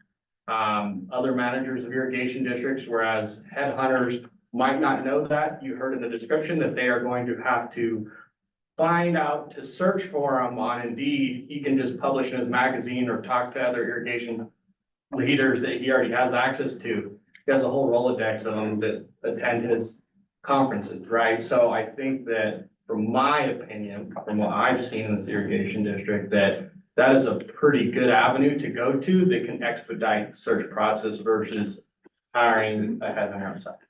That's it. Thank you, Mr. Franzoy. Mr. Roby Rosa. So in my experience of hiring people, for farm manager, for shelling plant manager, for sales manager, for controller, I have found that in my business, it is very difficult to get somebody that was at a supervisor level and promote them to a manager level. In some businesses and in some, organizations, there is a plethora of people that are waiting to get promoted. But in my farm, it's just not the case. The supervisor level does not usually have the skills that I would expect of a manager. They don't have the language skills, they don't have the computer skills, they don't have the organizational skills, so on and so forth. I'm not saying that's the case here, but for me, it is the case, and I have always been forced to hire from the outside. And Raphael, I had just exactly opposite. So at this point, my goal is to get my supervisors to the level of being able to promote them to manager. And I'm working on that with multiple of my employees. Yeah. Now, with regard to hiring someone that's just good at business to run my business, I would not do that because there are a lot of specifics in farming. Everyone of us knows that. I couldn't go and run chili farm. I would fail. I don't know how to grow chili. I mean, I could learn over the course of a few years, all of the ins and outs on how to grow chili or whatever crop. I know how to grow pecans. That's my specialty. That's all I know how to do. If I were to go to, I know how to shell pecans. That's also my specialty. If I were to go to a plant that manufactures cars and they put me in as the manager, I'm gonna make a big mess and stuff. It will take me years to really learn how to run a car factory. I don't know how to do that, even though I don't wanna pat myself on the back, but even though I know how to run my business, I know how to shell pecans, I know how to grow pecans, but I don't know how to run a factory for cars. So I would be very hesitant to hire somebody that does not have experience running an irrigation district, because there's a lot of things that we don't know that goes on in the irrigation district. Like, for example, I don't think it's just running the operations. It's also dealing with, the BORs, dealing with politicians. It's not just operations or finance. I don't know if that's right. That's correct. And even more in addition to that. Yeah. And when I started at my farm, I very much valued innovation and youth. And the more time that I've spent there, I'm starting to value experience and wisdom. I'll leave it at that. Mr. Lack. In my experience, and we do chili, we do pecans, we do onions, we do hay, we do a lot of things. And in those different places where you have to cross over and have someone that understands not just compound slope, but also compound on top of compound, you have to have people that you bring up in your nephews, nieces, sons. Sometimes, like for our sales team, that's around the world. That's completely and totally outside because they usually come out of Chicago, and that's not somebody we can probably grow in Rincon, America. But who does our blending, who does our micros, and who does our growing, and who does our buying? That can happen right there, real easy within a network of who we can design. But the point is, it can come from a simple manager that works himself up, that's very smart, that's very intelligent. And I'm gonna tell you something, there's a guy that I know that don't have a degree, he's got $4 million under his bed. He didn't even finish high school. Very good businessman. That's how much money he said he keeps under his bed. I don't think you were supposed to. Yeah, well, I didn't say who he was. You But yeah, you see that. But what I'm saying is, there's talent in a lot of places. The ability to recognize it and to champion it, whether they be young, whether they be middle-aged or old. As you get older, you're gonna appreciate the older parts. But when you were young, you appreciated the younger parts. And the difference between a young farmer and an old farmer, you know what it is? A young farmer wants to plow more ground. An old farmer wants to plow the ground he has. And those are two different concepts, but you need both of them at the table in a place where you have something as dynamic as this district. So I agree with all of them. Bring them in here, look at different ones, see exactly the talents you have. And it might be somebody that's a darn good manager that can come in and champion up to that position and do it well. Or it can be somebody within that you grew up, or it can be someone from outside that really does understand the whole dynamics of the water system. Chris knows a lot of people. I've been in a lot of his places where he talked, and he's impressive. And every one of y'all that go to that meeting need to sit down and have a little FaceTime with him. He can dang sure, especially since you may want him as someone looking for this candidate. Tell him what you want, tell him what you like, tell him who you expect to run and what you expect of him. He may have that person already clicking in his brain, and he can bring them out there. But don't stop looking from the inside either, because talent can be found from the bottom up or from the outside in. Mr. Roby Rosa, please. So I think we can all agree that we do want the best manager possible. Is that right? I certainly am in favor of Yeah, that. I think. Okay, very good. I guess in response to Rafa's reservation about someone who's strictly business, I feel that's maybe where the board can guide the manager. And God, I know I've been all over the place, but I'd like to move to amend or how is it? Amend a motion to start. Yep, no. It's your motion, so I'm gonna allow you to suggest an amendment to your own motion. Sure. Yeah. I'd like to start local, and if we have to, and everyone come together, give us a timeline or put a timeline. We don't have luck local, go all over the world, go all over the country, I don't care. Okay, so I understand the amendment. The amendment is you would like to begin the search for a manager by starting to look locally. Sure. Post, And whatever, call removing people. removing the part about engaging a firm. Maybe push that as our contingency plan. Okay, but Hey, the if we have motion, no luck local, the motion is not to engage is not to direct staff to prepare to engage a firm. At this time, I think. It's direct staff. correct. Fine. I'd like to start local. Mr. Garai, for the second, do you agree to that amendment? I'm still thinking. All right, that's the motion on the floor. Mr. President, Mr. Clayshall. an observation, so I raised my kids. They're all educated. So I. And I told them, most important thing you learn is learn to learn. Because a lot of what you're doing today is gonna be obsolete. You need to learn to learn. That's what I need. Somebody that is capable of learning, in my opinion. Because whoever ends up here is gonna have a lot to learn. I don't care if they're from inside, outside, where, they're gonna have a lot to learn. And so that is, the most important thing you can do, and I'm not very good at it, but learn to learn. Keep up, and as new knowledge comes along, stay up with it. Because a lot of what you learn today ain't gonna be the future. You have something to this one? I'm not trying to leave it. I would like to amend this motion to move to committee. Okay, So that's withdraw different. all motions, just withdraw all motions, because the minutes are gonna be so unclear for Naomi and I.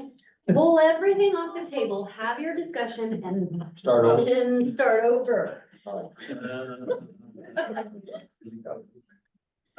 I have to track this stuff. If you will, what you are asking to do is to move to postpone the item, which would end discussion. Yeah. How do you move it to committee? Withdraw So the that motion, make that motion. That would be the cleanest at this point. If you would have, yes, but it's a motion to postpone. I want to just be clear. We would move it, like moving it to committee is something we can do, doesn't really require a formal action. But what you're asking to do is to stop talking about it and postpone it to a future date. And I just want to be sure that that's what you're asking to do, because it's not a debatable motion. Well, I would like to have more discussion in a smaller group. I don't know how to word that, I guess, but I mean, well, you could also discuss it under personnel matters in closed session today, because the manager is personnel, and that is something that,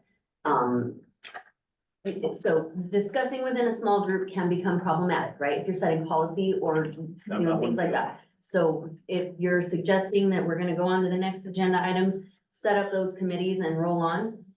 The cleanest way procedurally to ensure that there isn't a problem with your instructions to staff would be to withdraw with your consent, the original motion on the table. Then you move, and then that is not Move to recruiting committee. right. Then that doesn't end the discussion. It doesn't, I mean, it can for today, it doesn't have to. But it wouldn't just be a hard stop on the I think discussion. the They would motion be able referred to to- discuss. I think the motion to refer to committee ends debate. They can, no, because if the motion is off the table, then that is a discussable motion in its own right. If All right, he makes his motion right now, they cannot talk about it. so. Set that as a path that we can follow. That said, if you don't want to withdraw your motion, I'll stay put with it. okay, so the motion is on the floor. I'll stick with it. All right, so I will, I'll make some comments. So there are a lot of things that I have heard that I agree with. Ms. Glacial talked about the jobs that get the most water, the most service to our members. And I agree. I agree that that is our role in shaping the direction of the district. But there's a part I disagreed with, and that's the idea that I, as a reasonably successful business person, have the skills to do that. I'm not even sure I have the skills to operate the district, but for a moment, assuming that my business skills enable that. My time before coming onto the board of directors, and certainly my time on the board of directors, has illuminated the fact that there are things required outside of operating the district that have a greater impact on providing the most water and the most service to our members, other than strictly the operation and maintenance of the district. I would like it if it were like my operation, where I could focus on how do I irrigate better, how do I fertilize better. And that is how I will maximize the performance of my operation. This entity is not that, regrettable. That is an important piece. If the system is broken, we won't be delivering any water. But the impact to the amount of water that our members will receive from what is in the lake is impacted from outside of that. And seeing the range of things that Mr. Esslinger has been tasked with.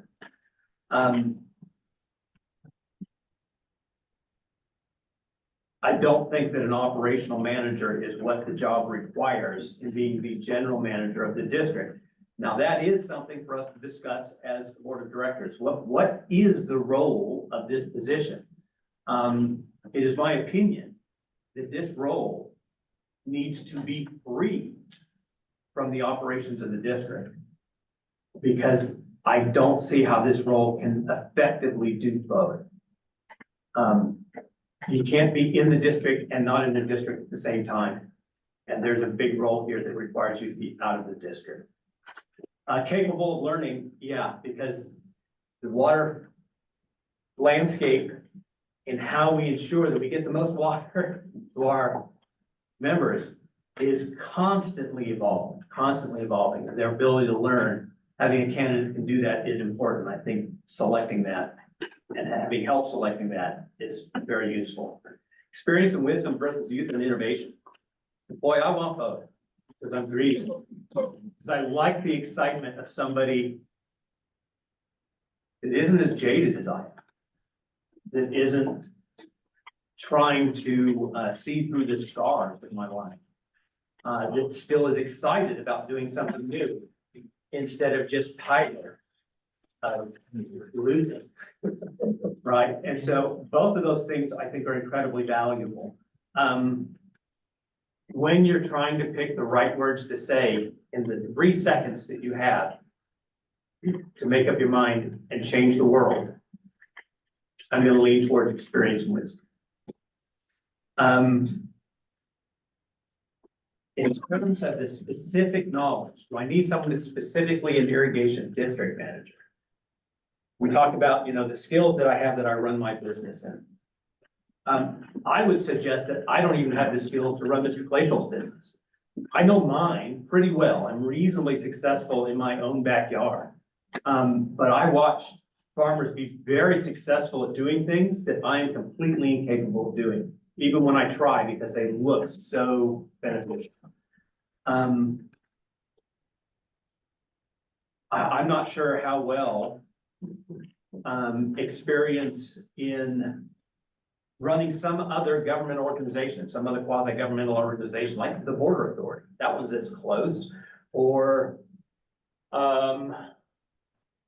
city manager, previous city manager. I'm not sure how successful they would be transitioning into this, even though they have government leadership experience in running large government organizations. And then the idea of recognizing and championing good ideas and success. Finding ways that we can go about doing that, I think is important for us as a board of directors. And selecting a good manager and clearly expressing what we expect of them, I think is very important to that. I am not in support of Mr. Colquitt's motion. The reason I'm not in support of it is that I have done that in my time on the board. And I found that I was not successful in shaping the future of EBID in a successful manner, doing it that way. And I'm looking to try something different. I was extraordinarily impressed with who Kennewick Irrigation District got for their manager, because it's somebody I would have wanted and never considered them even available. I couldn't look out of the box that I am in. So you don't want to start local? I would include local, I would not start local, I would cast a wide net. And so that's the extent of my comments. I appreciate your indulgence. Mr. Roby Rose.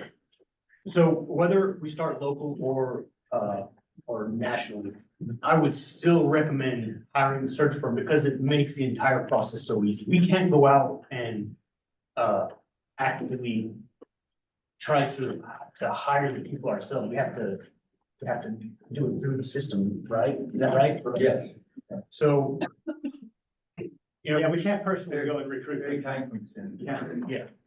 I've tried recruiting a farm manager locally. And there's how many people that could run a farm here? I mean, 200, 300, 500, 1,000, I don't know. There's a lot of farm managers here, and I didn't find a single good candidate. Not one. And I would argue that it would be much harder to find a district manager, with the talent pool that we have local. So either way, I would suggest hiring a search firm and we can direct them to wait local hires if that's what we want. And they can also do work nationally at the same time. That way, we don't have to spend 2 months, 3 months looking locally and then 2 months, 3 months looking nationally. Because we're gonna get to I really believe that we're gonna get to the national search eventually, one way or another. And I would rather do both at the same time.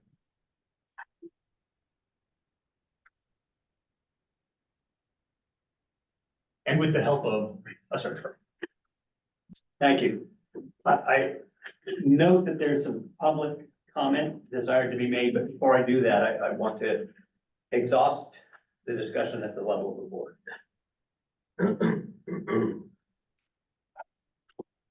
Mrs. Sullivan. My job is to advise you, and James is not wrong. Getting a better basis in what you want as a manager by discussing that is going to be the way to go. So let me give you a good example. I'm a farmer. You're an equipment salesman. I come to you and you don't know me. We've just met. I tell you, I want a harvester. What's your first question back to me? What are you growing? Yeah. Right? You want a cotton picker or a pecan harvester? You have a lot of options in how you define the role of the manager. But talking about it in the abstract right now is why you're all having trouble. Thank you, Ms. Sullivan. Dr. Shikada.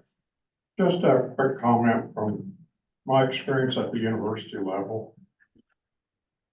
It's very hard. The university promotes a lot with the young. And the perception is that a good teacher or a good researcher could be a good dean, or could be a good department head. And that's a long ways from the truth. You've got to, we'll just take a dean's position, for example. There's a lot more.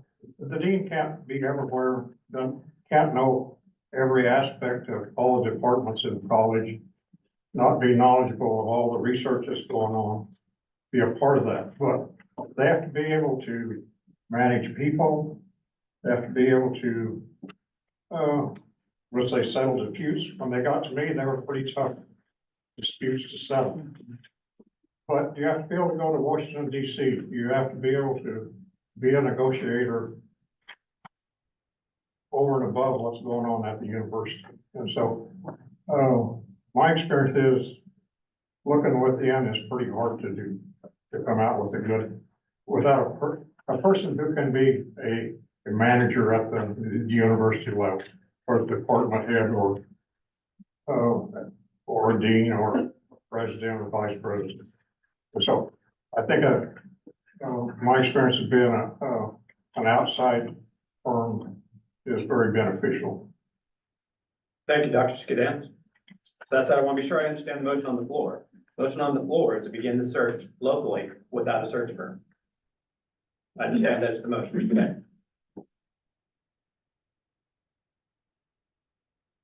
I think we need to add the search firm.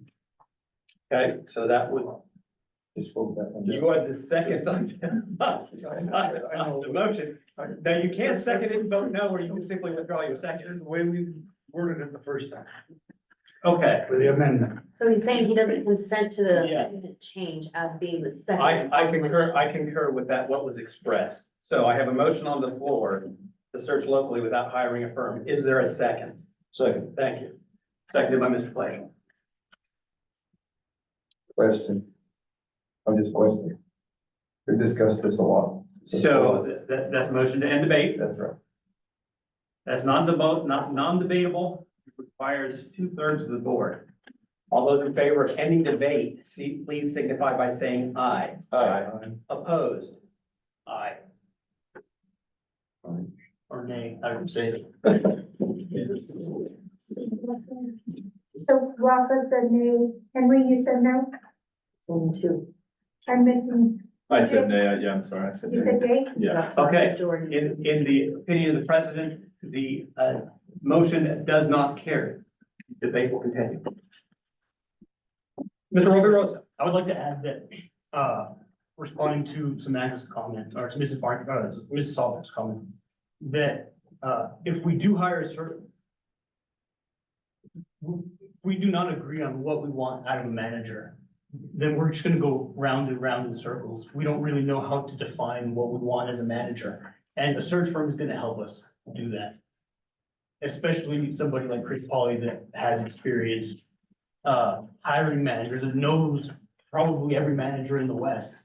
He's gonna know, and be able to guide us in determining what we want as a manager. And I think that we really have got to start there with the search firm.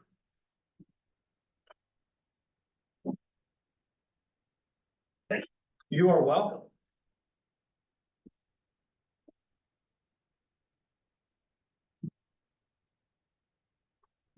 Other comments from the board? Mr. Garai. I don't think we know enough right now to be able to evaluate that, what we're talking about. We need more time for us new board members to know exactly what all the duties and responsibilities are. It's too hard to make a decision right now at this moment. Thank you, Mr. Garai. There are many things I said I don't disagree with. I agree that we will never know less than we do right at this moment. So there is a reasonable time to take action. There's a reasonable time to get more information. Mr. Esslinger. Yeah, it might be to your all's best benefit to, in a committee setting perhaps, or special, setting, ask me when I know and I don't know. Because there are things that I do that are beyond moving water, managing people. I know a little of engineering, I know a little bit of operations, maintenance. And all of those things, you should know what I know. And certainly I'm offering that, in whatever manner you want to use me, I can share with you. But there's some things that you need to concern yourself with also, is special training that I've been, given to understand what happens in a flood event when one of these dams fills up with water that we own and operate. And so there's other side educational, events that I've had come into my experience as a manager that I think you all should know about those as well. Because they play a big role in the monsoon events, knowing what to do with the water once it gets in the valley floor. So those kind of things I can help you with, but I don't know how else to do it other than I sit with you and you ask me questions and then I can tell you what I know. Thank you. Gary, if you could shed some light, what do you think the manager should do? What are some of the duties the manager should? Well, certainly. It's a loaded question, but just a little punch list.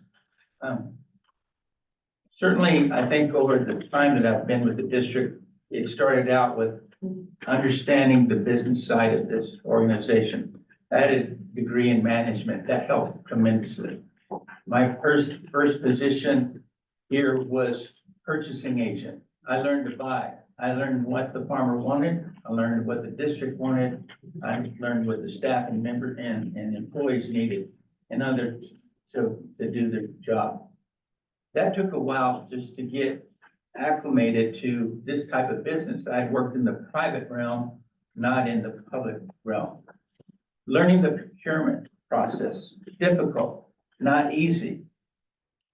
And it changes, so you have to go to classes and get caught up constantly. One of the first things that I did in remembering that was send him to procurement school so that Joa could understand that component, because it's very, very restrictive, and you have to know what you can do and can't do in the procurement world with a public sector company. Then at that point in time, I moved to operations. That was the next thing. Understanding how to move the water, where it came from, what it meant to store it, what was the compact, what were the things that brought the water from Colorado down to Elton View. And in the course of learning that, I also learned about diversions, check structures, canals, road with ditch riders, understood what they did at night as well as in the days, getting orders. From there, we started transitioning from pushing more the Bureau out of doing the maintenance of the district to taking it on ourselves. So I learned a lot about maintaining the district. What we owned and what we didn't own. What it costs to change something from what it used to do to what the new technology shows you to do. So maintenance became a big key. And then finally, engineering. I needed to know if I thought of something in my head at night, I wanted to make sure my engineers knew how to put it to work, if that's what it came to be. And so I started asking a lot of questions, a lot of learning. And over time, those were the significant departments of the district: operations, maintenance, engineering, and finance or business side. And then we got really involved in litigation where people were questioning what was coming into our system and what was leaving our system. And we didn't have enough personnel to measure it daily and constantly. So I just developed a whole new department called hydrology. And that's where the information technology, the SCADA system, the metering, the monitoring, all of that came to pass. And then the final department that I developed, and it didn't start in the 80s when we had plenty of water. It started in the 2000s when we didn't have any water and we had to depend on groundwater. So I developed the final department called groundwater resources. And all through those phases, if you look at what I did, it was all based upon what the climate was doing, what technology was offering, and certainly where we were going with our vision for keeping the district open. So that's basically, PK, how I developed as a manager, is just getting involved and learning each of those, at least 4 big components: management, engineering, operations, and maintenance. Thank you. Mr. President, I have some comments. Please, Mr. Roby. So I realize that we've been talking about this for a long time. I also think that this is the place to talk about it. If we do take this to committee, then what are we gonna do in committee? I mean, it's gonna be the same thing, right? Except with fewer people. We don't have a solid idea on where we wanna go or a roadmap. How we wanna proceed. So I think it's gonna be the same. So I really think that we need to get this decided here.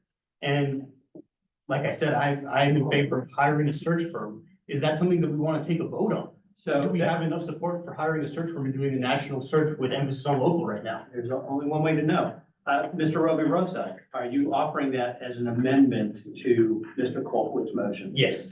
So I have a motion to amend Mr. Colquitt's motion to include with a hired search firm.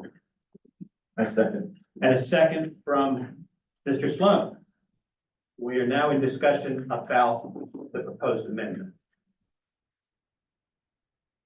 Did I make that clear enough?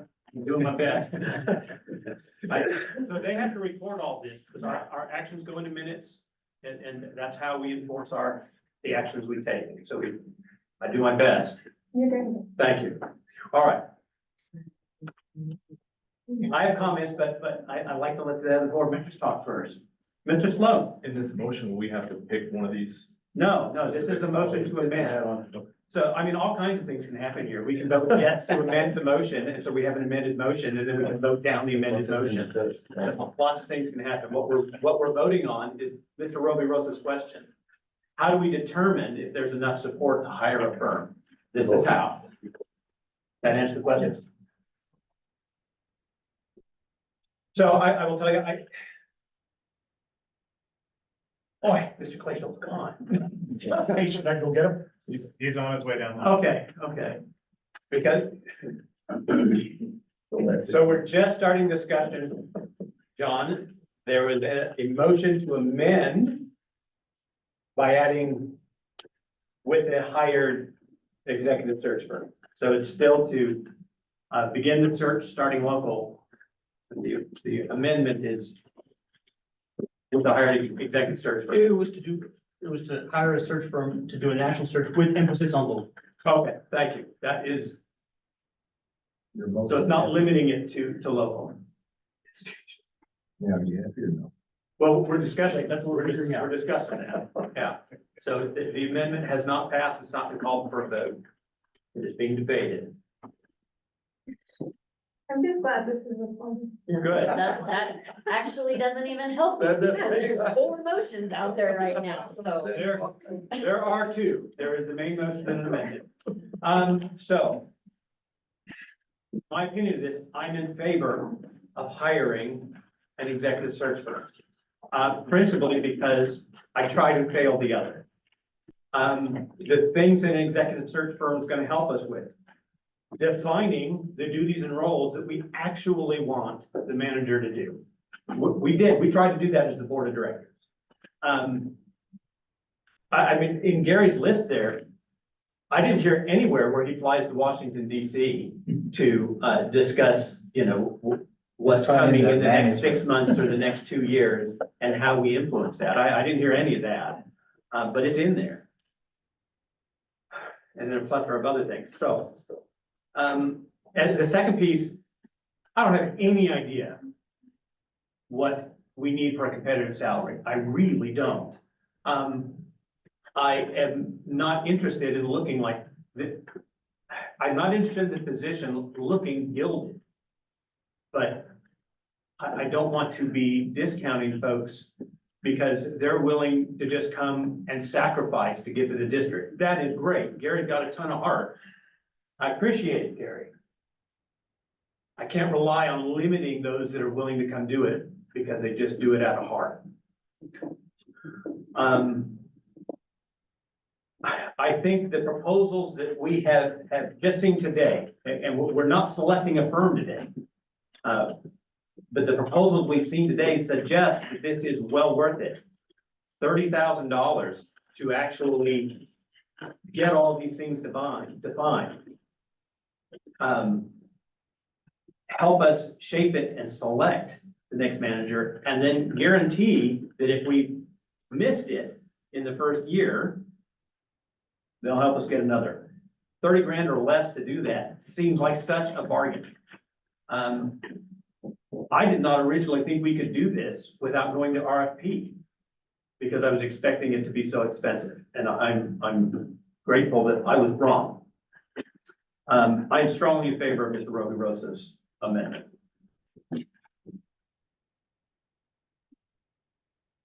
Other comments? I will make a comment. Please. I don't, I'm not selecting anybody today. If we were, I'd have always a man.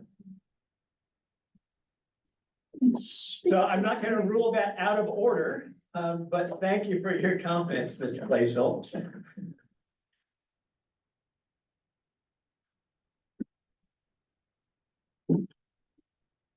All right, hearing no further discussion, I'm going to take a vote on the motion to amend. And the motion to amend was to widen the scope of the original motion. What? Mr. President, would you mind starting there? Read the motion and the. Madam Secretary. Motion to amend to include hiring the firm, not just locally, but broaden. Locally looking, intensely at local, but broadening as well. And you had a good way to put it. Yeah, locally, the motion is to hire a search firm to do a national search with emphasis on the local hire. Emphasis. That was good. And the original motion is? To hire only locally, without the. To start manager search, hiring locally. That is the amended motion. Mr. Glacial, did we get your question? Yeah, I appreciate that. You're welcome. real quick. Mr. Franzoy. I also wanted to state something that usually, I'm not gonna say all of these firms, but usually it's, you do not pay them that fee until somebody is hired and they take a percentage of that salary. Just wanted to also state that you might not be, depending on who you select, liable for any money you wanna hire locally. Some you pay up front, whatever, sure, some you pay later. So, Thank you, Mr. Franzoy. Yeah, I ain't paying anybody. Been there, done that. Other discussion? We don't like that, do we, Joe Paul? Been to that school. Hearing no further discussion, we'll vote on the amendment, and then we'll return to the main motion to vote on that, whether it's amended or not. All those in favor of the amendment, please signify by saying aye. Aye. Any opposed? Nay. In the opinion of the president, the ayes have it, the motion carries. And just to be clear, because we don't do a lot of parliamentary procedure, if you disagree with that, you can request a division of the assembly. So if anyone ever disagrees with my vote, that's how you manage it. All right, this returns to the original motion then, which has now been amended. So the motion is to hire an executive search firm to do a nationwide search with an emphasis on the local hire. Any further discussion on the original motion? Hearing none, discussion is closed. All those in favor, please signify by saying aye. Aye. Any opposed? Nay. In the opinion of the president, the ayes have it and the motion carries.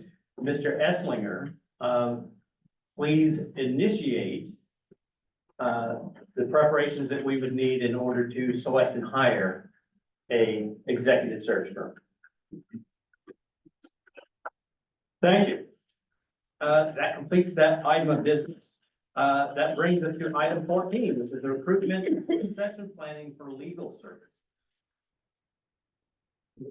Mr. Clayshaw. I would like to ask you to move Mr. Jesse Boyd up, 'cause he has a conflict, but he's got to leave. So then you have to. Got you. And is this, It's realistically. okay, is this, so Mr. Clayshaw had asked if he could have an individual present, and I said that he could. This is the individual. So if possible, with no objection from the board, I'm going to ask Mr. Boyd to speak with us for less than 10 minutes. And then we'll move on to further discussion. Thank you, Mr. Clayshaw. Appreciate it. Thank you, Mr. Boyd. You have the floor. You, Mr. Glacial. And thank you, Mr. President. Hello, everybody. First of all, congratulations to the new board members. It's very exciting to see the changes here, potential changes here. I'd also like to acknowledge the hard work that's been put in by the continuing board members and also the departing board members. Everybody works really hard, and you all are continuing that. A little bit about myself. I've gotten to meet a few of you. I'm Jesse Boyd. I born and raised in New Mexico, went to law school at UNM, was a water lawyer, worked on Supreme Court original action cases, cut my teeth there, Kansas versus Colorado. And then a few years after I was practicing water law, my wife dragged me out to California. And still practice water law, but having gone out to California, one of the benefits is I'm one of the few water lawyers in this state that doesn't have any conflicts at all. I wasn't planning to make this presentation as part of an agenda item about changing legal counsel. This is more of an opportunity similar to others I've had where the state legislature has invited me to speak on water issues, give my opinions. I'm taking this as a similar opportunity. The great thing about coming into a situation like this is I can just speak my mind. I can tell you what I think about where you are, but where I see New Mexico water law. Got to breathe a second here. I think you've said it. I see it on the signs here. EBID's main role, their role is to protect the interests of its members. To protect their rights, do your best to deliver as much water as you can, efficiently. Part of that, in my mind, and I think you're coming to a point in the legal realm where this is going to become increasingly important, is that prior appropriation doctrine, which theoretically controls the allocation of water in the West, works in your favor down here. You've got some very old rights. You've got a long history, and getting the benefit of that history has not always been possible or been pursued in EBID. And in my humble opinion, and again, I'm taking this as an opportunity to just state my opinion, it's important for EBID to champion the assertion of priority dates by its individual members. You have priorities in this district that go back deep into the 1800s. Pre-territorial rights, Spanish rights, Mexican rights, a long, long history.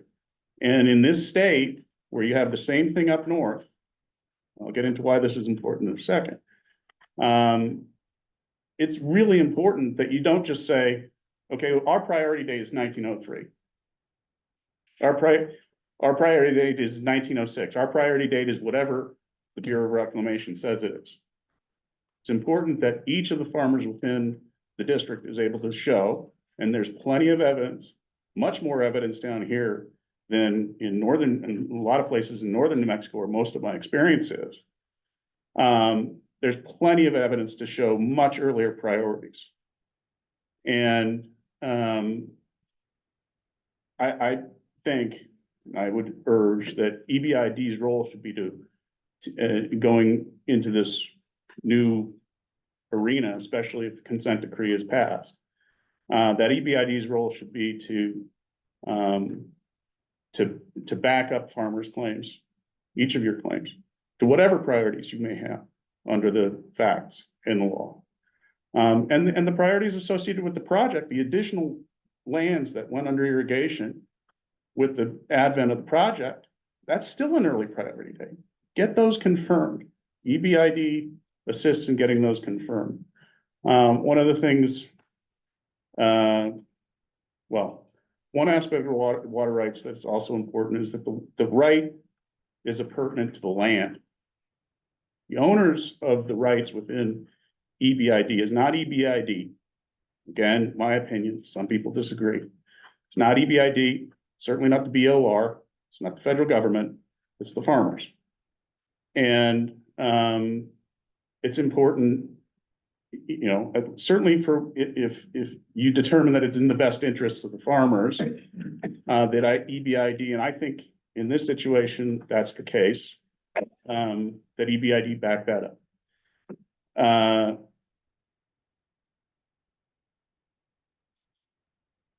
And this is, I've spent the time on the priority discussion to lead into something that I can't remember her name, the BOR, the woman from the BOR who came in. Jennifer Filler is the area manager. Jennifer. She presented earlier today. Correct. Thank you. Jennifer pointed out, and I would wholeheartedly agree that you all are coming in, you've taken the reins of the board at a time when the world is going to change. After whatever happens in the Texas v. New Mexico case, I personally think that there's a really good chance that the consent decree is going to be confirmed, at least in large part. For the first time, you're going to have a measuring point, a very substantive measuring point at the state line. And for the first time in my career, 20 plus years of practicing law, EBID is truly, if the consent decree pursues functionally, it turns EBID from being part of Texas back into being part of New Mexico. And from a water lawyer standpoint, a lot of water lawyers, I always, well, for many reasons, I disagree, but considered EBID, you know, state line for water purposes, Elephant Butte. This consent decree changes that. It's now the state line. And it's imperative that with the priority dates, with the adjudication of the farmers' rights, that EBID work with the farmers, work on its own to ensure that the state fulfills its constitutional obligations, and that meeting that delivery obligation at the state line is not EBID's problem. That's the state's problem. EBID definitely has a role. But the problem of meeting that obligation at the state line is the state's. And EBID has to be very ready, and it's gonna be a hell of a fight, ready to ensure that the burden of meeting these obligations is not entirely, it's not EBID. That obligation isn't just south of Elephant Butte. It's the entire state. It's the state of New Mexico's obligation. I won't get into it now. I would if I had 2.5 more hours. But I think, you know, we're carrying on with the ramifications of splitting this state up, splitting the Rio Grande up administratively into 3 sections. That's, in my mind, does not comport with the Constitution of the state, because in a situation exactly like this, it frustrates the ability of very old water rights in the south below Elephant Butte from making a call, administering water across that border, which I think ultimately, with a lot of work, is something that should be fought for. That the senior rights down here should be able to be met in some form or another north of the border. That's a hell of a political fight, but please be ready to take it on. I've been told that I'm done. I think that's it. I was informed that the new board members ran on a platform of transparency and accountability, and I applaud that. I saw some of the evidence of that earlier today. I think it helps everybody, and I wish you all the best. Again, my condolences. I mean, my congratulations to you all. And with that, Thank you, Mr. I'll leave Boyd. it. Before I have a question for you. 2 questions. First of all, some. So, John, just so you know, if it's about the topics he's talked about, it's fine for him to present it. It's not fine for us to discuss it because it's not agenda. Okay. If you got a question that's not about what he was talking about. It is about what you're talking about. Okay, thank you, John. I'm here all week. No. Thank you, Mr. Boyd. All right, thank you. Thank you. All right, so continuing.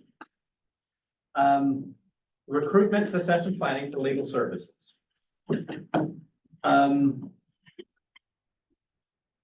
So I guess I will start with a little bit of background, and then Mr. Roby Rose said it's okay, I'll hand the floor over to you. I believe I put this on the agenda at your request. I don't recall though. There were 2 items. I think this was one of them.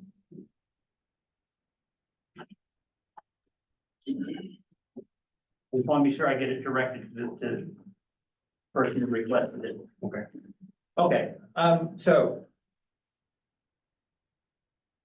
recruitment succession planning for legal services. We have a committee item 17A. This is the legal counsel structure review. This closely related to this. I think something that we all can agree on is that the workload that has been assigned to Barncastle Law is not a sustainable one. And not the way we should continue to structure all the services Barncastle Law provides. The previous board of directors recognized that. I'm gonna suggest to you that the board of directors before that recognize that. That said, here we are. So our strategies have not been successful in getting us there. And so I am hopeful that there will be new ideas, and that we will be successful in finding ways that we structure how we're receiving services that the previous boards of directors have thought was important without simply piling them all on Barncastle Law. One of the things that we have done, the previous board of directors approved a budget that included hiring in-house legal counsel. We knew before we approved that budget that that is a very difficult thing to do. But it was at least the first step we could make. It's like the problem with hiring a professional engineer, except up several notches. It's hard.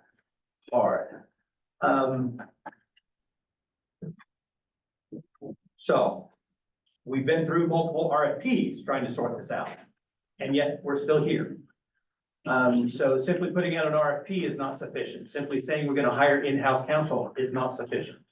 We need to figure out how exactly we give proper direction to staff, so that we get some solutions that are successful.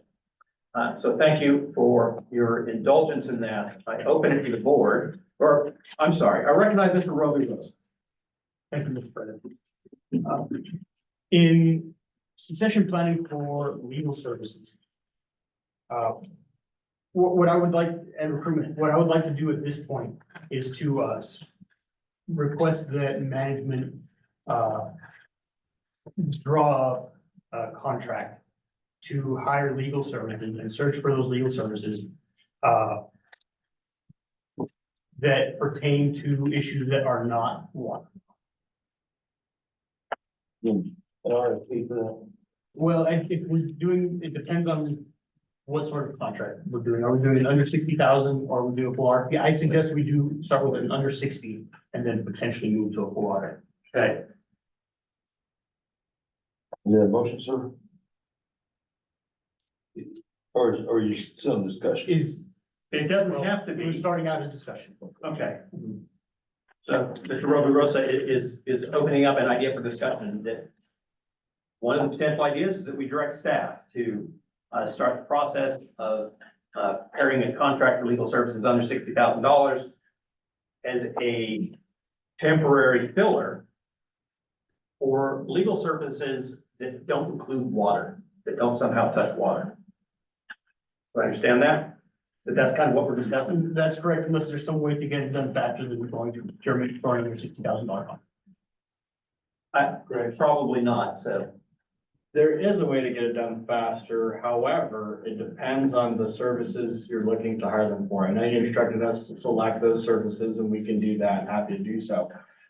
However, we do have that position open for in-house legal counsel. You do not have to go through procurement when hiring an employee here, right, Samantha? So that way, if you had a candidate that, we wanted to potentially hire or start the interview process with, we could start the interview process and select candidates. I believe that this position would not be an employee, and this would be an outside.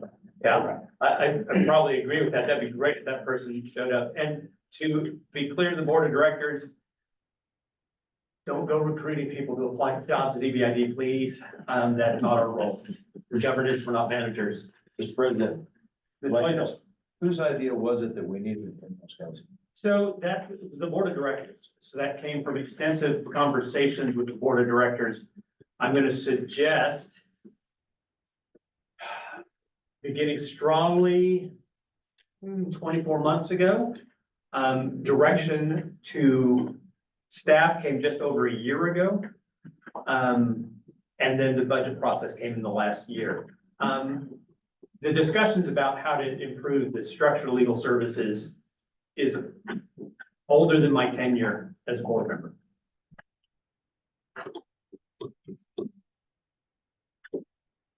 I personally very much support the idea of splitting legal services. I'm not sure we need that in-house counsel, that's my opinion. And so one that hasn't been hired yet, so. Mrs. Hallback.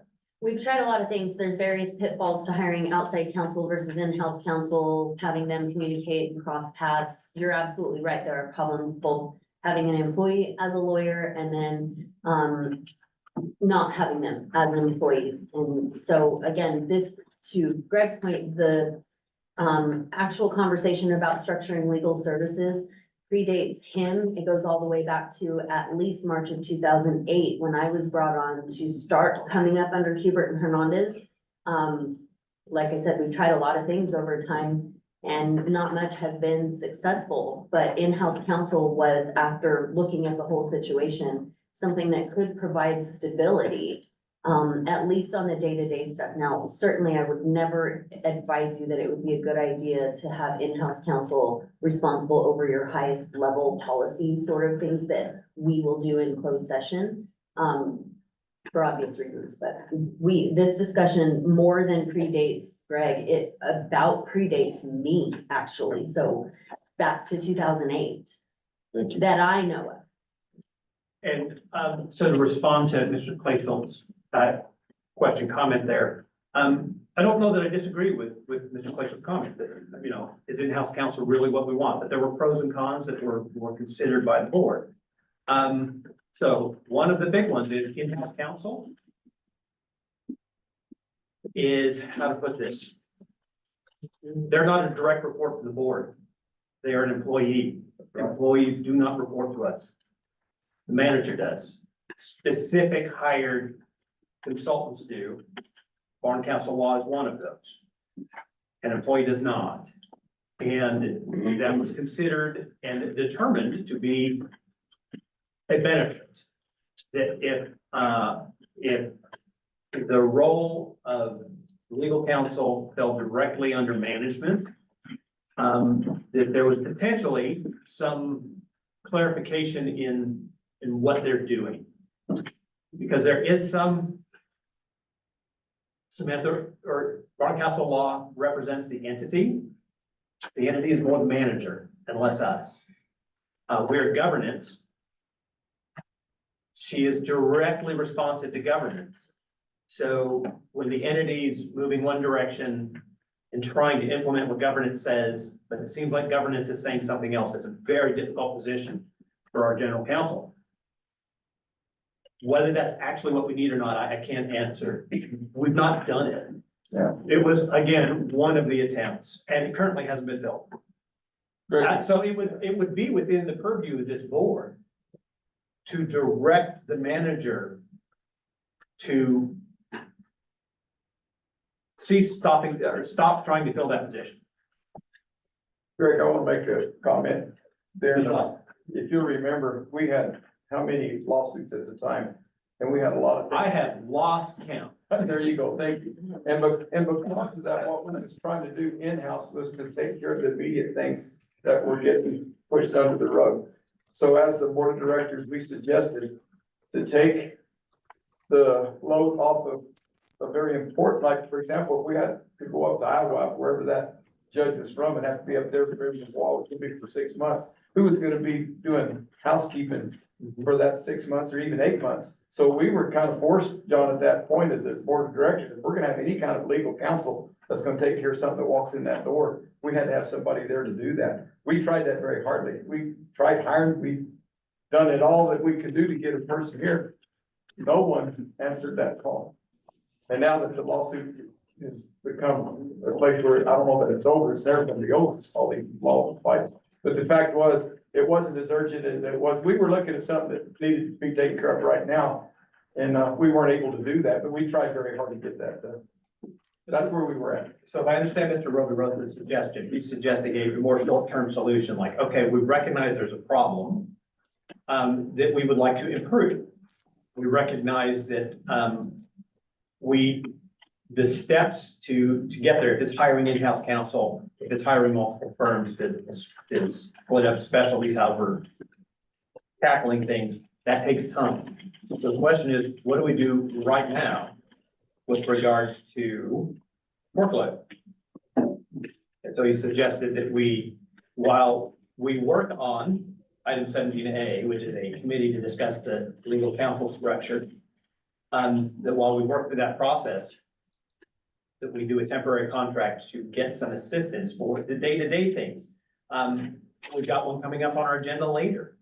Doesn't have anything to do with water, but it takes time.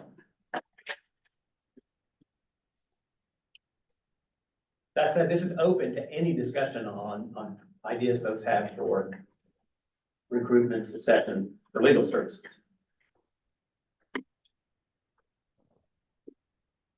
Mr. President, Mr. Robirouse? I think the remainder of the discussion can occur in the agenda item regarding board committees and legal counsel structure review.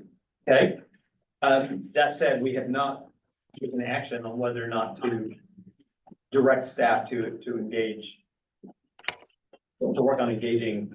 Very well. Then I make a motion to direct staff to engage in writing a contract for under $60,000 to hire a law firm locally that will take care of non-water issues. My second. I have a motion and a second to direct staff to initiate the process of creating an under $60,000 contract for a local law firm to handle non-water issues. Discussion. Mr. Latcher. I want to ask legal, Sam, how, I'm gonna say successful will it be at 60,000 asking someone to come on? Is that a doable number? For a few months, Okay, sure. thank you. Yeah, it. Because that's not hardly. If you're talking about my workload, No. maybe 2 months, but Right, if you're yeah. talking about my handing off distinct projects that aren't tied to the other things, 4 to 5 months. Thank you. Thank you very much. It's very helpful. Thank you. Thank you, Ms. Brandon, as well. Which, by the way, is very little time. We got a hard charge the next step. And you should know you can't 60,000, 60,000, 60,000, right? So within that time, we have to be out to RFP or some more formal process. Because you can't just keep 60,000 along the way. Additional discussion? Hearing none, discussion is closed. All those in favor, please signify by saying aye. Aye. Any opposed? The opinion of the president, the ayes have it, the motion carries. Mr. Esslinger, do you have sufficient direction? Yes. Thank you. We've taken care of item 15. Item 16, elected official professional liability errors and omissions insurance. Mr. Esslinger. Yes, again, took the time to make a copy of the insurance policy in New Mexico's self-insured fund that is provided to you in your digital handout. It is our insurance policy that covers your area of expertise. It's in there for your pleasure to read and yeah. And we went through and I double checked with some people that I met through the irrigation leader workshop who are insurance carriers for one carrier called Hub International. And they cover a lot of irrigation districts, board members and that gentleman, Richard Rome, he told me, and he sent an email that said, you have probably more of the better coverage than most irrigation districts have. You have a $200 million coverage for a certain amount of things that are listed in your policy. And he said the best thing that his advice was is to just take your time, consider everything that, as a public officer, you need to make sure you're knowledgeable about procurement, whatever, and make your decisions according to that. But you're pretty much well covered. Can I borrow? Please, there are, a list of check marks that are in that package that you can look at, and, the policy is in effect. You have general liability, you have public office, official liability, like I said, 2 million. Auto liability, property, insurance, contractors, equipment, and, workman's comp, and then employee dishonest crime. That's not for the individual board members, that's for the district. But there is coverage in just about every area that, so you asked for me to To be look. clear, I was committing some sort of fraud. I am not covered by the policy, Right, but the district is. yes. Yeah. No amount of insurance covers you from Yeah, just because you see the X there doesn't mean it's for you. It's for this. Yeah. That pretty much confirms even with the, person that, his name is Alan Fugler. He's he's a quality assurance, insurance, man for the New Mexico self-insured, and he gave the same advice to the lease, our HR director, that your policy is well covering your concerns that you have. And that's what I found. I can dig deeper if you want more information. Thank you, Mr. Esslinger. Questions from the board? Mr. Roby Russell? My question basically to the board would be, is everybody comfortable with that amount of coverage, or do we want to look for more coverage? So these are my thoughts on that.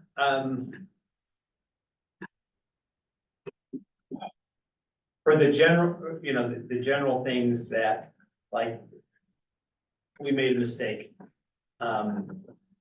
There was some amount of damages. Is that sufficient? Most likely. For the things that they're just coming after us, and they'll go through any shield that we put up, such as when the Truckee Canal breached.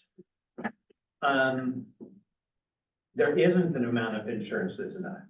There is no amount that's enough. Right. So when I'm looking at my own insurance coverage, I want to have sufficient coverage that if someone comes after me, they're sending me a very well-dressed suit. They're not sending me someone who's just looking to write the check for their max coverage and leave. I want someone defending me. It is my opinion that $2 million does that. I looked at it, my opinion is same as yours. Mr. President, I personally would like to see how much it would cost to get more coverage. If it is not very much, then I would like as much coverage as we can get. So I believe that is a request to staff to investigate private insurance coverage that would be supplemental to, I'm sorry, Mrs. Albeck. Yeah, so we have the maximum amount of coverage we can have through New Mexico Self-Insured Fund. So we would be looking at private policies. Is that what you're saying? Correct. Yeah. So there's a request to staff to investigate private insurance for elected official E&O coverage that would be above what we are covered by from our self-employed, or not self-employed, what's called self-insured. Self-insured fund. And so one of the things you're gonna run into is self-insured fund will not like you stacking the policies like that. We've run into problems with that before. So we're gonna have to talk to them about whether that will nullify portions of the existing policy or how they would like us to do that. Because private insurance and public insurance working together don't. That's essentially my experience. So you would basically be talking about jumping from the self-insured fund to a different private insurance company. We've tried that before. Right. But, So are you clear on how that might play out? I would suggest that that would be one of the things that staff would bring back to us once they confirm that. I Not just not want only to the make cost, but the sure, I just want randomization. to make sure we're going into this because what we're being told to do is not necessarily what you're expecting you're gonna get back. We don't know what we're going to get back. If we find negative results, the expect that's what it is. That's not what I'm saying. It's not necessarily negative results. I'm wanting to make sure we understand the instructions because I would consider, again, I don't know how it'll play out, I don't know if they'll allow it. But certainly I have umbrella insurance that's not necessarily from the same carrier as my primary insurance that comes in for specific things when all the other money runs out. Is that correct, Mr. Roby? Also, what he's asking about? this is government though. Yes, So so I don't know if it, like, I don't know. And I think Mr. Rosa is also saying he doesn't know. So, there's been a request for that. Is there opposition from the board in having staff return and report that to us?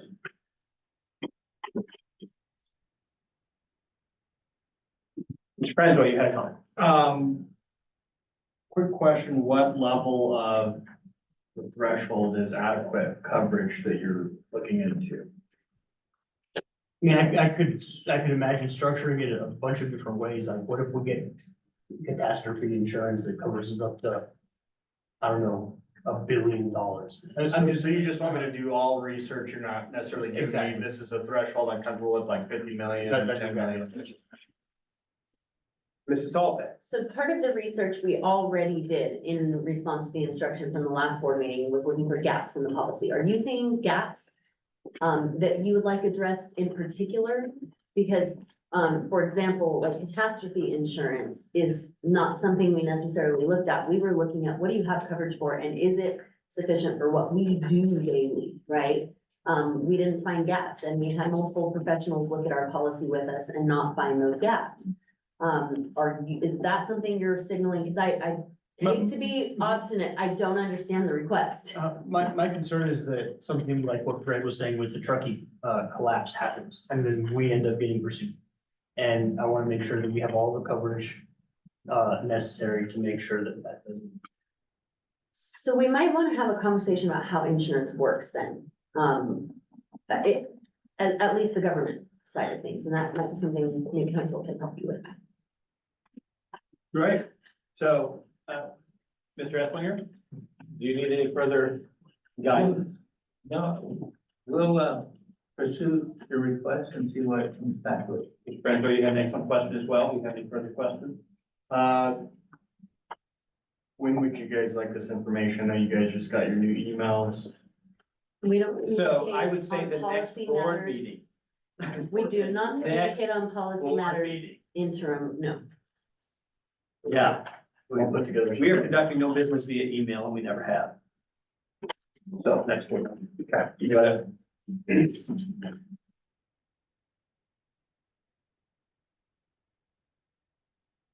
Okay. Any other questions or comments regarding elected official professional liability, errors and omissions insurance? Thank you, Mr. Rosa. All right, board committees. There are many of them. That said, at the request of newly elected board members and at the request of staff, these are the ones that are most urgent. So there are 4 committees listed on the agenda. Legal counsel structure review, board directors etiquette / parliamentary procedure, and that's written like that because I didn't know what to call it, and I'm not good with words. C, settlement discussions, that's going to be working with legal counsel, and the policy overhaul, that's going to be working with staff on a complete policy review for board approved policies, the guidance to management at EBID. Going to item B, board of directors etiquette and parliamentary procedure. Hopefully this will be the easiest one. How does the board of directors wish these meetings to be conducted? There's been a lot of discussion about how do we make them shorter. And there are ways in parliamentary procedure to make them shorter. But they really constrain you as directors in terms of your speech. Um, that is a point that goes into a board of directors etiquette and parliamentary procedures. So we need to have a committee that can help inform me how you want these board meetings run. We also have to remain in compliance with the Open Meetings Act, which I'm sure we will, but I should sit on that since it's going to be informing how I do this. I would recommend Mr. Roby Rosa to also sit on it because he is the newly elected vice president of the board and will have to conduct these meetings in my absence. I need 2 other board members to discuss that, to have, start having meetings and discussions about that. And I would suggest that we have until the March board meeting to be coming back to the board of directors, unless you all feel it's urgent enough that we need to have this in place by February. It gives us some time to breathe because there's a lot going on. Who would like to sit on that committee? I expect we'll meet twice for like 2 hours. Mr. Roby Rose. I would say that I will agree to sit on it. Thank you very much. Mr. Garai, thank you. I didn't mean to. I didn't mean to press you. I'm looking at you. Don't look up. So that wasn't intended, but thank you. Thank you. Need one more individual.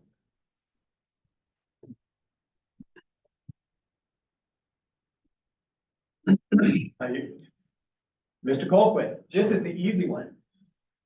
The other ones are debated and more intense. Yeah. The legal counsel structure review. So that is a committee that I've been asked to form by newly elected board member. So it's mentioned as a review how we currently have structured legal and ideas about what we can do to improve that. So if I may, Mr. Lack, because you bring institutional knowledge to this, and I should not sit on every committee, would you be the continuing board member sitting on that? Thank you. 3 other board members, please. Mr. Roby Rosa. I would like to sit on that committee. Mr. Clayshall.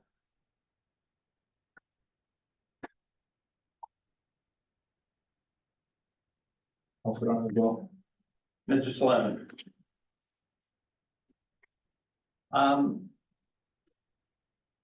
So I'm gonna allow you all to set a time frame for reporting back to the board. The piece I would say is we've got a ticking clock with only having a $60,000 contract that's supposed to help meet the stopgap. So, sooner rather than later would be good.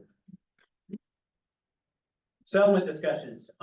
With that, Mrs. Salpik, would you give a short briefing on what it is you're looking for there? Yeah, so that is the committee that the board comprised last year to, in between board meetings, if something important came up, that is who I brief. And that happens every month. And sometimes it is just, this seems to fall well within the boundaries of what the board has instructed. Do you concur? Yeah, on we go. And it's very quick. Other times it's like, this is up against one of the bumpers. Do we have to call a special board meeting? Yeah. And staff asks for guidance of that, and these members are expected to provide that guidance. And those are not settlement discussions on your, so-and-so got foreclosed on and we have a $30,000 lien on their property. These are your highest level discussions that are going on consistently throughout EBIDs, just all the time. So, I'm gonna volunteer to sit on that. So I will say that in the past, I'm the designated brief reader. So I try to read all the briefs. I will tell you I'm behind. I'm sorry. You get 2 more tomorrow. Thank you. And so I'm expected to be informed about these things and bring, that's my part of the puzzle. Bring that to the committee meetings. Who else would like to serve on this?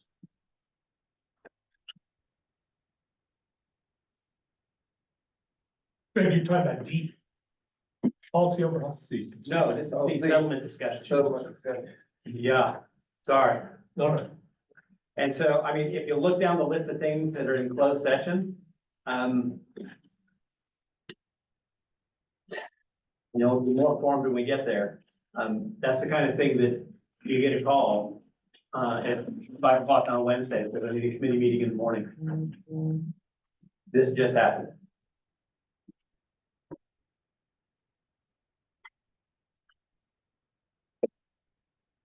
I think I saw Mr. Lewis volunteer for that meeting.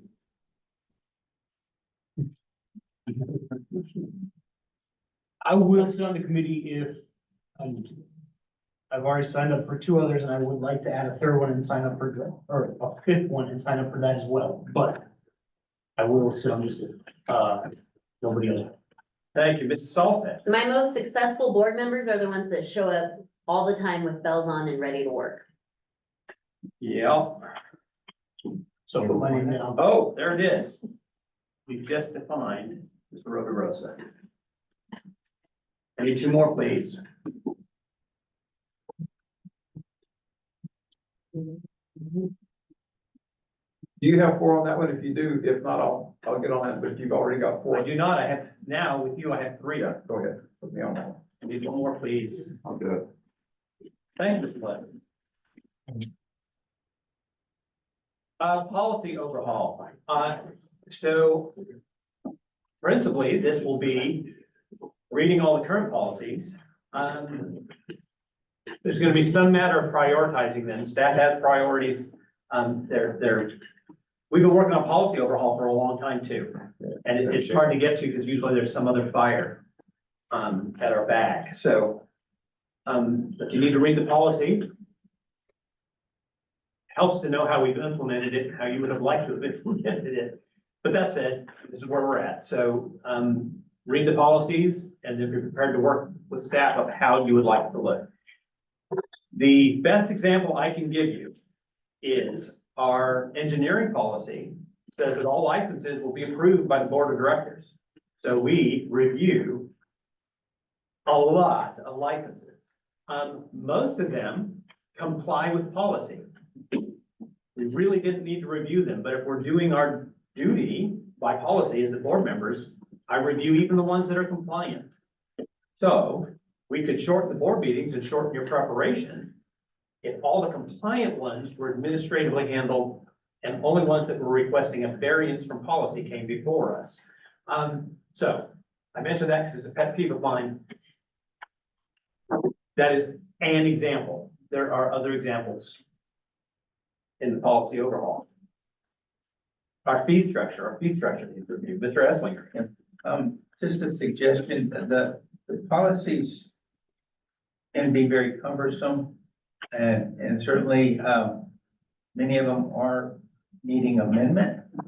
And my recommendation is you allow, staff and legal to look at them first and pick maybe 3, 1 or 2 or 3, and then bring them to you as the most important, the least important. And then that way, at least you have time to read it, understand what the policy is, what the staff recommendation is, what legal recommendation is, and then you can finally vote whether or not you want to amend it or keep it as it is. And we've tried that several years ago and it just got kind of pushed off the burner, but it was a way that at least we could attack them, because there's some that are affecting operations department that we need board policy review. There's some that affect engineering. We need, just like the one that Chairman spoke of, we're trying to develop a new policy on fees to assess on certain licenses. And we would like to pull them out of several and put them into one. And so those kind of things we can work in as staff and then put it on the agenda for you to review, and then certainly bring it to this committee to look at before it comes to staff. So there'd be staff review, legal review of a policy, maybe 2, maybe 3, depending on the size. Take it to the committee and then take it to the board. Thank you, I appreciate that. And so I would encourage you to take that recommendation to heart. That said, if the committee requests something of staff, they're going to acquiesce to your requests. I don't want you to feel like you're being told how we will do this, but that's an excellent recommendation. Okay, I need folks on the policy overhaul. It makes the meeting shorter. Whoa, It Bam. doesn't, it doesn't and it can't by law. The policy discussions have to take. no, no, no, no, no. He says that if we improve the policies, the meeting will get shorter. Okay, that is the goal, yes. Yes. Yes. Yes.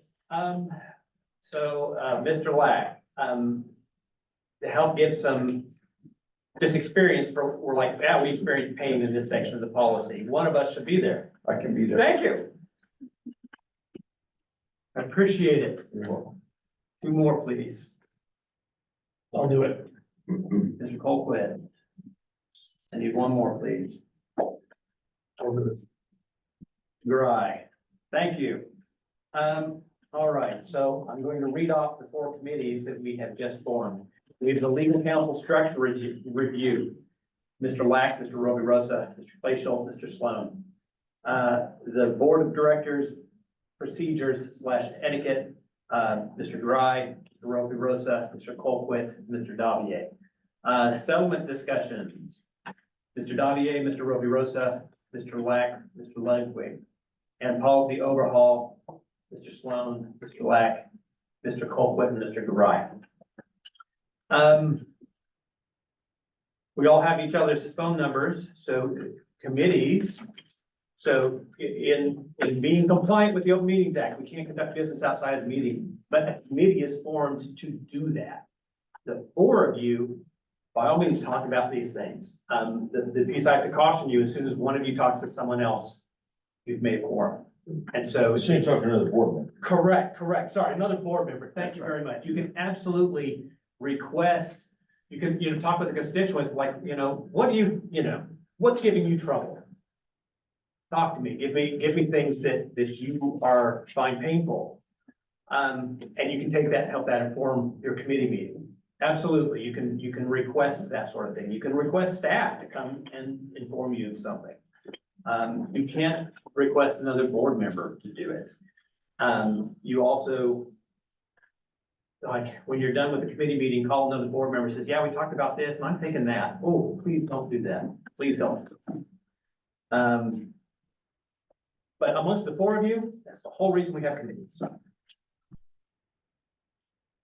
So you've got each other's phone numbers.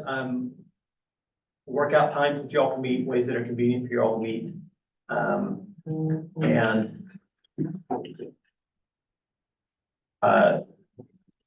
With the board etiquette and parliamentary procedure one, I will tell you, there will not be a committee meeting called prior to at least the trip to Phoenix for board member training. Other questions or comments regarding our board committees? Mr. Roby Rosa. Mr. President, I'm looking at the proper rules of order cheat sheet, and there is something about creating a committee on here, but to create another committee that's not on this document, do we need to put it on a future? So what I am going to suggest, see if I see that by this, is within the purview of the president, form committees. And so I can form committees essentially more or less when I choose, as long as it is a legally formed committee. What is your request, Mr. Roby? I have 2 requests. One is, once we hire the search firm, I believe it would be the most efficient process to have a committee deal with the search firm. Okay. And to bring updates to the board. So what I'm saying is that I would like to see a management continuity or succession planning committee. Thank you. And I think that is a good idea as well. We will not be selecting a management search firm until our next board meeting, most likely. And so given that, I would ask if it's okay if we postponed working that until then and give folks some time to start to get their feet under them and know, where they can serve well and where they can't. It's just okay. Very good. Second is, we discussed hiring a lobbyist earlier. We discussed, that we need to do this quickly so they're available for legislative session. Would that And we also discussed taking that to a committee. Is now the time to form that committee? So I'm going to ask us to complete the ordinary business before I return to tabled items. There is a motion to bring back off the table, but if you'll let us finish, we've got one more item after this. Okay.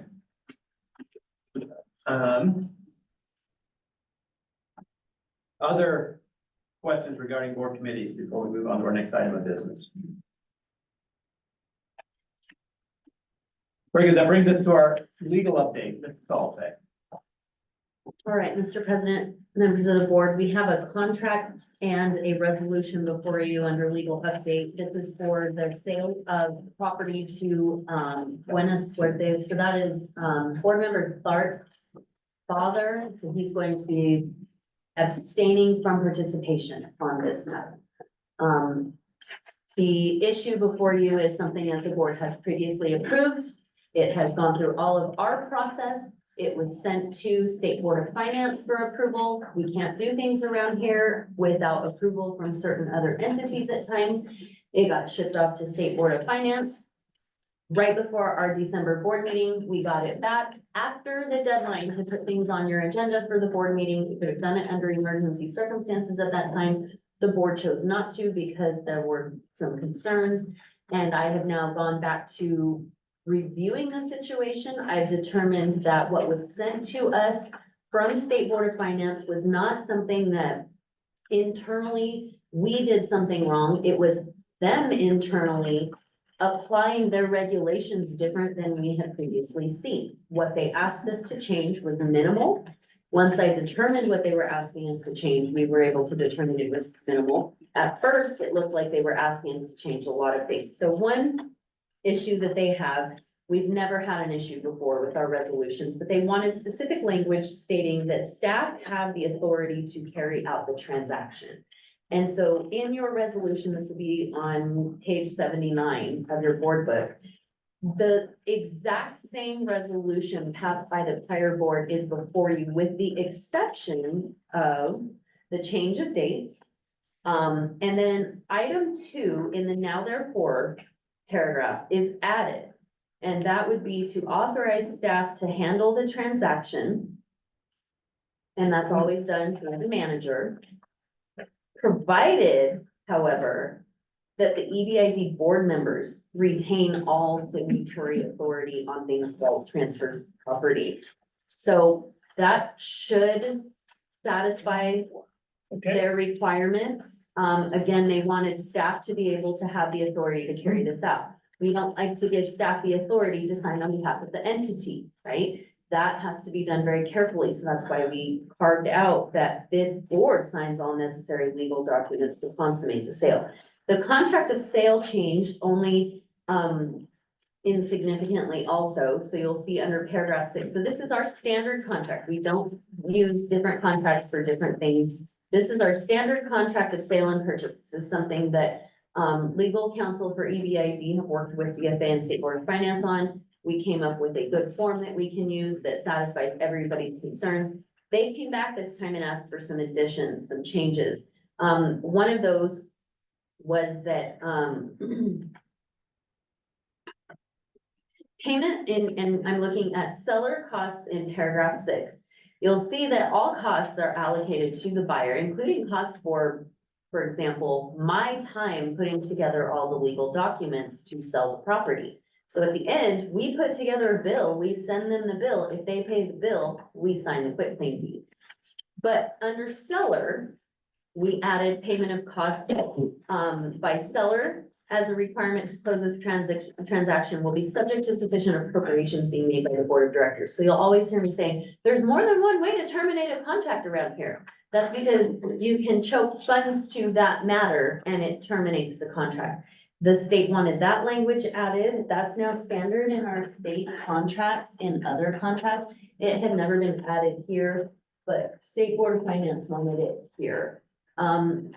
It's interesting that they wanted it here because, again, the contract defers all costs to the buyer. So this is kind of a odd contract change to say, but if you're required to pay any costs, it's subject to appropriations. So, again, not a change that had much of any impact to me. And then again, paragraph 10 was something different. Slightly, we changed it this time to say State Board of Finance as a contingency to settling this transaction has to approve of it in advance. That's not always required, therefore it has not always been in our standard form. But because it is required in this instance, they wanted it in this contract. Those are the only two changes to the contract.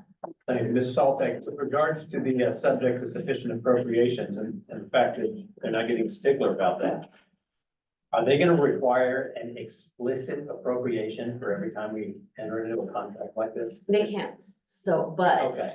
what they're saying in that contract revision is that we cannot be bound by a contract that contains contingent liabilities. Okay, And so they've asked me to clear up the contingent liability Thank you. language, all right. That makes if sense. that makes any sense to anybody. Mr. Roby Rosa? Mr. President, quick question. I am noticing that on page 79, the LLC to which the land is being sold is Buena Suerte. And on page 81, it is Bueno Suerte, or, page 82, yeah, and 80. So is that just a typo that can be fixed? Which Yeah, one is it? typos are fixable, which, it's Buena Suerte. Where are you, oh, it's in the contract. Okay, let me pull up the exhibits because that matters in the exhibits. But for purposes of today, I can fix typos.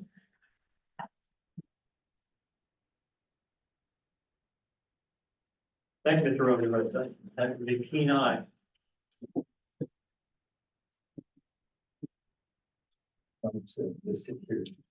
Yeah, so by the way, we're approving the resolution. Like the contract's compliant. Do we need an approval of the contract? Yeah, you need a new approval because I've changed the Okay. contract since you since you approved it last time. Okay, Mr. President, Mr. Claypool. I'd like to ask a question, to legal counsel. I think I already know the answer. Why are we giving them a quit claim deed instead of a warranty deed? We do not give warranty deeds at EBID. We do not warrant title. Because we only received a quitclaim deed from the federal government, you would be warranting title further than what you received. I thought that was the answer. Thank you. Thank you, Mr. Claypool. Thank you, Mrs. Sullivan. All right. So I will mention, these aren't particularly common, but I've seen them before, as has Mr. Lack. My reading of this is that it's compliant with policy approved by the Board of Directors of EBID on how we relinquish property. We've been briefed that it is compliant with DFA requirements, which is necessary when, as a government entity, we relinquish property. Really quick, briefly, there's two steps in that. The first is they tell us that we get a letter expressing desire to acquire property that EBID has. We must consider a few things in that. If we find that those things warrant it, we then let them move on to the next procedure, which costs money, getting surveys, appraisals, things of that nature. They present those and we either approve or disapprove. The appraisal contract is put together, agreeable, and then we approve the contract. So those are the general steps. I realize you're arriving for the last step.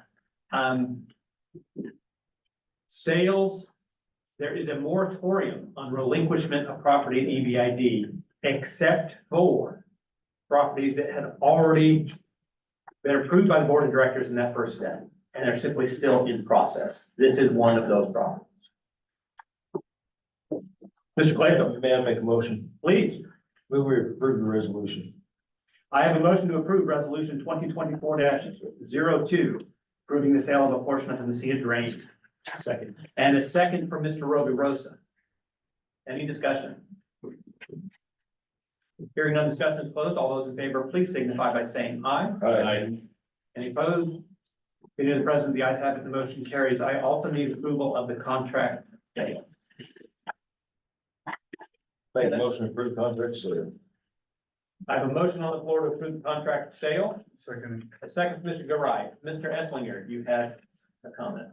Yes, throughout the contract of sale, it is Bueno. Bueno, and we can ask him for clarification. Everything I have is Bueno. the resolution says when. So And I missed the part, any abstentions? Yeah, Mr. he President? did abstain. Okay. Say, yes, I abstain. Yes. Okay. Got it. Thank you. So it's bueno. Bueno, everything I have is bueno except for the Resolution has one change in it. It says resolution. buena, It has two. Yeah, I got it. twice it's repeated. Thank you. So I have a motion on the floor to approve the contract of sale and purchase. Any discussion? Hearing none, discussion is closed. All those in favor, please signify by saying aye. Aye. Any opposed? Any abstentions? Mr. President? Yes. Yes, thank you. One abstention from Mr. Tharp.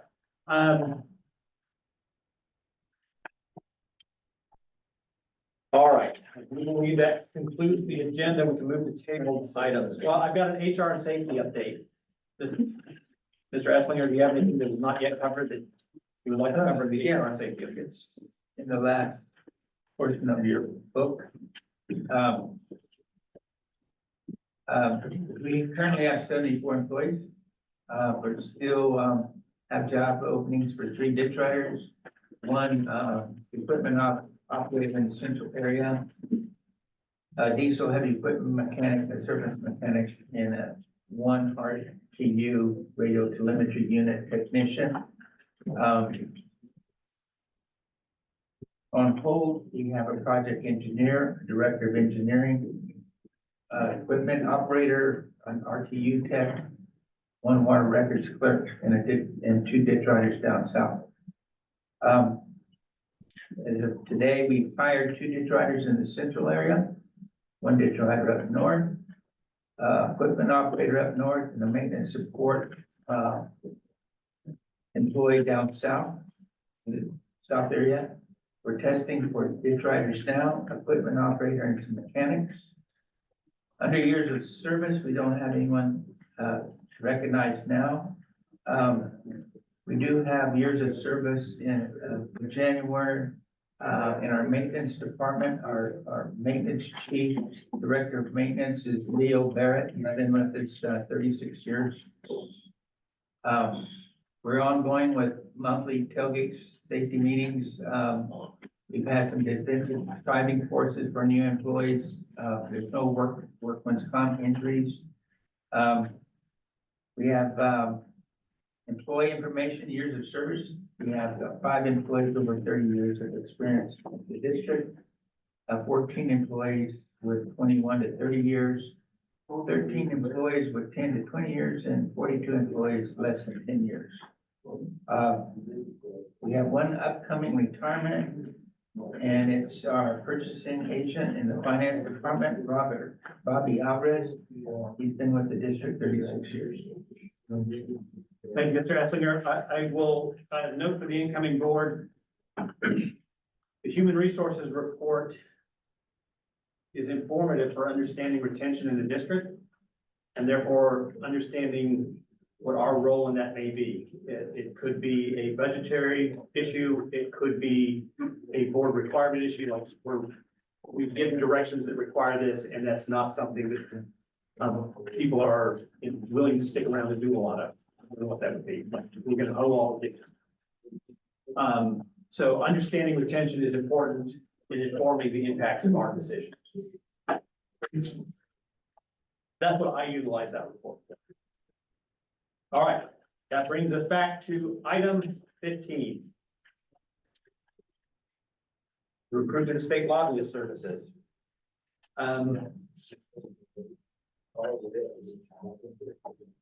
Mr. Franzoy, and so when we left this item, I was kind of putting you on the spot and being able to come up with things quickly. I don't know if you've had time to gather that information and give us better guidance on procurement, given that the session starts next week. Yes, so my recommendation would be to select the lobbyist that's under 20,000. You want the fastest track. Based on procurement law, off the top of my head, I would not put me on this. I believe you have to submit 10 days in advance of hiring somebody to give everybody an equal opportunity of that date. You have to build evaluation metrics to select your candidate in a fairly manner. with at least 3 staff here. I believe you might be able to make a committee with the board members to sit on that as well. However, I'm not sure on that. And then you have to leave that open and announce your award date, which I'm not sure if that's 10 days, but I want to say it might be 30 days. So in the essence of time and your guys' concern, I would state that hiring somebody under 20,000 would suit your guys' needs best. Mr. Rosa. President, if we were to hire somebody under 20,000, would we need to follow all of the procurement rules that Mr. Franzoy just stated? So, Mr. Franzoy, how is our decision effective if we authorize less than the $20,000 contract? As a government agency, and it's written in New Mexico state procurement law, under 20,000, we'll just say, and I don't know how the exact language is, de minimis in value.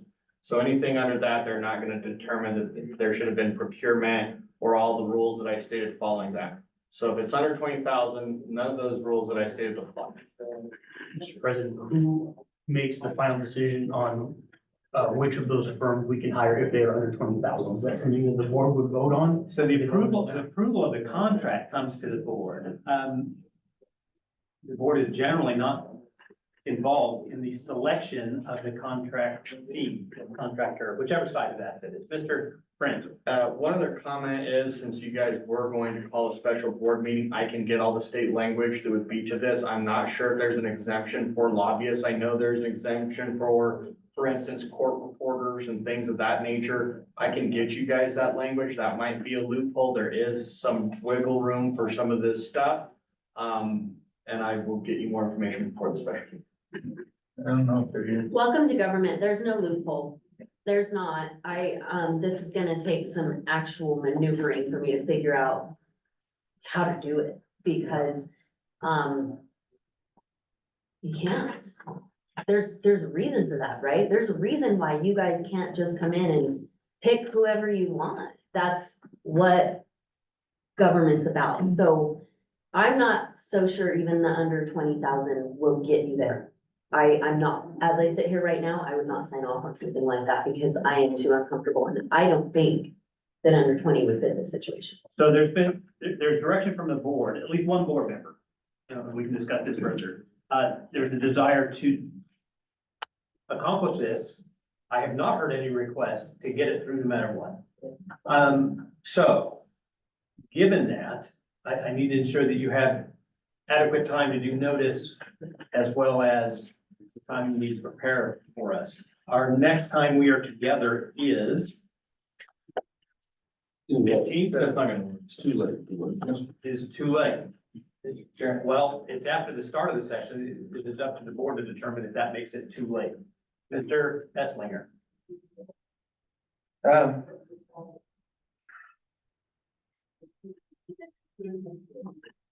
There is a process in place that we have used since 2020 when the legislator put most of the committee meetings and everything on Zoom.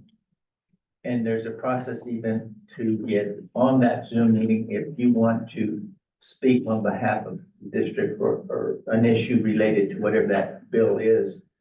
It's streamlined it tremendously. The ability for EBID to make comment on any bill that they feel is important. The bills are sent out, and so they're reviewed by staff and by legal. And if we see something pop up, we normally send it to the board and say, hey, you better watch this one. And then at that point in time, we get direction from the board. And we have done that without using a lobbyist. We have used just our internal staff to do so. And it could work this year since we're in such a crunch time. If you guys prefer to do something like that, we could certainly provide that access to the legislature in the event that I'm concerned of the procurement requirements here, but there is a way that we could do it. Otherwise, just using staff and still keep you provided with the information you need. I offer that as a suggestion. Mr. Brent? Another piece of detail, and there is wiggle room here, and obviously this is subject to change based on discretion of the board. But keep in mind that as a government entity, we try to operate as a net zero budget. You cannot go over budget. You will get a finding as a governmental agency. You do not want that. Because that will disbar you from getting any grant funding or anything in the future. You will be kind of red flag, right? In addition to that, you also have to remember the EBID operates very lean. As a net zero operating budget, everything that we budgeted for is pretty lean. So adding additional things that were not budgeted for in that budget meeting could make or break the budget. I'm not gonna say it will, because I know kind of where the budget stands. You saw that we have some wiggle room. However, I have to reallocate that. We have to report it to DFA for those budget adjustments and things of that nature. It just creates a long process. Just keep in mind that when you want to add new positions and things that the budget is pretty lean. So if you, for instance, you have to give and take, right? We only have so much money because it's assessment fees, right? And you can't rely on licensing and permitting fees to get you where you need to go. It's not going to move the needle that much. And so based on that, you are giving up something else whenever you advocate for something, and now leave it. Thank you, Mr. Brento. Is this all? Thanks. Here's what I grapple with, language like the purchasing agent shall not circumvent this section by narrowly drafting specifications so that you accomplish your goal, essentially. So when you're pre-selecting and then narrowly drafting to achieve the outcome of under 20,000, red flags, right? The other way this works too, just so you know, the procurement code applies to everything you do unless it's listed as an exception. This is not. Obviously, lobbyist services are part of those sunshine laws that will never be part of a procurement exception. So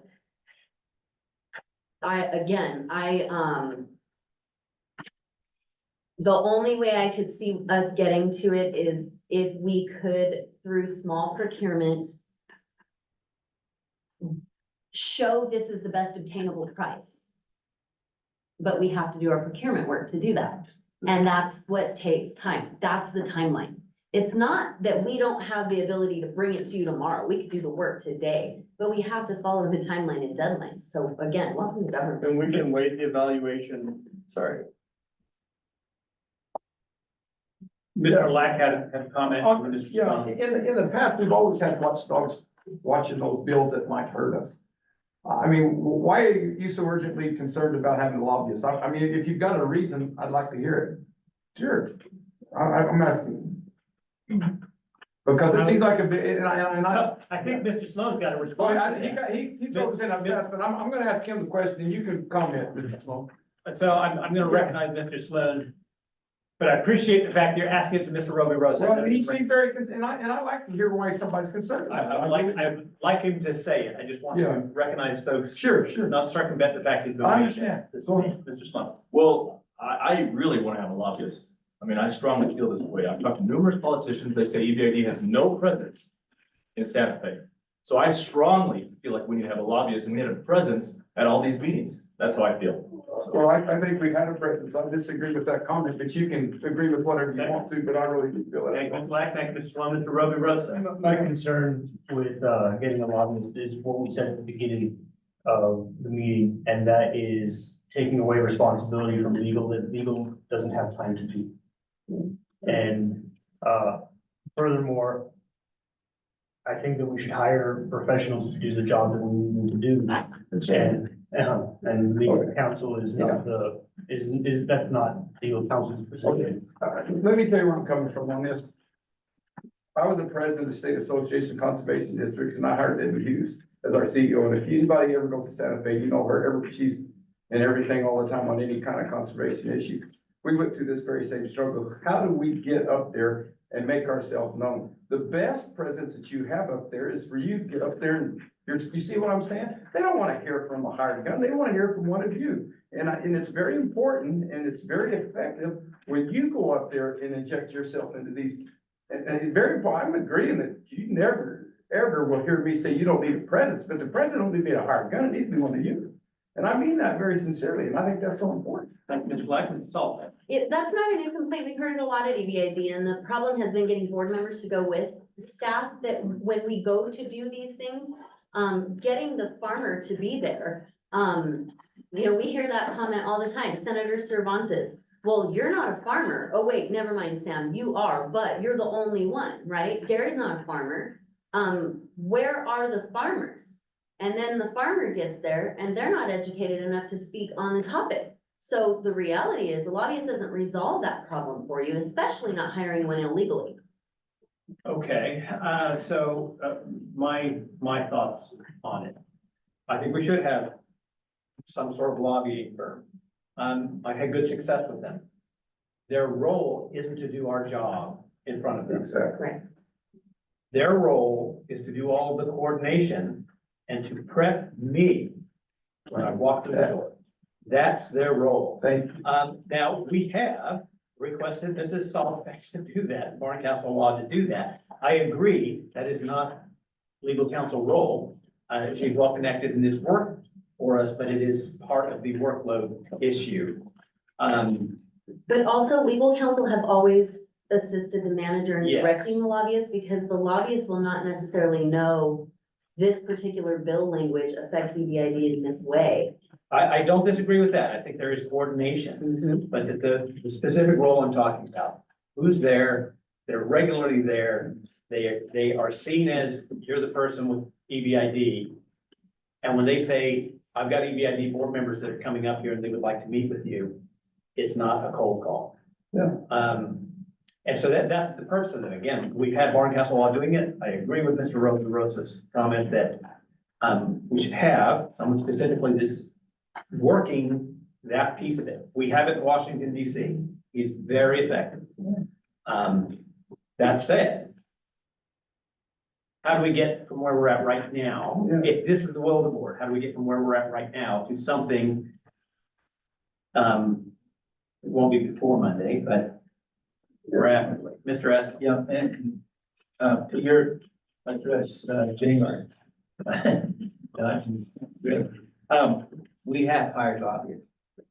And it's not the first rodeo that we've done this in the past, and certainly, in the 60-day sessions, they definitely have taken advantage of having a lobbyist up there. And, it's just that, because of this one and the short notice, 30 days, we're offering for something else different. But as far as getting a full-time lobbyist, again, it would matter of how we could adjust our budget to fit a special contract or something. Okay. All right. And go ahead. Yeah, James, I didn't ask that question, put you on the spot, but it's really important that they see you up there, and they see you up there, and they see you up there. I mean, it's okay to have that lobbyist tell you where the bird's at, but you gotta pull the trigger on the bird when he comes out. That's your job, to shoot the bird. No question, that's the best medicine. Just tell him, work. But the legislature does not care that I'm in the middle of harvest. No, Not don't. their problem. Not one bit. That's amazing. And John, that's been our biggest problem, is that it doesn't matter if it's a rancher, if it's a farmer, if it's somebody, training horses. We're busy working. We don't have 60 or 30 days to go up there and sit on our ass and watch everything that goes through that, like politicians do. But the fact is, because of that, they have a lot more influence as it gets further down the road. We may have an influence for 30 days, but those other 11 months, that's when all the work happens, is in those committee meetings that you're talking about. They make all the power decisions, and then they vote on it. And if you're not there and all of that, you lose out hugely. So I think the important thing is go up there, let them know who you are, but when you come back, you have representatives here. You've got some of those guys. Hey, call them and tell them, hey, look, this is a bill we can't live with. You know that. Mr. Tell them Sloan? that.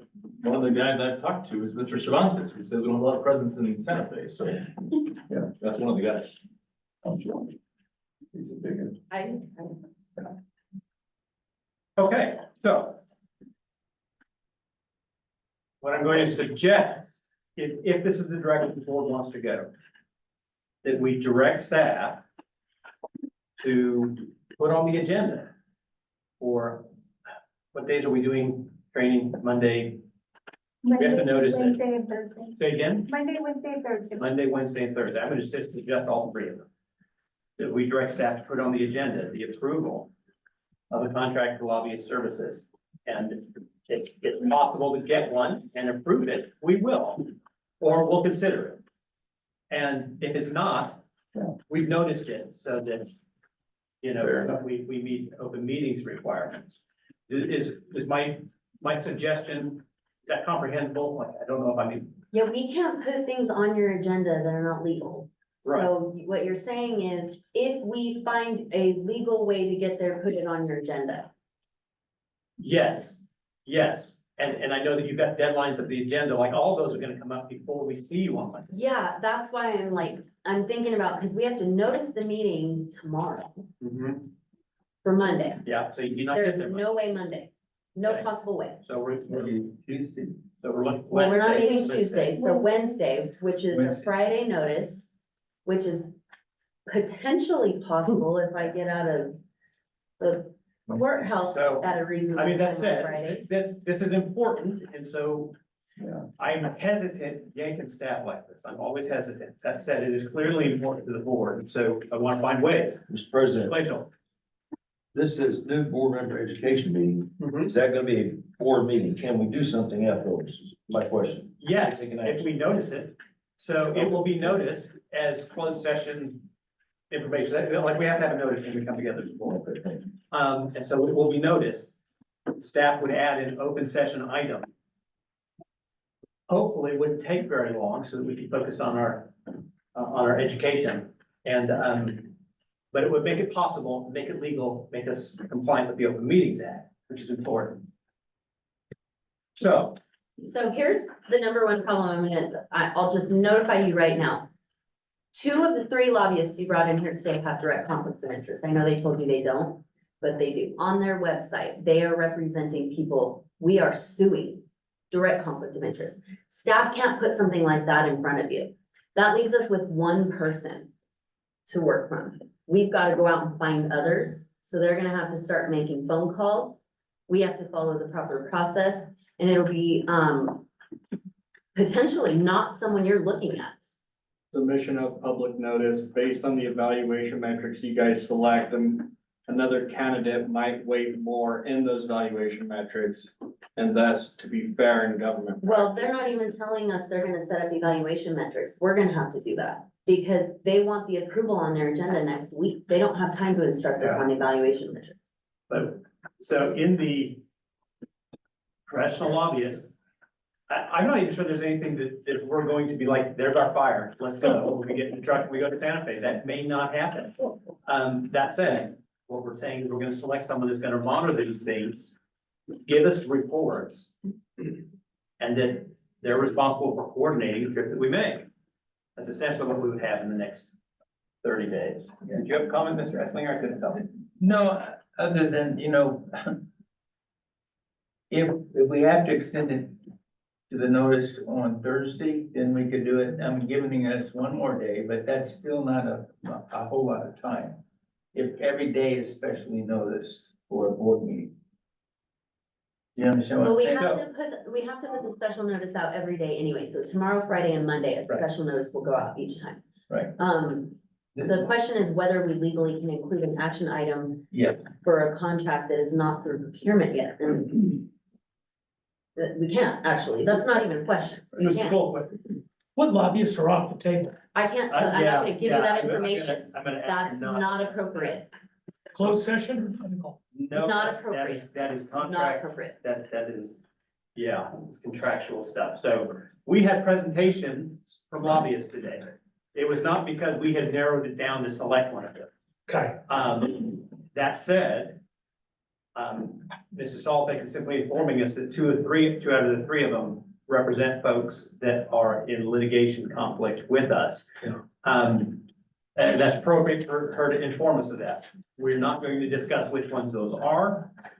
We are not selecting a firm today. That is out of order for our agenda. Right, but what might help clear that hurdle is that they gave you some information directly. They looked into conflicts and for some reason they concluded differently. So that could be cleared up. But their website advertising, they represent certain people. That, I don't know how they could then say to you, they don't have a conflict of interest. Because they obviously didn't know we were in lawsuits against those entities. That's it.